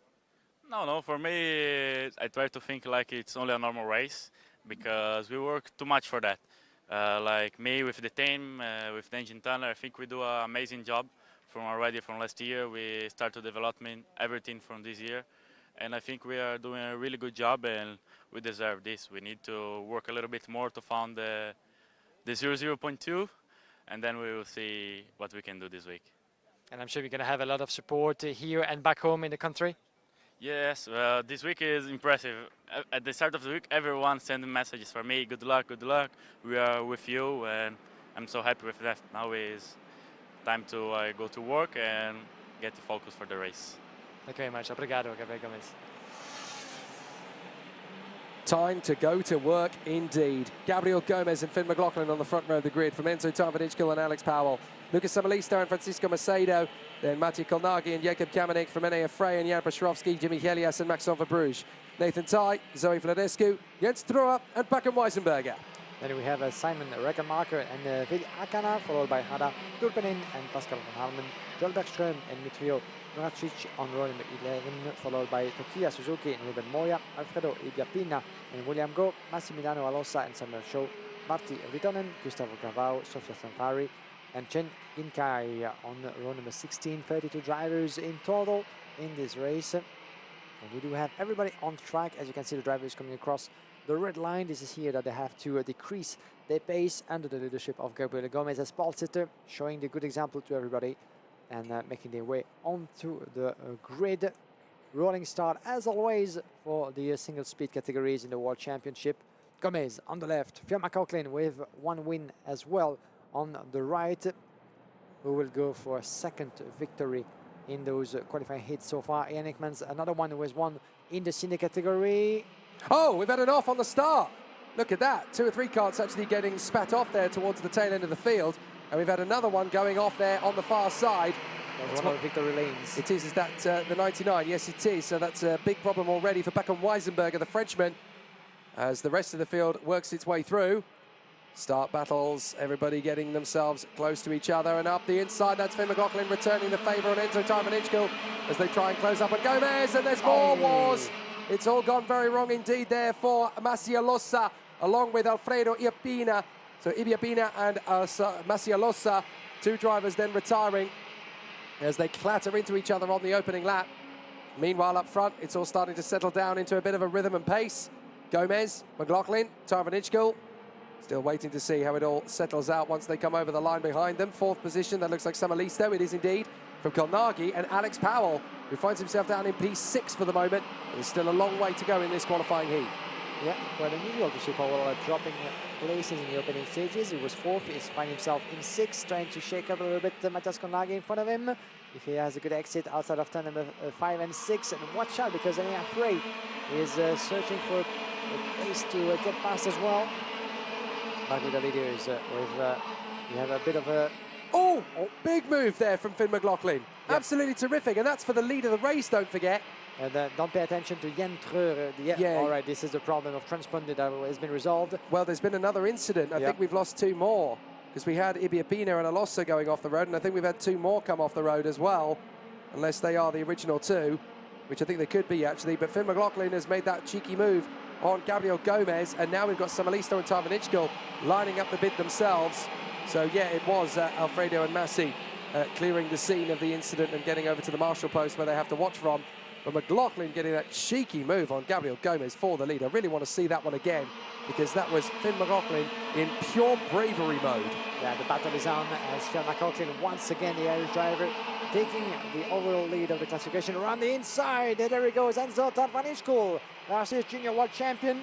And watch out for the respawn from Lucas Samalisto. Those two battling along, and Samalisto having to defend against Matthias Kolnagi. Kolnagi having to stay behind, but there was a bit of a push on the cone alongside the track coming to turn number 13. Whew. Not quite sure actually that the officials will like that as well, as Alex Powell trying to make his bid on Kolnagi in turn number 2, on the inside, goes as well on the Tony Cards. Might be Jan Pierzowski and Jimmy Elias for the back for P8 and 9. Alex Powell on the inside of Matthias Kolnagi. The door is open as well for Pierzowski to get through. So Powell up into P5, Pierzowski P6, Kolnagi down to P7. As Jimmy Elias, one of the Tony Cards from World Racing, shall I say, is putting out the fastest lap in this race. But what a cheeky move that was as well. It was very aggressive driving that we've seen there. We might need to see that again. I think we will. How ruthless do you want to be in the battle for position as Pestrovsky has a look up the inside of Alex Powell? Oh my goodness! They are absolutely relentless in this World Championship race. And Powell hangs on just.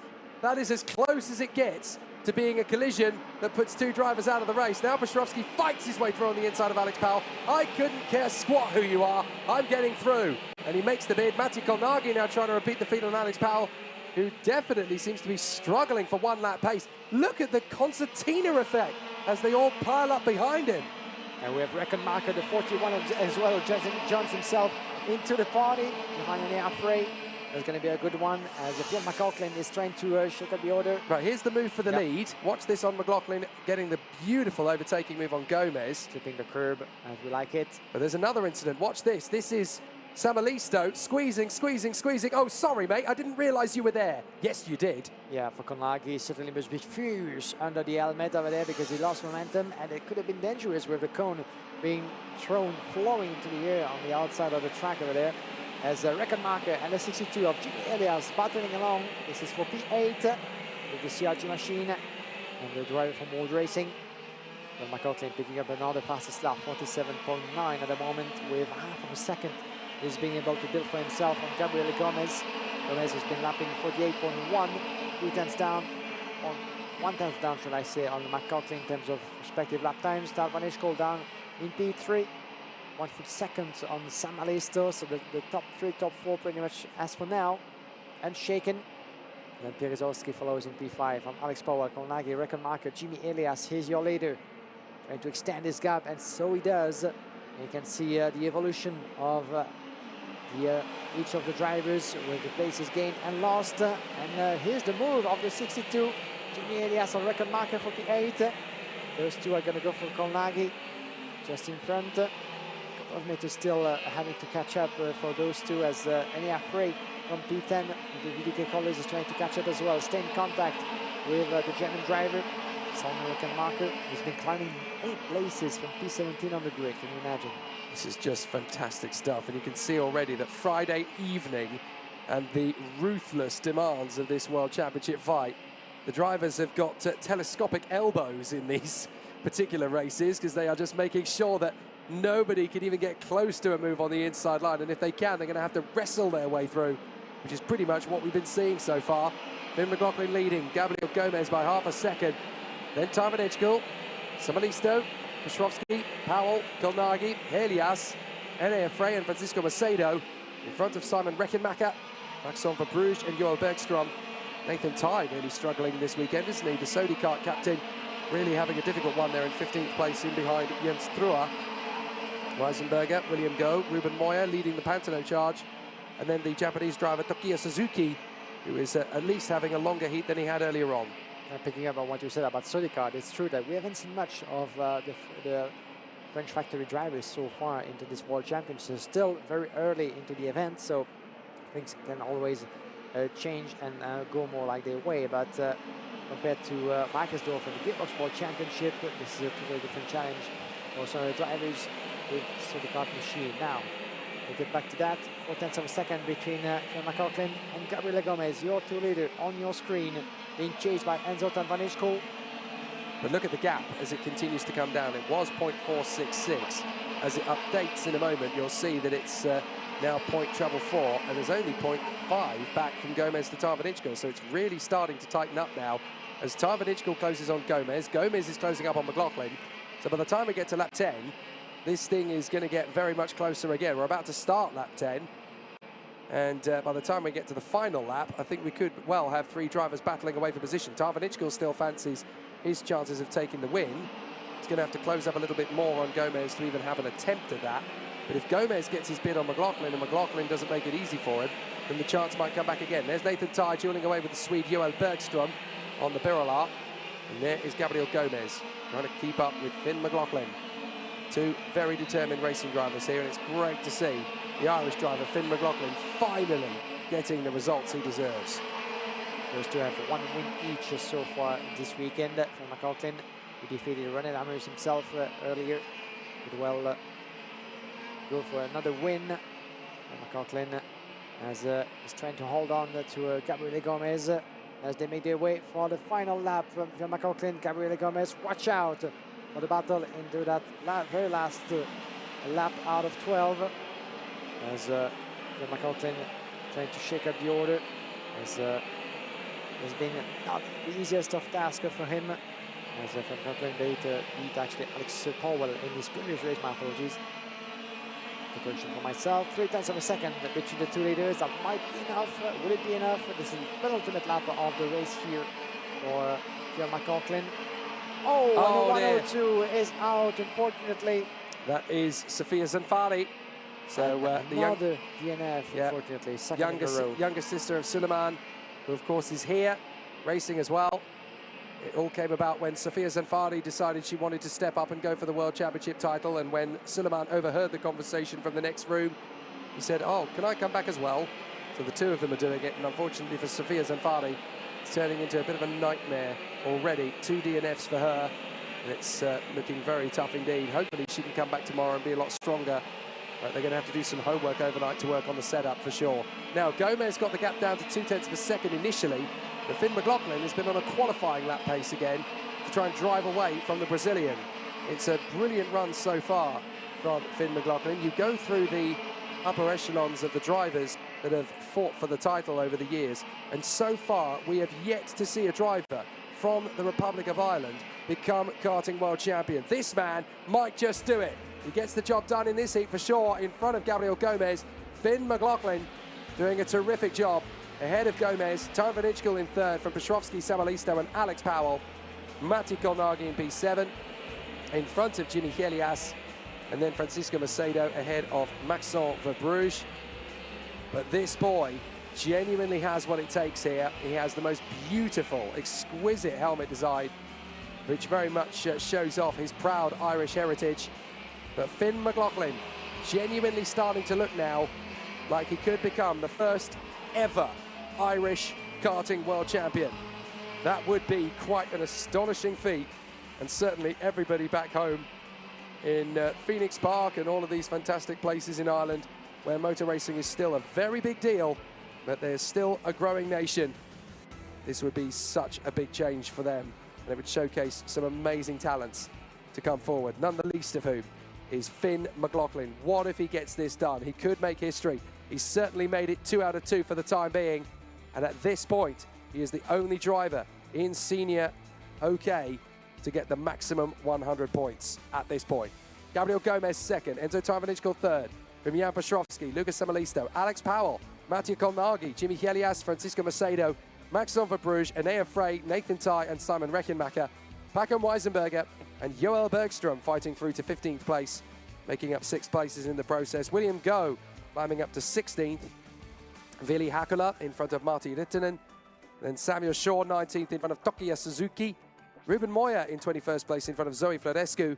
Dimitri Moravchik, Jacob Kamenik, Arda Teppanen, Jens Trua, Pascal van Almen, Gustavo Galvo, and then Chen Yinkai with the 3 retirements from earlier on. Sofia Zanfari, Alfredo Ibiapina, and Massi Alossa, the latter 2 clattering into each other on the very first lap. Finn McLaughlin again just calm, cool, collected.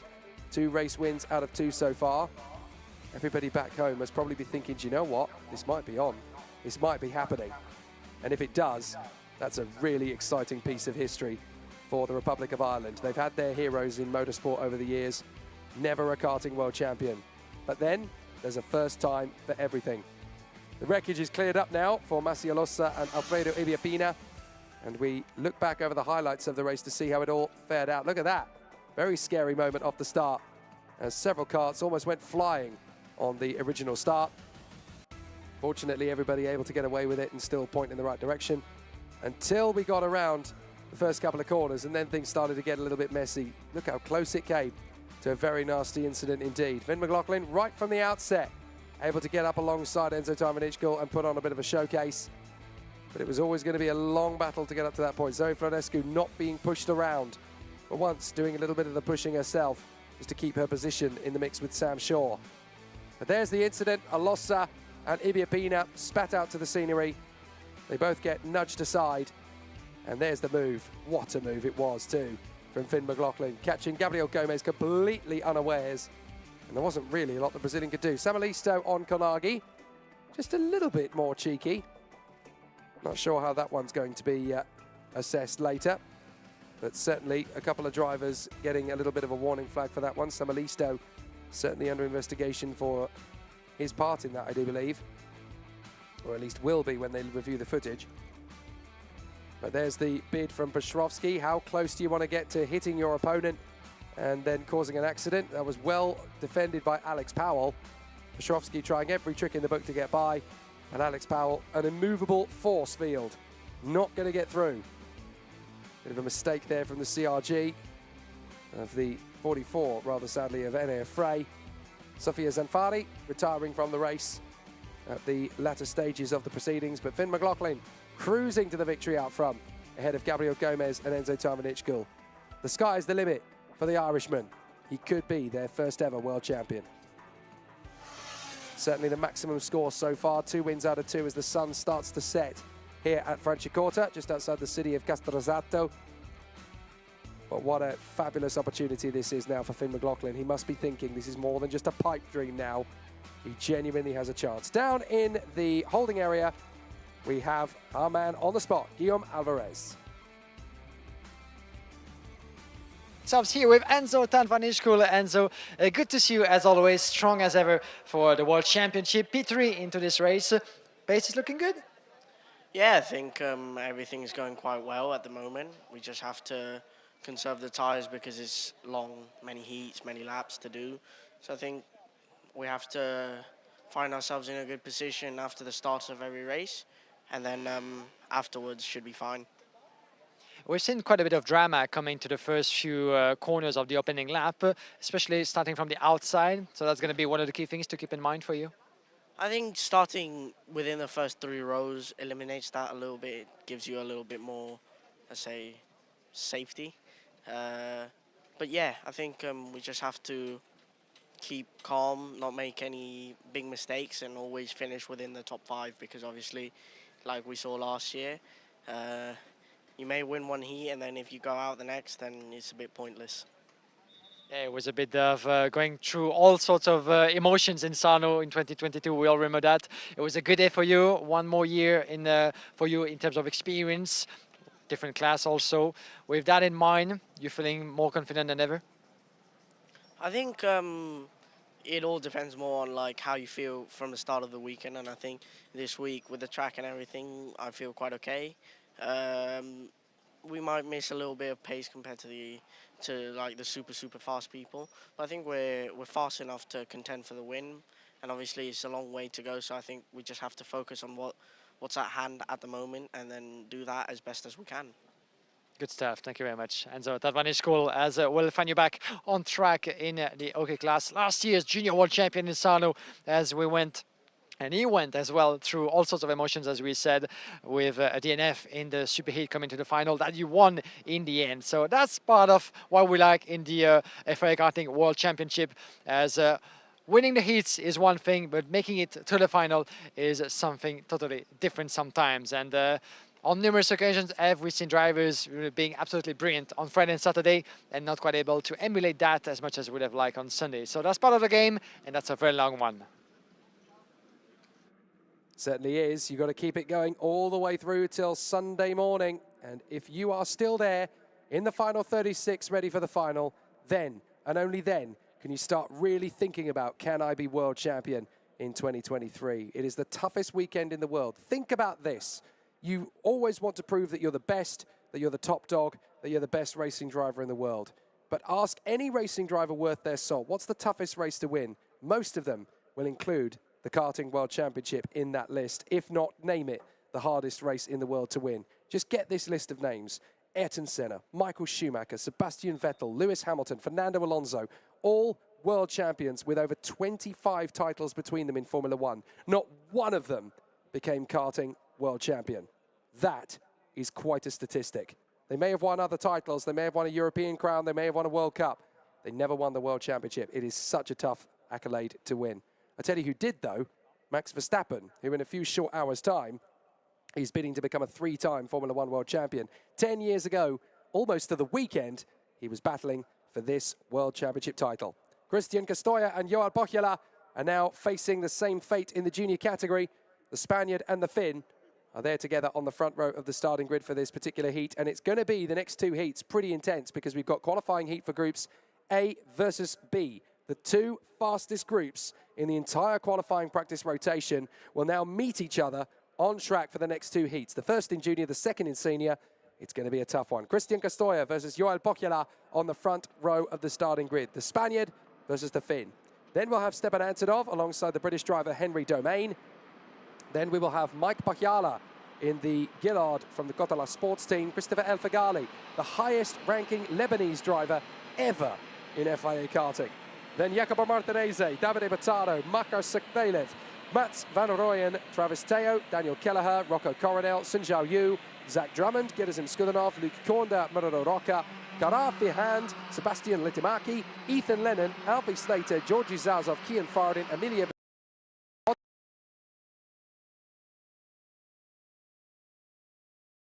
Lucas Mora, Augustin Sepulveda, Clara Kowalczyk, Ludo Busso, Kasper Bonda, Augusto Toniolo, Wojciech Woda, and Lucas Obrycznik. 36 drivers all going to battle. And it shows you just how intense it is in OK Junior, the fact that we've got 7 groups. And even in the qualifying heats, we have the maximum capacity of 36 drivers on the starting grid for these qualifying heats. It is truly insane how busy this World Championship race meeting it is. The most we have ever seen in a World Championship meeting in FIA karting, and certainly the most oversubscribed direct drive meeting in the sport's history. Absolutely sensational. And with 57 nations, another new record. It's just record after record after record broken this weekend. And what about the racing? Well, you'll have to wait another lap. They're going round again. And here we go. Time for you to catch your breath, my dear Jake. Certainly need to. So you can see the yellow light is on. That means that Nigel Edwards decided that, no, not good enough. Here we go again for one extra attempt to that starting procedure. Good to talk to Enzo Tavanichkul, of course, the young Thai driver from Premier Racing.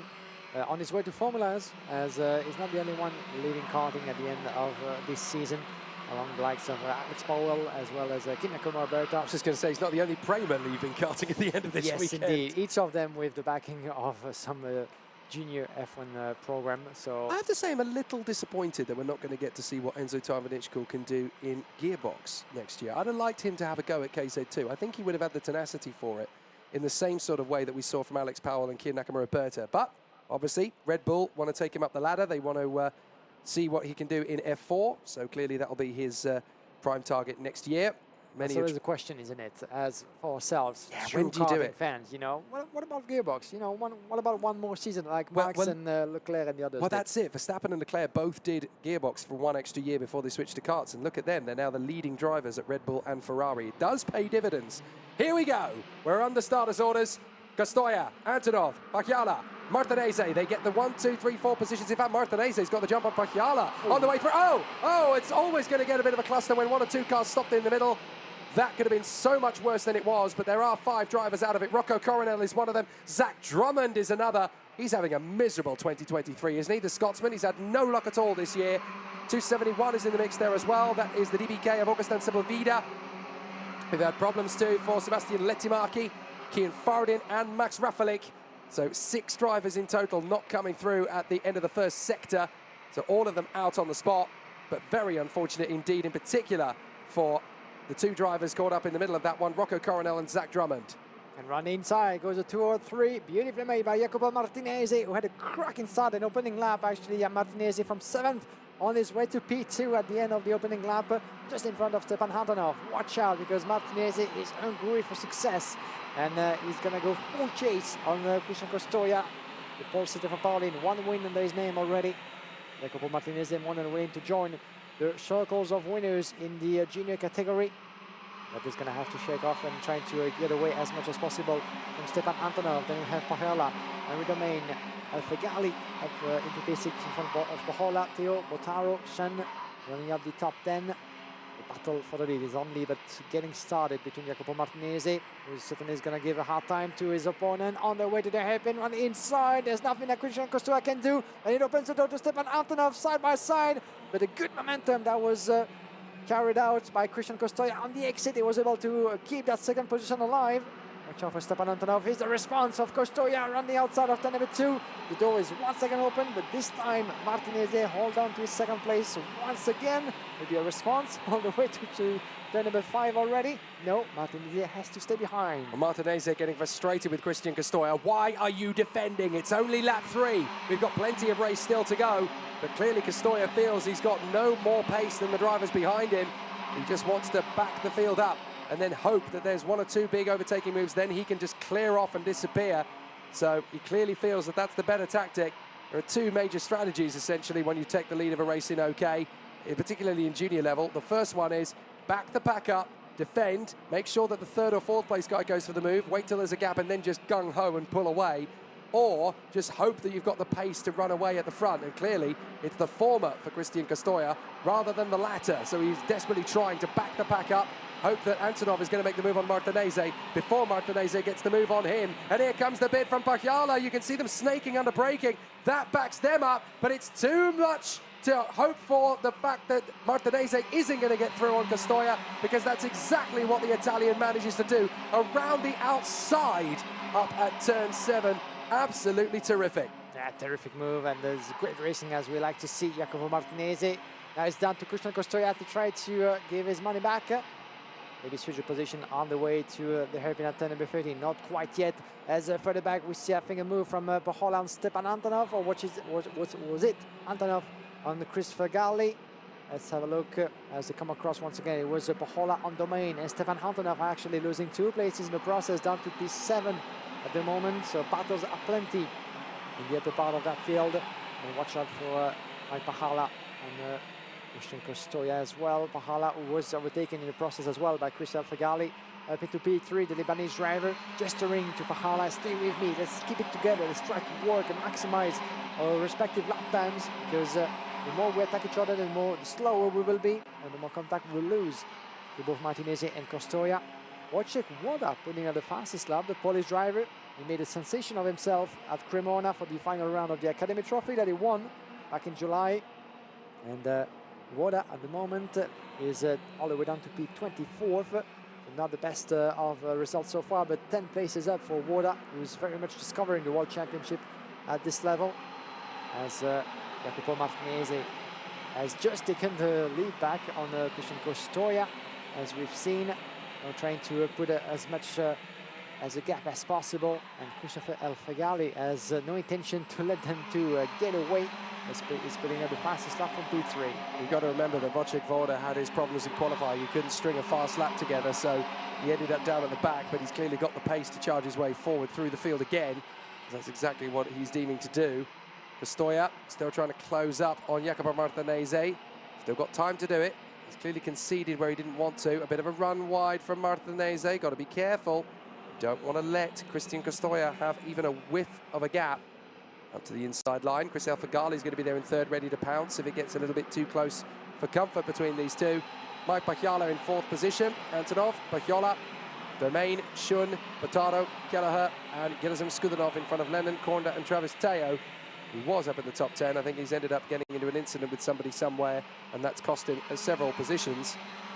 But the Malaysian is definitely worth a watch, because he's very quick today and certainly on the move around this Franciacorta circuit. Watch for Costoia, watch for him. Starting to really heighten up the drama here behind Martinez, and Alfagali is closing in all the time as well. And that's going to be an interesting tussle with 4 drivers in the picture at the closer of lap number 7. There's no one trying, at least for now, outside of the hairpin. Martinez under intense pressure for the Italian driver, who went on to finish third overall in the European Championship.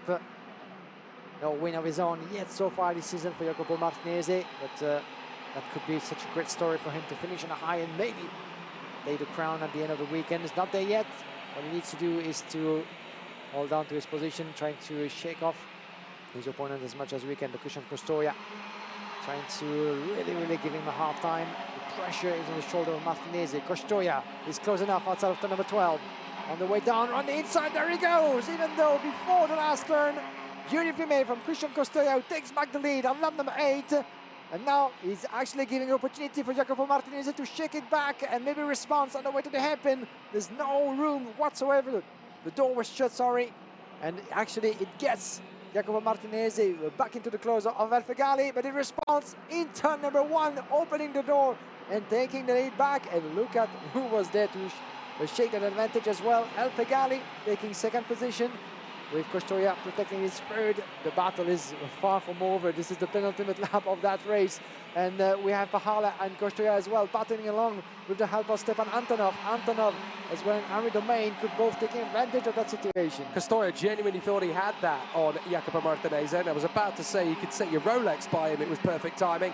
But unfortunately for him, Martinez had a move up his sleeve to get back through on the inside line, and putting Costoia just slightly offline at that point, good enough to give Chris Alfagali a go. Martinez getting defensive. This is dangerous. A very dangerous game for Martinez to play with 1 lap to go, going into the fastest part of the course. If Alfagali's even got a whisker of a half gap, he's going to try and go right round the outside. Surely he can't get that turn in. He can't, but Costoia's going to open up the door. This is the chance for Martinez now. Alfagali will try again. A big snake under braking, diving up the inside. There goes Antonov. Dives in on Costoia. And it's a proper shuffle of the deck as Domain goes all the way down to 5th behind Pachiala, Shun and Bataro. But this is not done. Alfagali still thinks he can get past Jacopo Martinez. All he got to do is be close enough into that final hairpin, catch him off guard, and maybe the overtaking move can happen. But if you get it wrong, Antonov and Costoia are right there, hungry to take it. Down the back straight, 180 meters this particular section of the course. Down to the braking zone, hold the inside radius. Perfect from Martinez. Don't think he's going to lose that now. Well timed, well held. Jacopo Martinez will take the victory. Beautifully done. A great run from the Italian there in front of the Lebanese driver, Chris Alfagali. And Stepan Antonov in front of Christian Costoia. and then Mike Pakyala and Shun Zhaoyu. A brilliant start for everybody in that top 6, to be fair. They all had a great racecraft battle there, and that's just a bit of a warm-up, really. That's just to scratch the elbow, really, and get yourself warmed up for the battles that we're going to get tomorrow. Jacopo Martinez, the Italian, though, excellent work. He's been threatening to be a real fierce contender for both the European and the World Championships all season. And now he's here at Franciacorta on home soil, don't forget. He would dearly love to become the latest Italian world champion. If Formula One is based in the United Kingdom, if NASCAR is based in the United States, if motorcycles are based in Spain, karting is very much home in Italy. And so for Jacopo Martinez to win the World Championship in the sport where Italy very much dominates on home soil, that would just be extra, extra special. Not many people get to do that. Jacopo Martinez in front of Chris Elfagali and Stepan Antonov, Christian Costoia, Mike Pakyala, Shun Zhaoyu and Davide Battano, Gerasim Skudanov in front of Joel Pokyala, Dan Kelleher ahead of Henry Domain, and then Ethan Lennon lining up in front of Luke Kornda at the flag, ahead of the Malaysian Travis Teo and the Brazilian Morello Roca. 16th across the line, Lorenzo Campos, who of course not only represents Portugal but also represents the African nation of Angola. Ludovico Busso, Kara Fiahand of Indonesia, Alfie Slater in front of Makar Sevelev, Mats van Rooyen ahead of Lucas Mora, and then Otto Veneri Sakala from Wojciech Woda, Augusto Toniolo, Georgi Zazov, Lucas Abruchnik, Klara Kowalczyk, Kasper Bonda and Sebastian Letimaki, who had that problem on the opening lap, dropping him to the back. A very determined and very fired up Jacopo Martinez. Already looks like he could be a KZ2 and KZ champion of the future, doesn't he? Rocco Coronel, Zach Drummond, Kian Fardin, Emilia Wierzmierska, Max Rafalik and Augustin Sepulveda all out on the opening lap. Here's how it happened, as we had one little conflagration in the middle about now. You can see that there. Coronel gets tangled up with Zach Drummond, and it's just a case of, can you avoid it? If you can't, game over. So it was all done for Rocco Coronel, Zach Drummond, Kian Fardin, Emilia Wierzmierska, Max Rafalik and Augustin Sepulveda. All 6 of them, the Dutchman, the Brit, the Swiss, the Poles and the Chilean, all retiring from the race at the same point. But Jacopo Martinez kicking up a storm as he duelled away several times with Christian Costoia. Really good to see Martinez again getting his elbows out and making sure that he was not going to be pushed around by anybody. Some great moves. And genuinely, I'm starting to consider Jacopo Martinez as a genuine World Championship winning contender. He's in the Kart Republic, which, as many people will argue, is one of the top chassis, if not the top chassis in 2023 to be on. Not that Christian Costoia will let you hear that and get away with it, as the Paralin driver has pulled off just as many moves on his machine.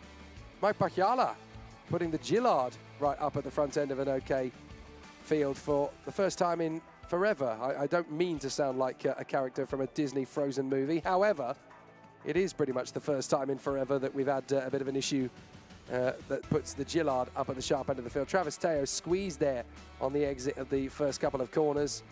Costoia genuinely thought he'd nailed the move there on Jacopo Martinez. But just a few corners later, Martinez decided, no, I'm going to get through on the first turn. I'm going to be brave.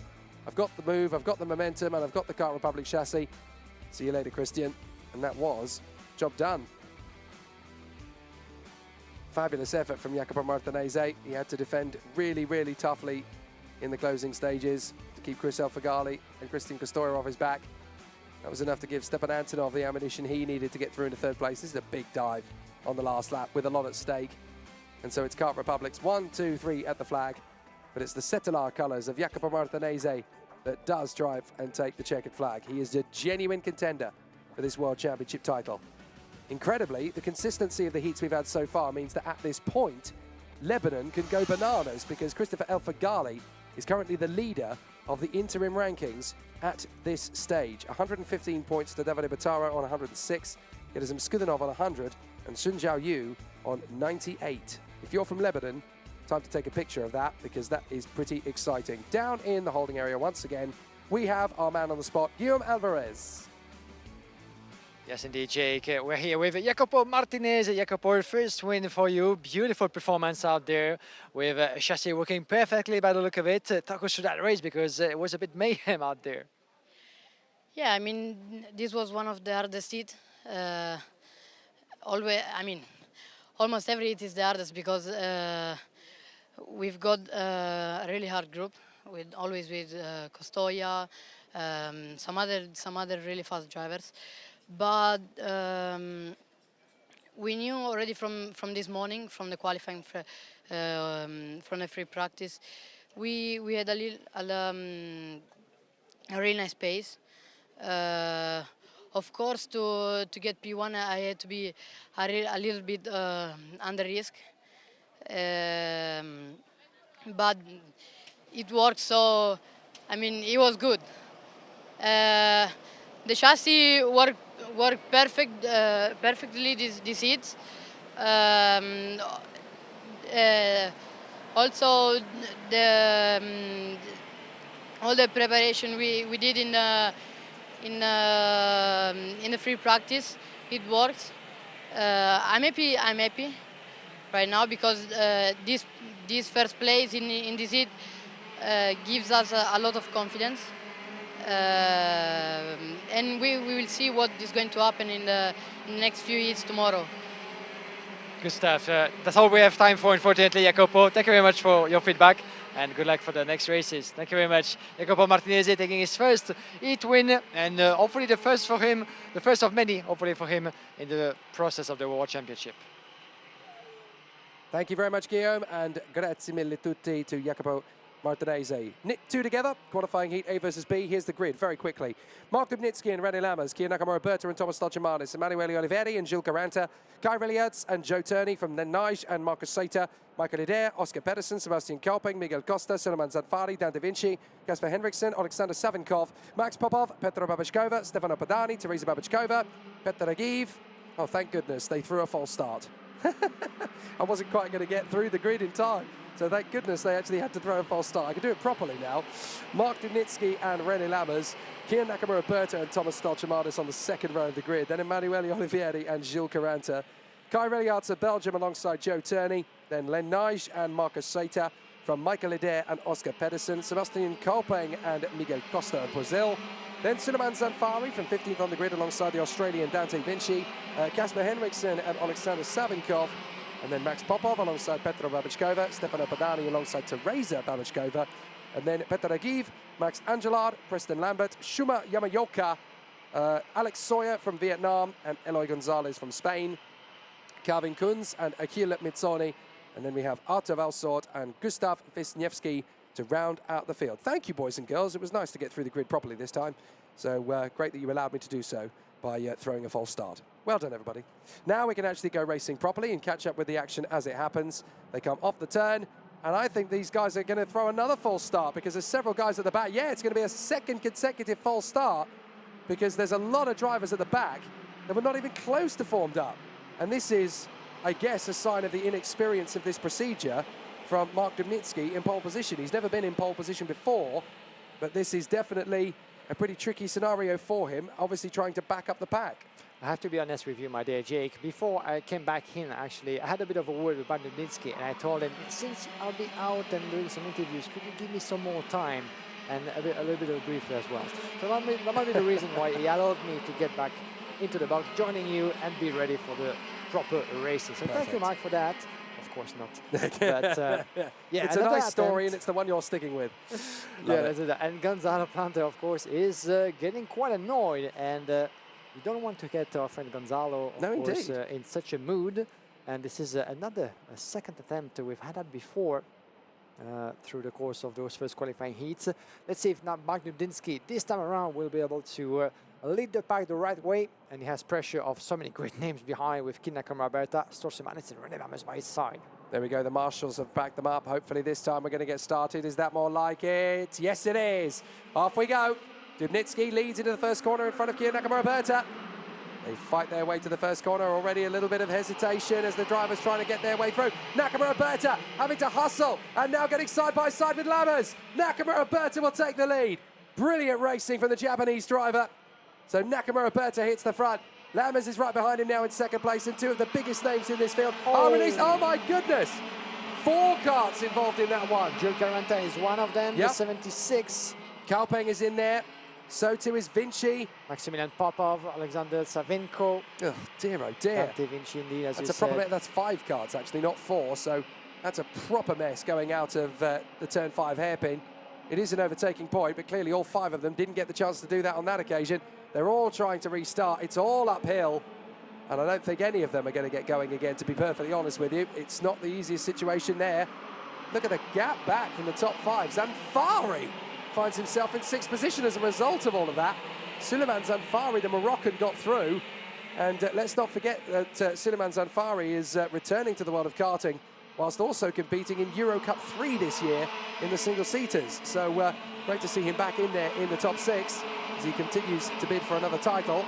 He's the busiest man in Morocco as well. He has about 4,000 businesses, doesn't he, Suleiman Zanfari at the moment, but good to see him here. Big dive on the inside from Kai Rilliarts, the Belgian, on his debut in senior in FIA Karting, is putting off just as sensational a performance on his debut as Louis Iglesias did back at Cremona. This is terrific from Kai Rilliarts, straight in at Tony Kart, straight in the senior, and he looks like he's been doing it for years. He took a P3 in his previous race, and more than willing to emulate that, or even more so.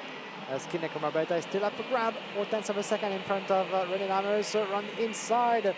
There he goes, Len Nace on Magnum Linsky, beautifully made on the 22, as the CRG driver is not quite able to keep up with the pace of the leaders in front of him, despite starting from pole position.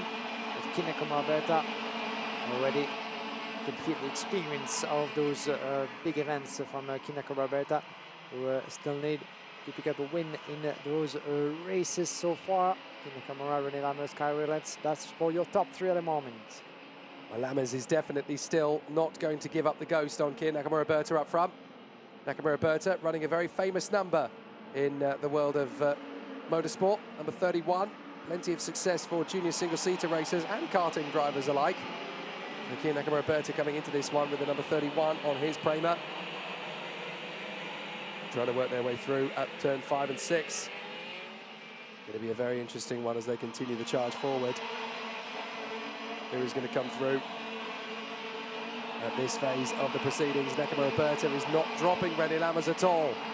Rilliarts and Nige, the 2 Belgians, just can't stay away from each other, and they're really giving a proper strong bid here.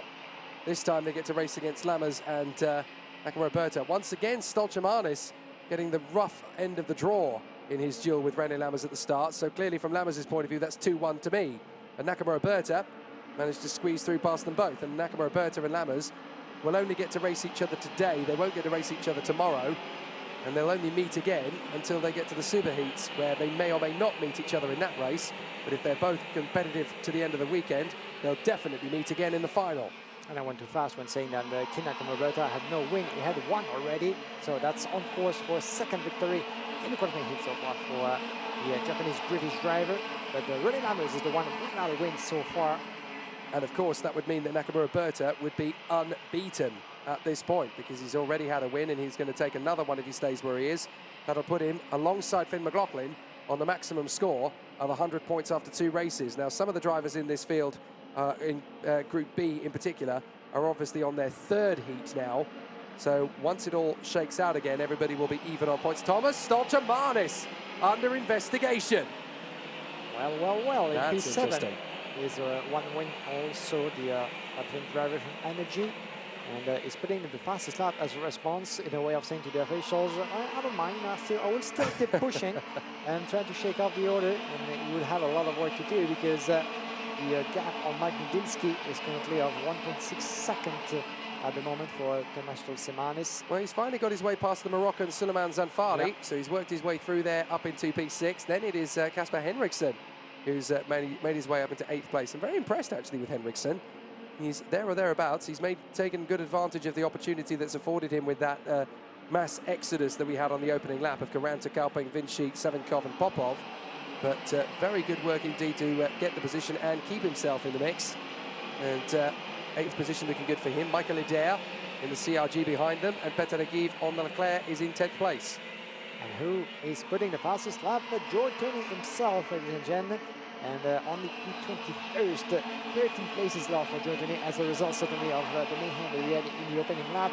But he had been able in the past, of course, after what had been a decent qualifying for him. which is a change compared to some of the other races we had to fight his way through throughout the weekend. After qualifying, the pace was good, but that's a bit of a blow for Joe Tenney, unfortunately, because despite the pace still being there with the fastest lap, he's going to have to work a lot and hopefully try to pick up the pieces left. Yeah, we're definitely going to need to see the replay of that start in the highlights package later on, because Joe Turney suddenly going from, what was it, on the grid? He was 8th on the grid and now finding himself all the way down in 20th, so clearly something's not gone well. But Kia Nakamura out in front is doing what he does best, opening up the taps and steering ahead of the rest of the field. This is the way that the Japanese driver wants to bow out. He has already, of course, won a European title without taking a win in the final. And, of course, he's one of the few drivers in history to have won a Junior World Championship final without taking a win in the final, because, of course, it was Freddie Slater that crossed the line ahead of him with that faulty front fairing position. And it was Kia Nakamura who inherited the title and the World Junior Championship on that particular day. So from Nakamura-Berta's point of view, if he's going to have a last karting meeting, this is the one to win, the World Championship in Senior. Yeah, what a memory that was in the reign of Campias 2021. Many of you might remember that as well, certainly. Oh, and we've lost one of the Falcon drivers. Yeah, that is a Falcon. That's Alex Sawyer. So the Vietnamese driver, Alex Sawyer, who, when this weekend is over, he'll be preparing to make his car racing debut in India next month, of all places. He'll be heading out to the Indian F4 Championship. But very disappointing indeed for Alex Sawyer, the young man from Vietnam, ending his race on that particular occasion. He's not out of the weekend, of course. There's still plenty more to do, but that definitely impedes his progress so far this weekend. Nakamura-Berta ahead of Lammers and Kai Rilliards. I tell you what, he is so far in OK Senior the standout star, isn't he? 3rd position, up amongst... Look at the drivers he's got behind him. He's got Nice, he's got Dubnitsky, he's got Stolchamanis, he's got Joe Turney, he's got the Babichkova sisters, Ella Gonzalez, Miguel Costa, some big names. This is only his first appearance in Senior, in a Tony kart, in OK, in the FIA Karting World Championship, and he's in the top 3. That is just astonishing. Yeah, he's had a bit of a practice before, but not so much to be able already to put himself at this level, but impressive set of skills and demonstration, certainly, by the Belgian driver.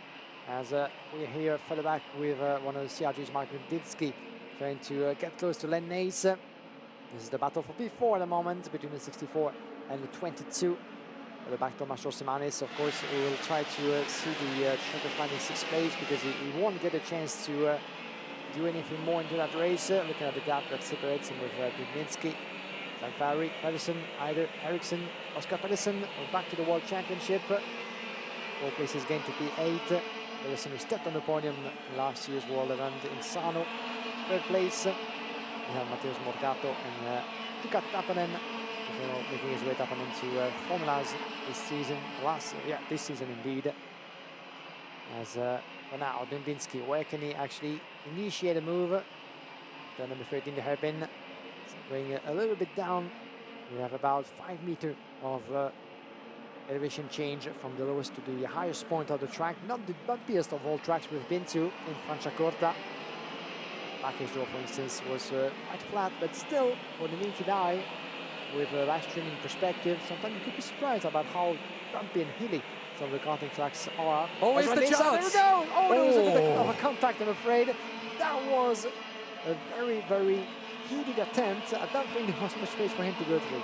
I think Dubnitsky thought he had a chance there to get through on the inside of Len Nige, and Len almost asleep at the wheel there, trying to let him go. But Kia Nakamura-Berta will come through to get the victory. Excellent result for the Japanese driver, and a really exciting moment for him, as he will come through to make it 2 wins out of 2. René Lammers, 2nd position, currently 132 points scored out of 150 potential. Kai Rilliards in 3rd place, though. That, for me, is the drive of the day so far. Right up there in the mix with drivers who have a lot more experience, a lot more in terms of track time than he has had coming up to this. But what a star. Kai Rilliards right up there in the top 5. Len Nise and Mark Dubnitsky in the top 5 as well, almost tripping over each other on the final lap. But there could be another celebration in Japan. If Kia Nakamura-Berta gets it together this time and wins it going away, he'll become the first ever Japanese world champion in Senior. That would be quite an exciting performance, especially considering he was the first ever Japanese world champion in junior. In fact, at the time, he was the first ever Asian to win a world title of any kind in FIA karting. In World Championship terms, I should say. There have been World Cup winners. Alex Albon springs to mind. But certainly in the World Championship, it had only been Kia Nakamura up to that point. And then, of course, Enzo Tarmanichkul got the job done for Thailand last year. René Lammers second. Kai Villiart's third from Len Nysen, Mark Dubnitsky, Thomas Stolchemanis and Suleiman Zadfari. Oscar Pedersen, Emanuele Olivieri, Michael Adair, and then Marcus Scheiter in front of Petar Agiv, Kasper Henriksen, Gustav Wisniewski, and Teresa Babichkova, the former W Series racer. Petra Babichkova came home a position behind her. Joe Turney ending up in 17th place in front of Miguel Costa. And then Artur Valsort in front of Stefano Padani. Eloy Gonzalez, the American driver Preston Lambert. And then it is Akil Mitsoni in front of Max Angelard, Calvin Kunz, and Shuma Yamaoka. Retirements for Alex Sawyer, Gilles Caranta, Sebastian Kolping, Dante Vinci, Alexander Savinkov, and Max Popov. The latter 5 all on the first lap.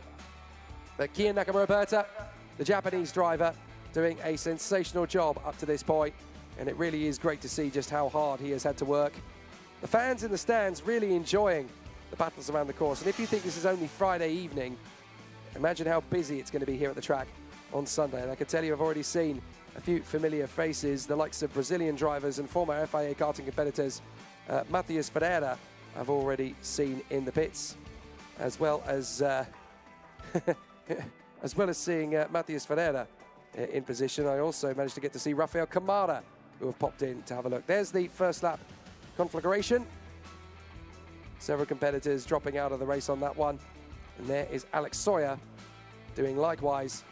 This is a very cheeky last-minute moment. We almost saw some badinage there between Mark Dubnitsky and Len Nyes. Otherwise, it was pretty neat and tidy, pretty calm and collected, as Kia Nakamura would cruise home to get his second win of the day. There is Nigel Edwards, our race director, who's keeping an eye on things as all of the contenders are battling away. The drivers there, not just driving, but also watching. They love racing, but they can also pick up a few tips from their rivals if they get the opportunity to sit there in position. So quite important to take note of what is happening out on the course. 2 races to go today, 1 junior, 1 senior, groups D versus F in both qualifying heats. So obviously very important to make sure you're in the best position to move up and take advantage. Down in the holding area, we have Guillaume Alvarez. Jake, I find myself here with one of the heroes of the start of the World Championship, Kai Rilas from Belgium. Good to see you, Kai. This is your first ever attempt at the World Championship in the OK class, and 2 P3 results so far with Tony Kart. The pace is incredible, and you find yourself certainly in a very good spot for the next few days. Yeah, for sure. The first 2 heats went really well. Twice P3, came from P7, so speed was looking good after the tires, and see what we can do tomorrow. 4 more to go. So this is a pretty new partnership for you to be with the Tony Kart factory. Can you talk us through that new experience of yours and how you have adapted to this new environment? Yeah, for sure it was hard in the beginning because I come from Rotax, a different class, to this is really hard to swap and everything. But Tony Kart helped me a lot with this, and I'm grateful for the opportunity. So yeah. And results apart, how does it feel like representing Belgium at the world stage on Franciacorta with the best in the world? Yeah, for sure good. As a little kid, I always dreamed to stay here, and now I'm actually here. So, and for sure in Tony Kart, it's also one of the best teams in my opinion, and I'm looking forward to the next 2 days. A dream coming true and the results that come with it. Thank you very much, Hartelijk bedankt, Kai Rilas, and good luck for the next few races and for the weekend. It's going to be a long game, but best of luck to you. Kai Rilas, twice in P3 for his first attempt in the World Championship with Tony Kart, and certainly the first of many more good results for him this weekend. It's the perfect start for the Belgian talent to be up in the top 5 twice, especially when you've got this incredible group of drivers to go racing against. He is asserting himself beautifully. Right, OK Junior, the last qualifying heat of Friday evening. Noah Monteiro of Portugal versus Luis Francis of Australia. This will be fascinating, isn't it? You're going to get the 2 teammates for Kart Republic, going at each other's throats into the first corner. But they'll also have some pressure from David Cosma in the Cetelar Racing colours in third place. And Sebastian Mins, the British driver in the VDK kart that will run there. Also a Kart Republic chassis, of course, in fourth position on the grid. In fact, the only driver that is not on a Kart Republic chassis in the top 6 is the Swedish talent for Tony Kart, Scott Lindblom, who is there getting themselves into position and battling away. Well, that's going to be a very exciting charge forward from the three rows of the grid. Well, Scott Lindblom, having already taken a very strong performance earlier on in the day, will definitely be one to watch coming into this one. A shame that some of the qualifying performances that we saw earlier haven't really materialized into anything particularly spectacular of late. It's not the same with every driver, but there's certain drivers that I would have liked to have seen continue to maintain the pace. There's been a lot of bad luck so far for the Estonian Merel Peldes, who's definitely looked to be one of the stronger Richard Mille Talent Academy drivers of the last couple of years. Luca Horton has had yet more bad luck, and Santino Panetta has not really been able to transfer anything from his position on the grid yet. Jagrat Throja has done very good, the Indian driver, not in qualifying, but certainly since then and prior to then. Nicolas Schaufler having to charge his way through from dead last. He really is channeling his inner Mario Kart as he runs into position. And of course, this is going to be the third and final attack from the Ukrainian, Alexander Bondarev. He's gone from 19th to 6th. He's gone from 20th to 6th. This time he'll start 19th. What do we reckon? P6?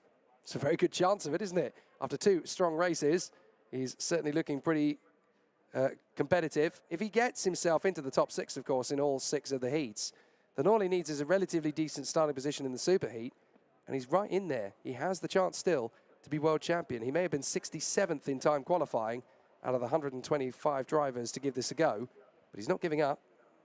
I mean, that's the spirit, isn't it? And with the consistency and the set of skills that has been demonstrated for the past few years, especially this season claiming the European crown, I mean, that's the least we expect from a driver of his caliber, you know? And you can see some drivers not competing, fooling around a little bit between themselves on the grandstands, watching some of their rivals and friends, of course, enjoying themselves on track, and that's good camaraderie that we like to see. Yeah, it's interesting you were talking about Alexander Bondarev. I actually got to spend the Sunday after the warm-up race to this with him. We went to Monza together to watch the Formula 4, and it was so funny hearing from him. You know, he had just lost the race and the title in that one fell swoop, and he was so disappointed with himself, and I had to remind him, he was like, Bondi, come on, you won the European Championship a few weeks ago. Yeah, but I lost this time. I didn't really get what I wanted out of it. It's amazing how quickly racing drivers move on, you know, from one accolade to the next. And they're like, no, it's all about this race. I've got to win this race. I've got to win this one. So the determination for every driver in this field to win the World Championship is higher than it's been for any other event in their careers up to this point.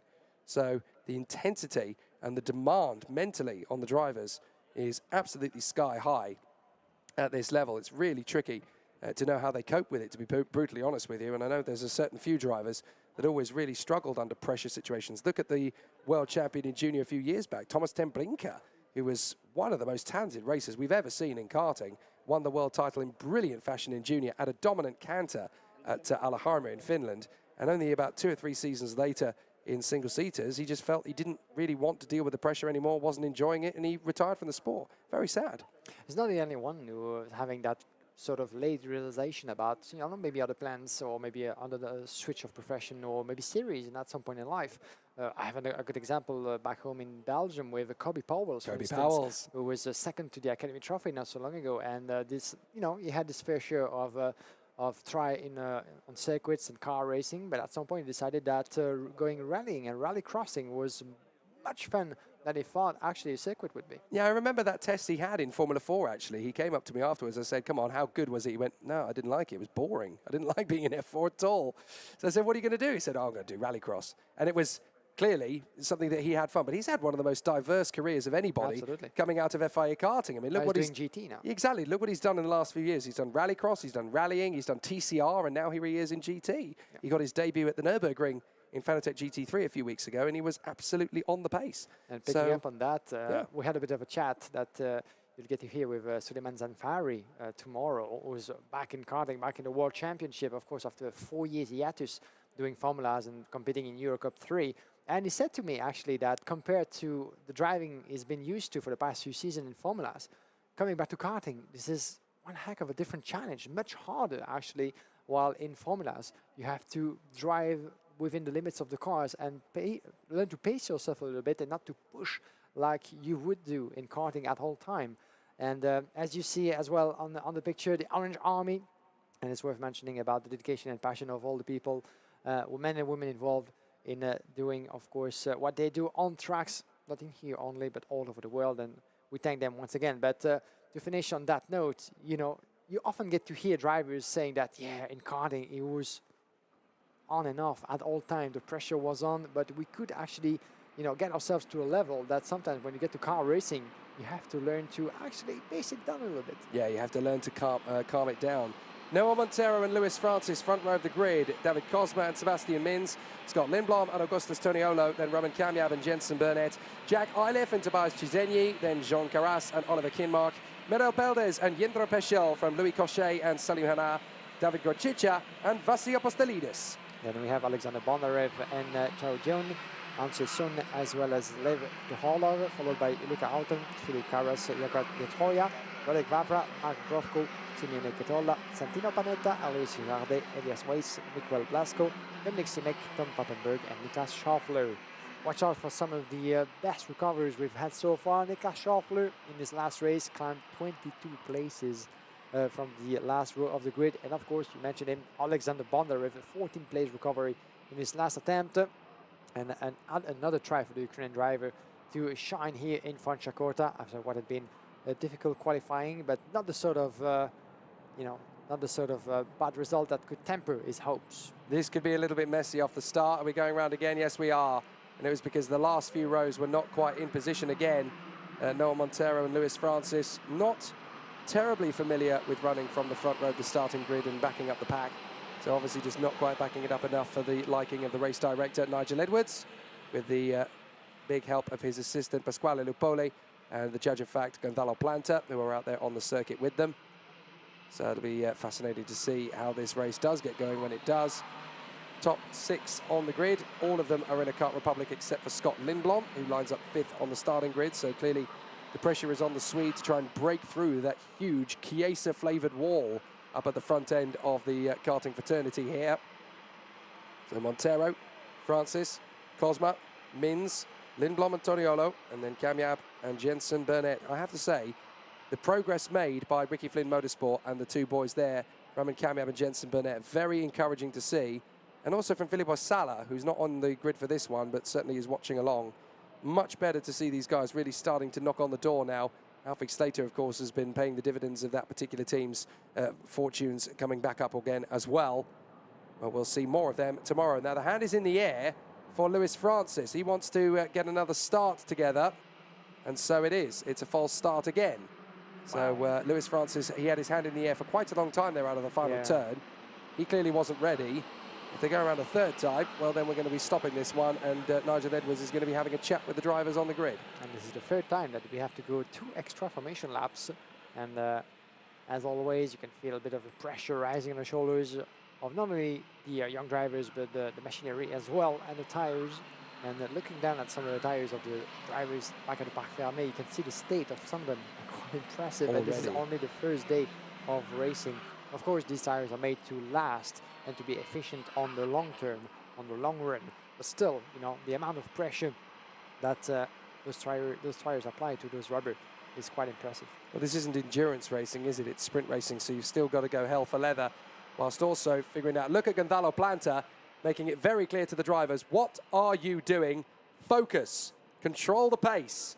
And that is to both Noah Montero and Luis Francis. Your job at the front end of the grid is to make sure these guys are in formation. It's your job. It's not mine. Focus. And that's very clear from Gonzalo Planta.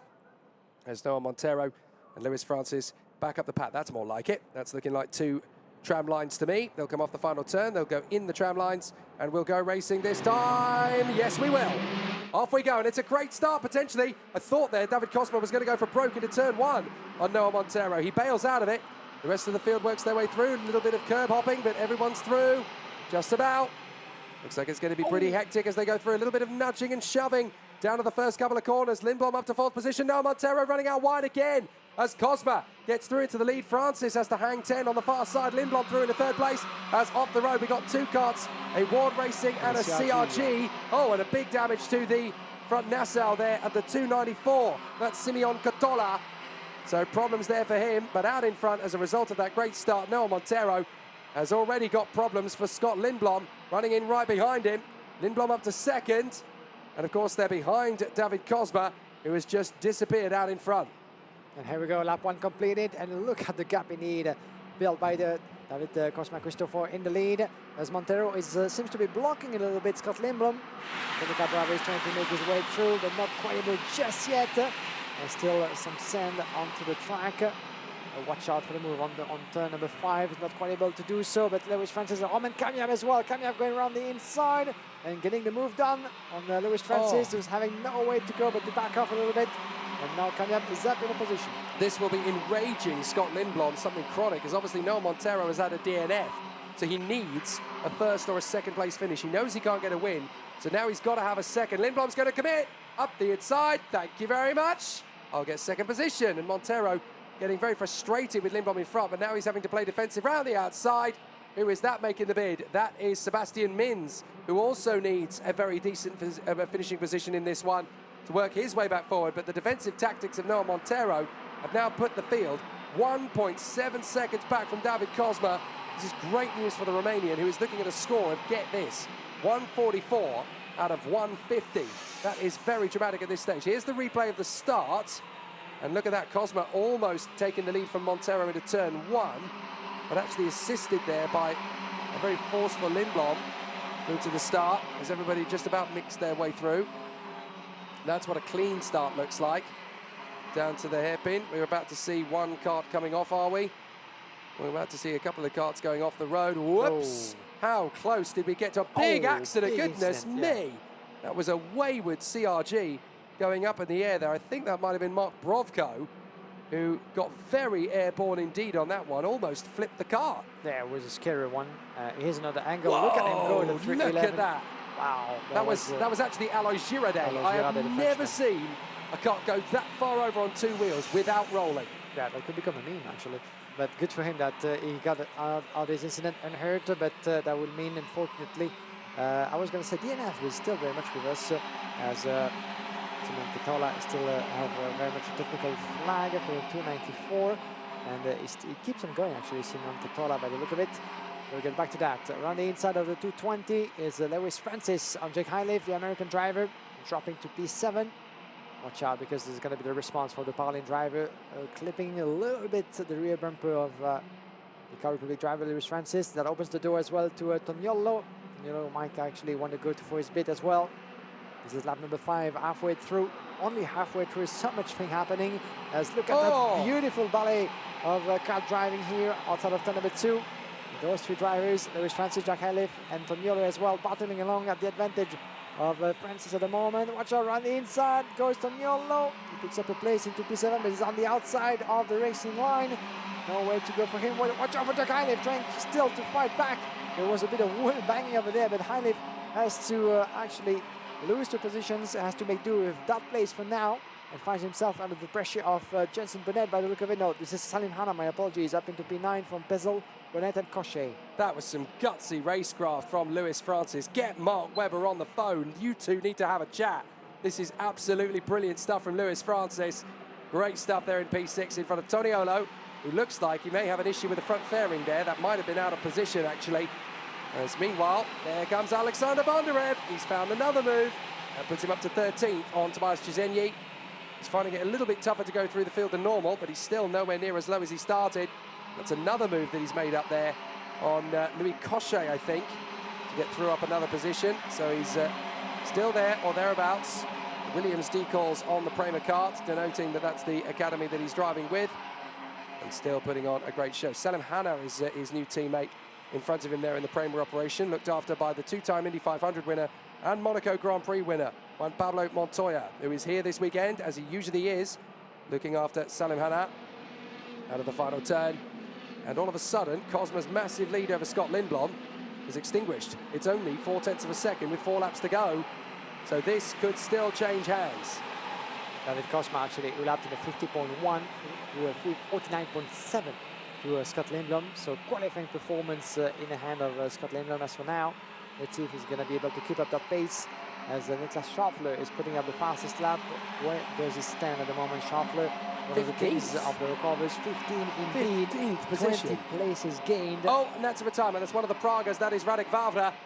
So the Czech driver, Radek Vavra, unfortunately his race is over. He joins Simeon Ketola and Jagrat Troja on the sidelines. He was in P25, fortunately for him. But let's see how far Niklas Schaffler will be able to go. As Look for at that gap. Bondarev. The gap is down to 0.2 of a second between Scott Lindblom and David Cosma. Another good lap for Scott Lindblom, who actually is trying to get away from Joan Montero, Sebastian Mins and Roman Kamiab. With Mins from VDK very close on Montero. We could find ourselves with 4 drivers battling for a potential win. With Cosma Christopher, like his teammate from before, Jacopo Martinez. We've seen battling along and taking the win in the Hockey class just before, but Cosma Christopher is going to have a hard time against the Tony Car driver. Lindblom very much on his tail after putting fastest lap after fastest lap. Of course, he won't make do with the second place. He wants to go for the move around the outside of number 13. This is the open door. He dives through, and David Cosma is not able to actually switch position by coming across the racing line. He's going to have one or a couple more attempts. This is the penultimate lap of that race. Scott Lindblom has made the first step. Now he's having to go defensive. See, the thing is, Cosma is thinking long game here. He knows he can lose a qualifying heat, but still finish right on the bumper of Scott Lindblom and be a few points ahead of him. In fact, he'll be 6 points ahead of him at this stage. So what's the point of moving over to the dirty side of the circuit, wearing out the tyres a little bit faster, putting yourself under more pressure to outbrake yourself, and falling into the clutches of the drivers behind? Just let him go. If he wants to win more than you do, he'll exert his tyres more and his brakes more by getting up the inside of you. This is a smart move from David Cosma.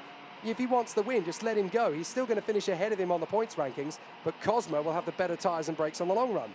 Yeah, still he doesn't need to fall asleep, because Joan Montero might see the opportunity to get close and give him a hard time in the last lap. So he was watching over his shoulder. Actually, David Cosma still very much in second place, but focus is on until the end. Scott Lindblom is still up for grab, even though he might not take too many risks, as you mentioned, on the way to turn number 5. Montero Mins in the same picture as well.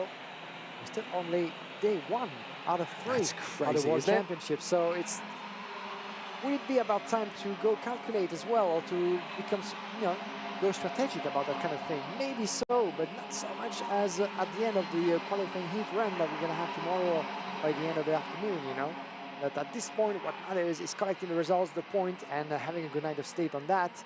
And as you said, David Cosma Christopher has come to the conclusion that a second place will be worth it, certainly more than the risk taken to get back to the win. Very comfortable for Scott Lindblom in the end. Cosma able to hang on to second in front of Noah Montero and Sebastian Mins. But that was all about calculated tactics and strategy for David Cosma. Let Lindblom go. Don't fight him. Look after the tyres, look after the brakes, look after the engine. This is still a very long way to go. And at the intermediate classification at the end of junior day 1 of 3, David Cosma has 138 points provisionally to Scott Lindblom on 132. Chris Alfagali has 115. Roman Kamiab has 112.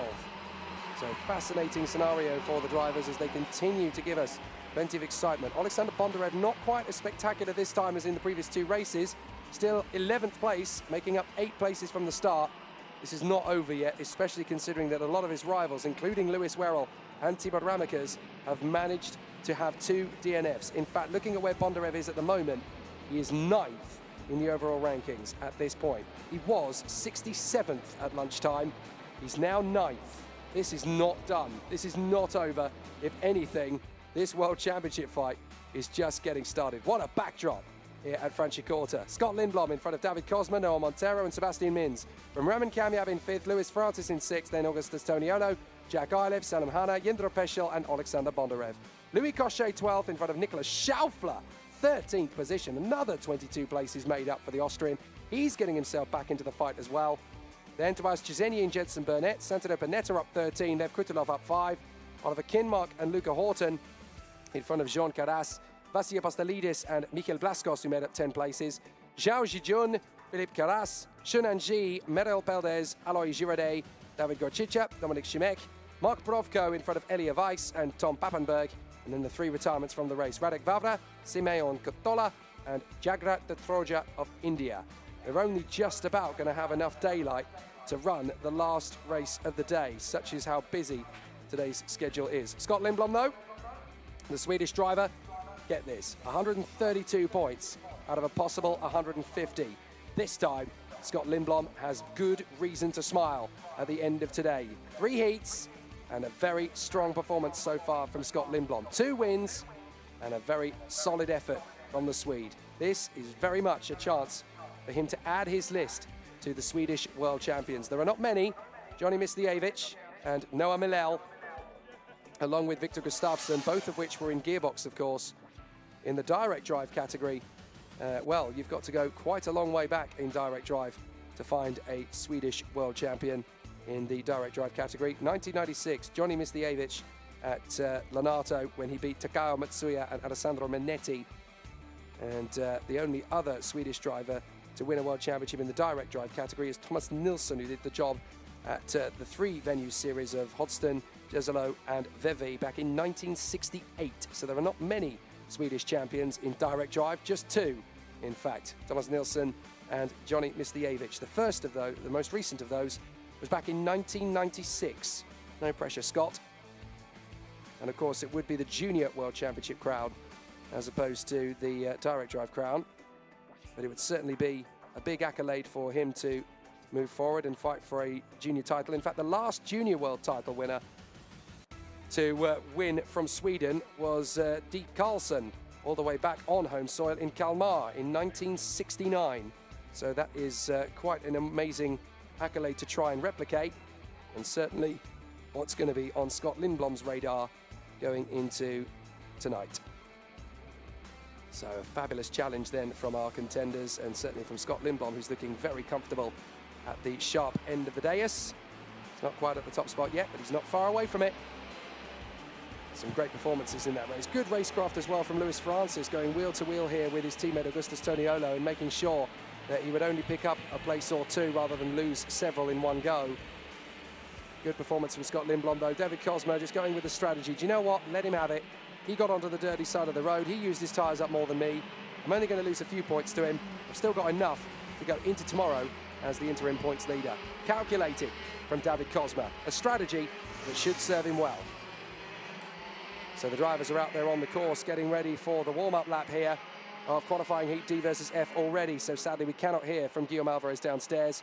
Finn McLaughlin, Olin Galli, Alex Powell, Simone Bianco, Francisco Macedo, Ian Eichmans, Jakob Kamenik and Dmitry Matveev from Jan Petrovski and Andrea Dube, Maxon Verbruge and Jacob Rashki from Zoe Florescu and Dardo Albanese, Bacon Weisenberger, Matteo Giacardi, Vidi Hakala, Xavier Avramides, Pascal Van Almen, Matthias Morgato, Dmitry Muravchik, Dino Storescu, Ruben Moya, Gazi Motlakar, William Go and Clement Outram, then Sam Shaw, Ivo Besterda, Gustavo Galvo, Kyoho Lee, Chen Yinkai, and Sofia Kotala. So the final qualifying heat of the day. The red lights are on the starting gantry. If they go out straight away, then we will have a fairly quick end to the day's racing, and it does. Off we go. Good start from Finn McLaughlin. Can he make it 3 wins out of 3? He gets a good start on Alex Powell. Powell drops into 3rd position behind Olin Galli. So already a fairly frenetic and quick start as the drivers went through. Big spin in the middle. Oh, and a big problem as several drivers try and avoid it. It's the CRG that goes off first. We'll definitely need to see that replay again, but it's game over for 2 men that clattered into the side, namely Maxon Verbruge and Dino Storescu. So big problems then. I think it was Verbruge that spun initially, and then Muravchik and Storescu who have got damaged karts. But that was a big moment. What a shame. As the 2 karts recover, or at least one of them does, that's the 82 of Dino Storescu. Surely that kart is not going to be able to finish the race. But Dmitro Muravchik is out on the spot, and somehow the 24 of Maxon Verbruge is able to keep going. And what state? I do wonder, because there was a big chance between the couple of drivers here in this lap number 2. John McLaughlin leading away for 6/10 of a second now. Olin Galli is got overtaken by Alex Powell. Simone Bianco on his teammate from CRG trying to do the same as well. A bit of a big exit from Simone Bianco. Watch out for or any move overtaking coming up our way as Ian Ekmans from P5. There he goes on the inside, Simone Bianco. That was a clean one. Wasn't much space into the left end of turn 11. That could actually give an opportunity to Ian Ekmans. He has a good momentum with his Leclerc machine around the inside, and the door was wide open for Ian Ekmans to make his bid. Malin Gali going from 3rd to 5th. To come across in front of us, Dimitri Matveev down in P7 from Pierzowski, Kamenik Dupe, Danilo Albanese outside of the top 10. Paco Mozambique trying to make his bid as well from P15 to for the DNF earlier in one of his previous races. But Phil McLaughlin, certainly one of the biggest demonstrations since the start of this weekend. Let's watch again what happened at the start. This is a good move from McLaughlin to chop across Gali and Powell, but it's in the middle of the field. I think it's the CRG of Maxime Verbruge that gets on the curb. Watch in the middle, wait for it, wait for it. There, look, Verbruge has lost it before he even gets to the curb, hops over it, and everybody else has just got to guess. Bang, there's the first contact. Bang, there's the second contact. How did everybody else avoid them? That is amazing. Yeah, there was a big one, and hopefully Maxence is not too shaken up after this, but you can see him, clipping the curb, going sideways. As you said, he lost control before actually making his way into turn number 3 out there. Yeah, very big moment lost there from Maxime Verbruge. Lost the back end completely. A very rare sort of mistake there from Verbruge. He's normally quite a calculated car, but the problem is when you're battling away with drivers and you're dealing with wheel spin, you're dealing with trying to look after the tyres, you can easily slip away if you're not careful. So a big moment there. But Finn McLaughlin leads Alex Powell. Simone Bianco 3rd from Eichmanns, Macedo, Matveev, Gali, who's down to 7th place now. From Brzezowski, Dupe, Albanese, Kamenik and Rashki, with William Go there in 13th position. Looking good at the moment, but this battle could well reignite between Finn McLaughlin and Alex Powell as the drivers that were involved in that earlier incident, Dino Strescu and Dmitro Moravchik, have now both retired. No surprises there. And this is the 8th race of the OK class, and still no win for Alex Powell.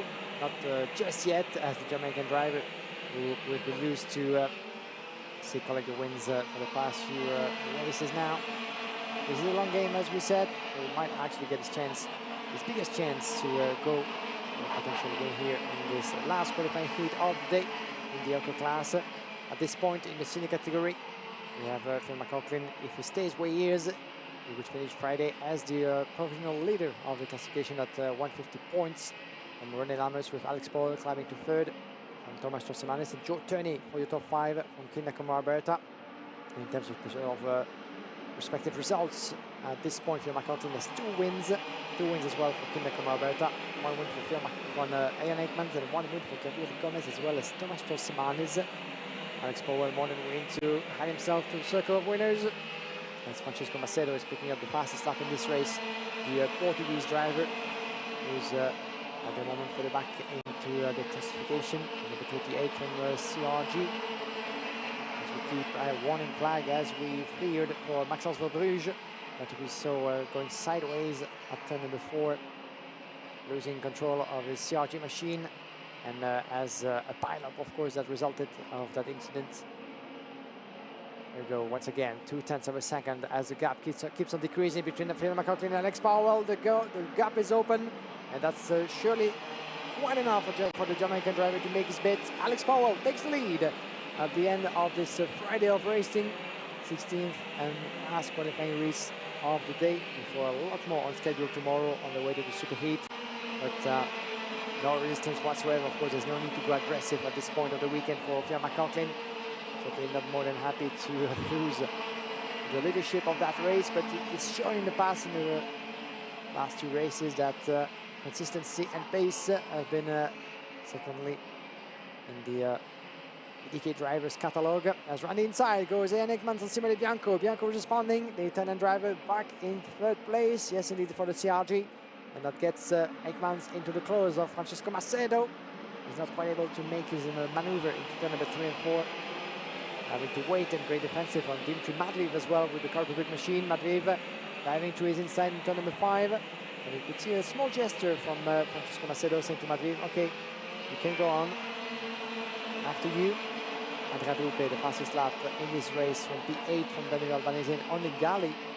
And Gali, the driver starting from the front row of the grid, nowhere to be seen. P10 for the CIG representative. Not quite, we do not know yet what just happened to him, maybe the result of the Sol in the opening lap, but certainly a big drop of pace for Oningali, the Brazilian. Another lap completed. This is lap number 9 out of 12 for Alex Powell, 0.2 of a second, trying to shake off Phil McLaughlin as much as possible, but gap hasn't been extended as just for now. 48.0. Both the leader driver as Ian Hickmans with that brand new crash helmet of his is trying to get close to Simone Bianco. There's a top 3 finish up for grab for Ian Hickmans, who joined this season at Violent Racing. Matveev as well, trying to catch up with the Belgian driver, just 0.3 of a second behind. If Hickmans doesn't go for the move, he might actually be eaten alive by Dimitri Matveev. He might want to take advantage of that opportunity. And after being warned, Maxence Rouge, unfortunately for him, is being investigated by the officials, and it's rarely a good sign when it comes to decision being taken post-race by some of the officials of the FIA Karting Federation. Remains to be seen. We might actually see the full incident once again in the highlights post-race. But now, Alex Powell still very much in control of that race, but something he cannot control is the pace of Phil McLaughlin, and the Irish driver has been absolutely impressive ever since the start of Friday. Each of these races has been consistent, has been focused, and 2 wins out of 2, maybe 3. Watch out for Hickmans, is very close this time around, and the door is open, and this is the moment he chooses to get himself ahead of Bianco. But once again, the Italian might actually be able to switch positions on the outside of turn number 14. Watch out for the CRG. Hickmans is doing his bit this time. He just made it successful and stays ahead, and Bianco unable to switch position this time around. I tell you what, they need to finish this race quickly because we're running out of daylight here. Up the inside comes Matveev, dives through on Simone Bianco. Bianco tries again, and there was a little bit of a love tap there on the back bumper of Dimitri Matveev's Kart Republic. So that got very close for comfort between the two of them. Bianco has to settle for 5th position for the time being, but he wants to have another go. Matveev from the back. Jan Petrowski will dive in on Bianco instead. He took too long to have another crack at Matveev for Petrowski's liking. Now, Finn McLaughlin is going to try one more trick on Alex Powell. He's got another lap to go for it. Finn McLaughlin is in such an unenviable position here in second place. Do you risk going for the move on Alex Powell, or do you just sit there in second place and let him do the work? Because again, he's going to be on 144 points out of 150 if he stays behind Powell. Just look after the tyres. Look, Powell is defending. He's going to be making the tyres dirtier. Don't push too hard. Let Alex Powell do all the hard work. Yeah, this is when strategy and experience come into play. But maybe for his own pride, he'll be 3 wins out of 3. But at this point, I think that Phil McLaughlin might will indeed having to make do with a second position. Still very much glued on Alex Powell. Very much also maybe about mind game and showing. And look at the quick look of Alex Powell over the shoulder. He's not comfortable, and still he's going to be able to keep that victory alive on the line. That would be a further finish between the two, but still the victory goes the way of Alex Powell. And as you said, yeah, one more lap and maybe Phil McLaughlin could have gone for the move, or at least the attempt.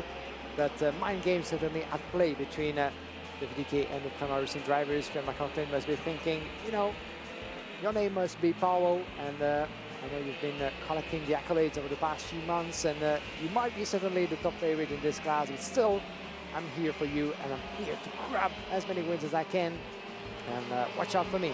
That might be the underlying message by Phil McLaughlin, taking 2 wins and a second place out of 3 races. That puts him in the overall provisional lead of the classification at the end of this Friday of racing. McLaughlin 144 points from René Lammers, Alex Powell running at the top 3 as it stands. Of course, we have many more races to go through tomorrow before even being halfway through that World Championship event. Stolze Madison turned 4th and 5th respectively in the overall classification of things. But after those last 12 laps, and as you said, it's about time to get rounded with the day of racing, because daylight is decreasing indeed by the minute. And at some point, some drivers would have needed to put the flashlights on, which they don't have, unfortunately. But here's your classification in full, with the first victory at the end of the day for Alex Powell, from Phil McLaughlin. Ian Hickmans picking up his best result from Dimitri Matveev, Jan Petrzowski, Simone Bianco, Andrea Dub, Oningali, who lost all of pace in the second part of the race, unfortunately. 9th place for Daniel Albanese, from Francesco Macedo, William Go, climbing 14 places up to the door of the top 10. Jakub Kamenik follows in P12 from Paco Moisenberger, Matheus Morgato and Matteo Giacardi in P15. Jakob Raski in 16th from Willy Hakkelo and Maxime Verbrugge, despite that spin at the start of the race, actually came home in 18th position, would you believe? 10.3 seconds off the lead. That is absolutely astonishing. Then we've got Ruben Moya in with Xavier Avramides and Clement Outram and Gazi Motlekar ahead of Pascal Van Almen and Ivo Besterda, Sam Shaw, Zoe Vladescu, Lee Kuho, Gustavo Galvo, Chen Yinkai and Sofia Kotala. So Alex Powell picks up his first heat win of the week so far, in the week where he could become the first ever Caribbean world champion. So, big stuff. Dino Strescu and Dimitro Muravchik not able to finish the race. And here is the reason why. We're going to see Maxime Verbrugge slide sideways. Watch this. Look, he's lost it mid-corner, spun the kart around, been hit once, been hit twice, and yet somehow he kept his foot on the throttle and is able to get back into the race again and finish in an astonishing 18th place. I mean, that is just miraculous for Maxime Verbrugge. Now, look at the tactics there. Olin Gali letting, it looks, Alex Powell go through at that point. It was very interesting to watch that a second time, because Alex Powell obviously felt, well, I was going to make the move anyway, but clearly a tactical decision maybe from Olin Gali. Gali's still battling away with his teammate Simone Bianco, and also with his other teammate in the mix there on the CRG, the number 20, I think it was, he was battling away with. No, it was the 28, I think he was dealing away with there, Francisco Macedo. Ian Eichmans, however, pulling off some sharp moves. You know, I don't think he's out of this at all. Ian Eichmans currently 9th on 91 points, but there's everything still to come, I think, from Eichmans. He's got a very good shout at this. Yeah, absolutely. He does, as Jan Berezowski as well, the 18 from Tony Carter. Remember that he stepped on the podium of the World Championship in the junior class last season in Sarno. But Berezowski, of course, more than willing to show great things over the course of the weekend. Well, ladies and gentlemen, that will be it for the day number 1 out of 3 here in Franciacorta. Here's what you can be expecting tomorrow, as we're going to be having a lot of qualifying races on schedule for Saturday. The day here will be starting quite early for everybody here at Franciacorta with the first warm-up sessions for the newly introduced OKN and OKN Junior categories, then the warm-up for the OK and the OK Junior. But we will be live, as you can see, from 9:30 local time, 9:25 actually, on FIAKarting.com and Motorsport TV and all over the world. 9:30 the start of the first race, as we take the same categories and go back and forth between the juniors and the seniors. Lunch break at 1 o'clock, and we'll go back in the afternoon for another string of qualifying races all the way to almost 7 o'clock local time. And after that, we have, of course, one more day to go, the most important, with the super heat in the morning for each of the classes, pre-finals for OKN and OKN Junior, and then Sunday afternoon, the mother of all days of racing this season, with all the finals in each of the 4 classes involved. The World Championship, the 60th running of this incredible competition. It's the toughest, roughest, most meaningful and most ruthless race in the world of motorsports, the toughest of them all to win. Grazie ragazzi, and grazie mille tutti to the marshals around the circuit. We are very, very grateful indeed for all your hard work today.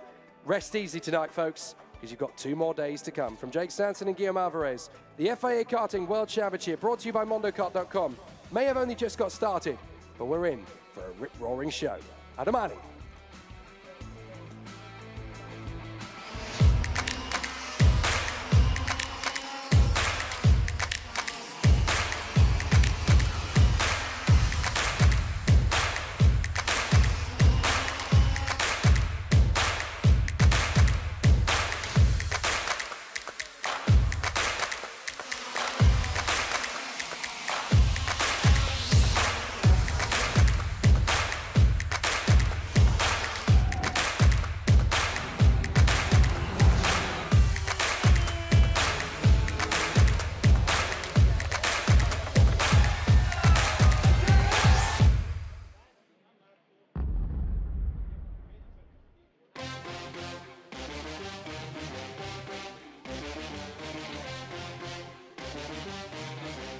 Ready, steady, go.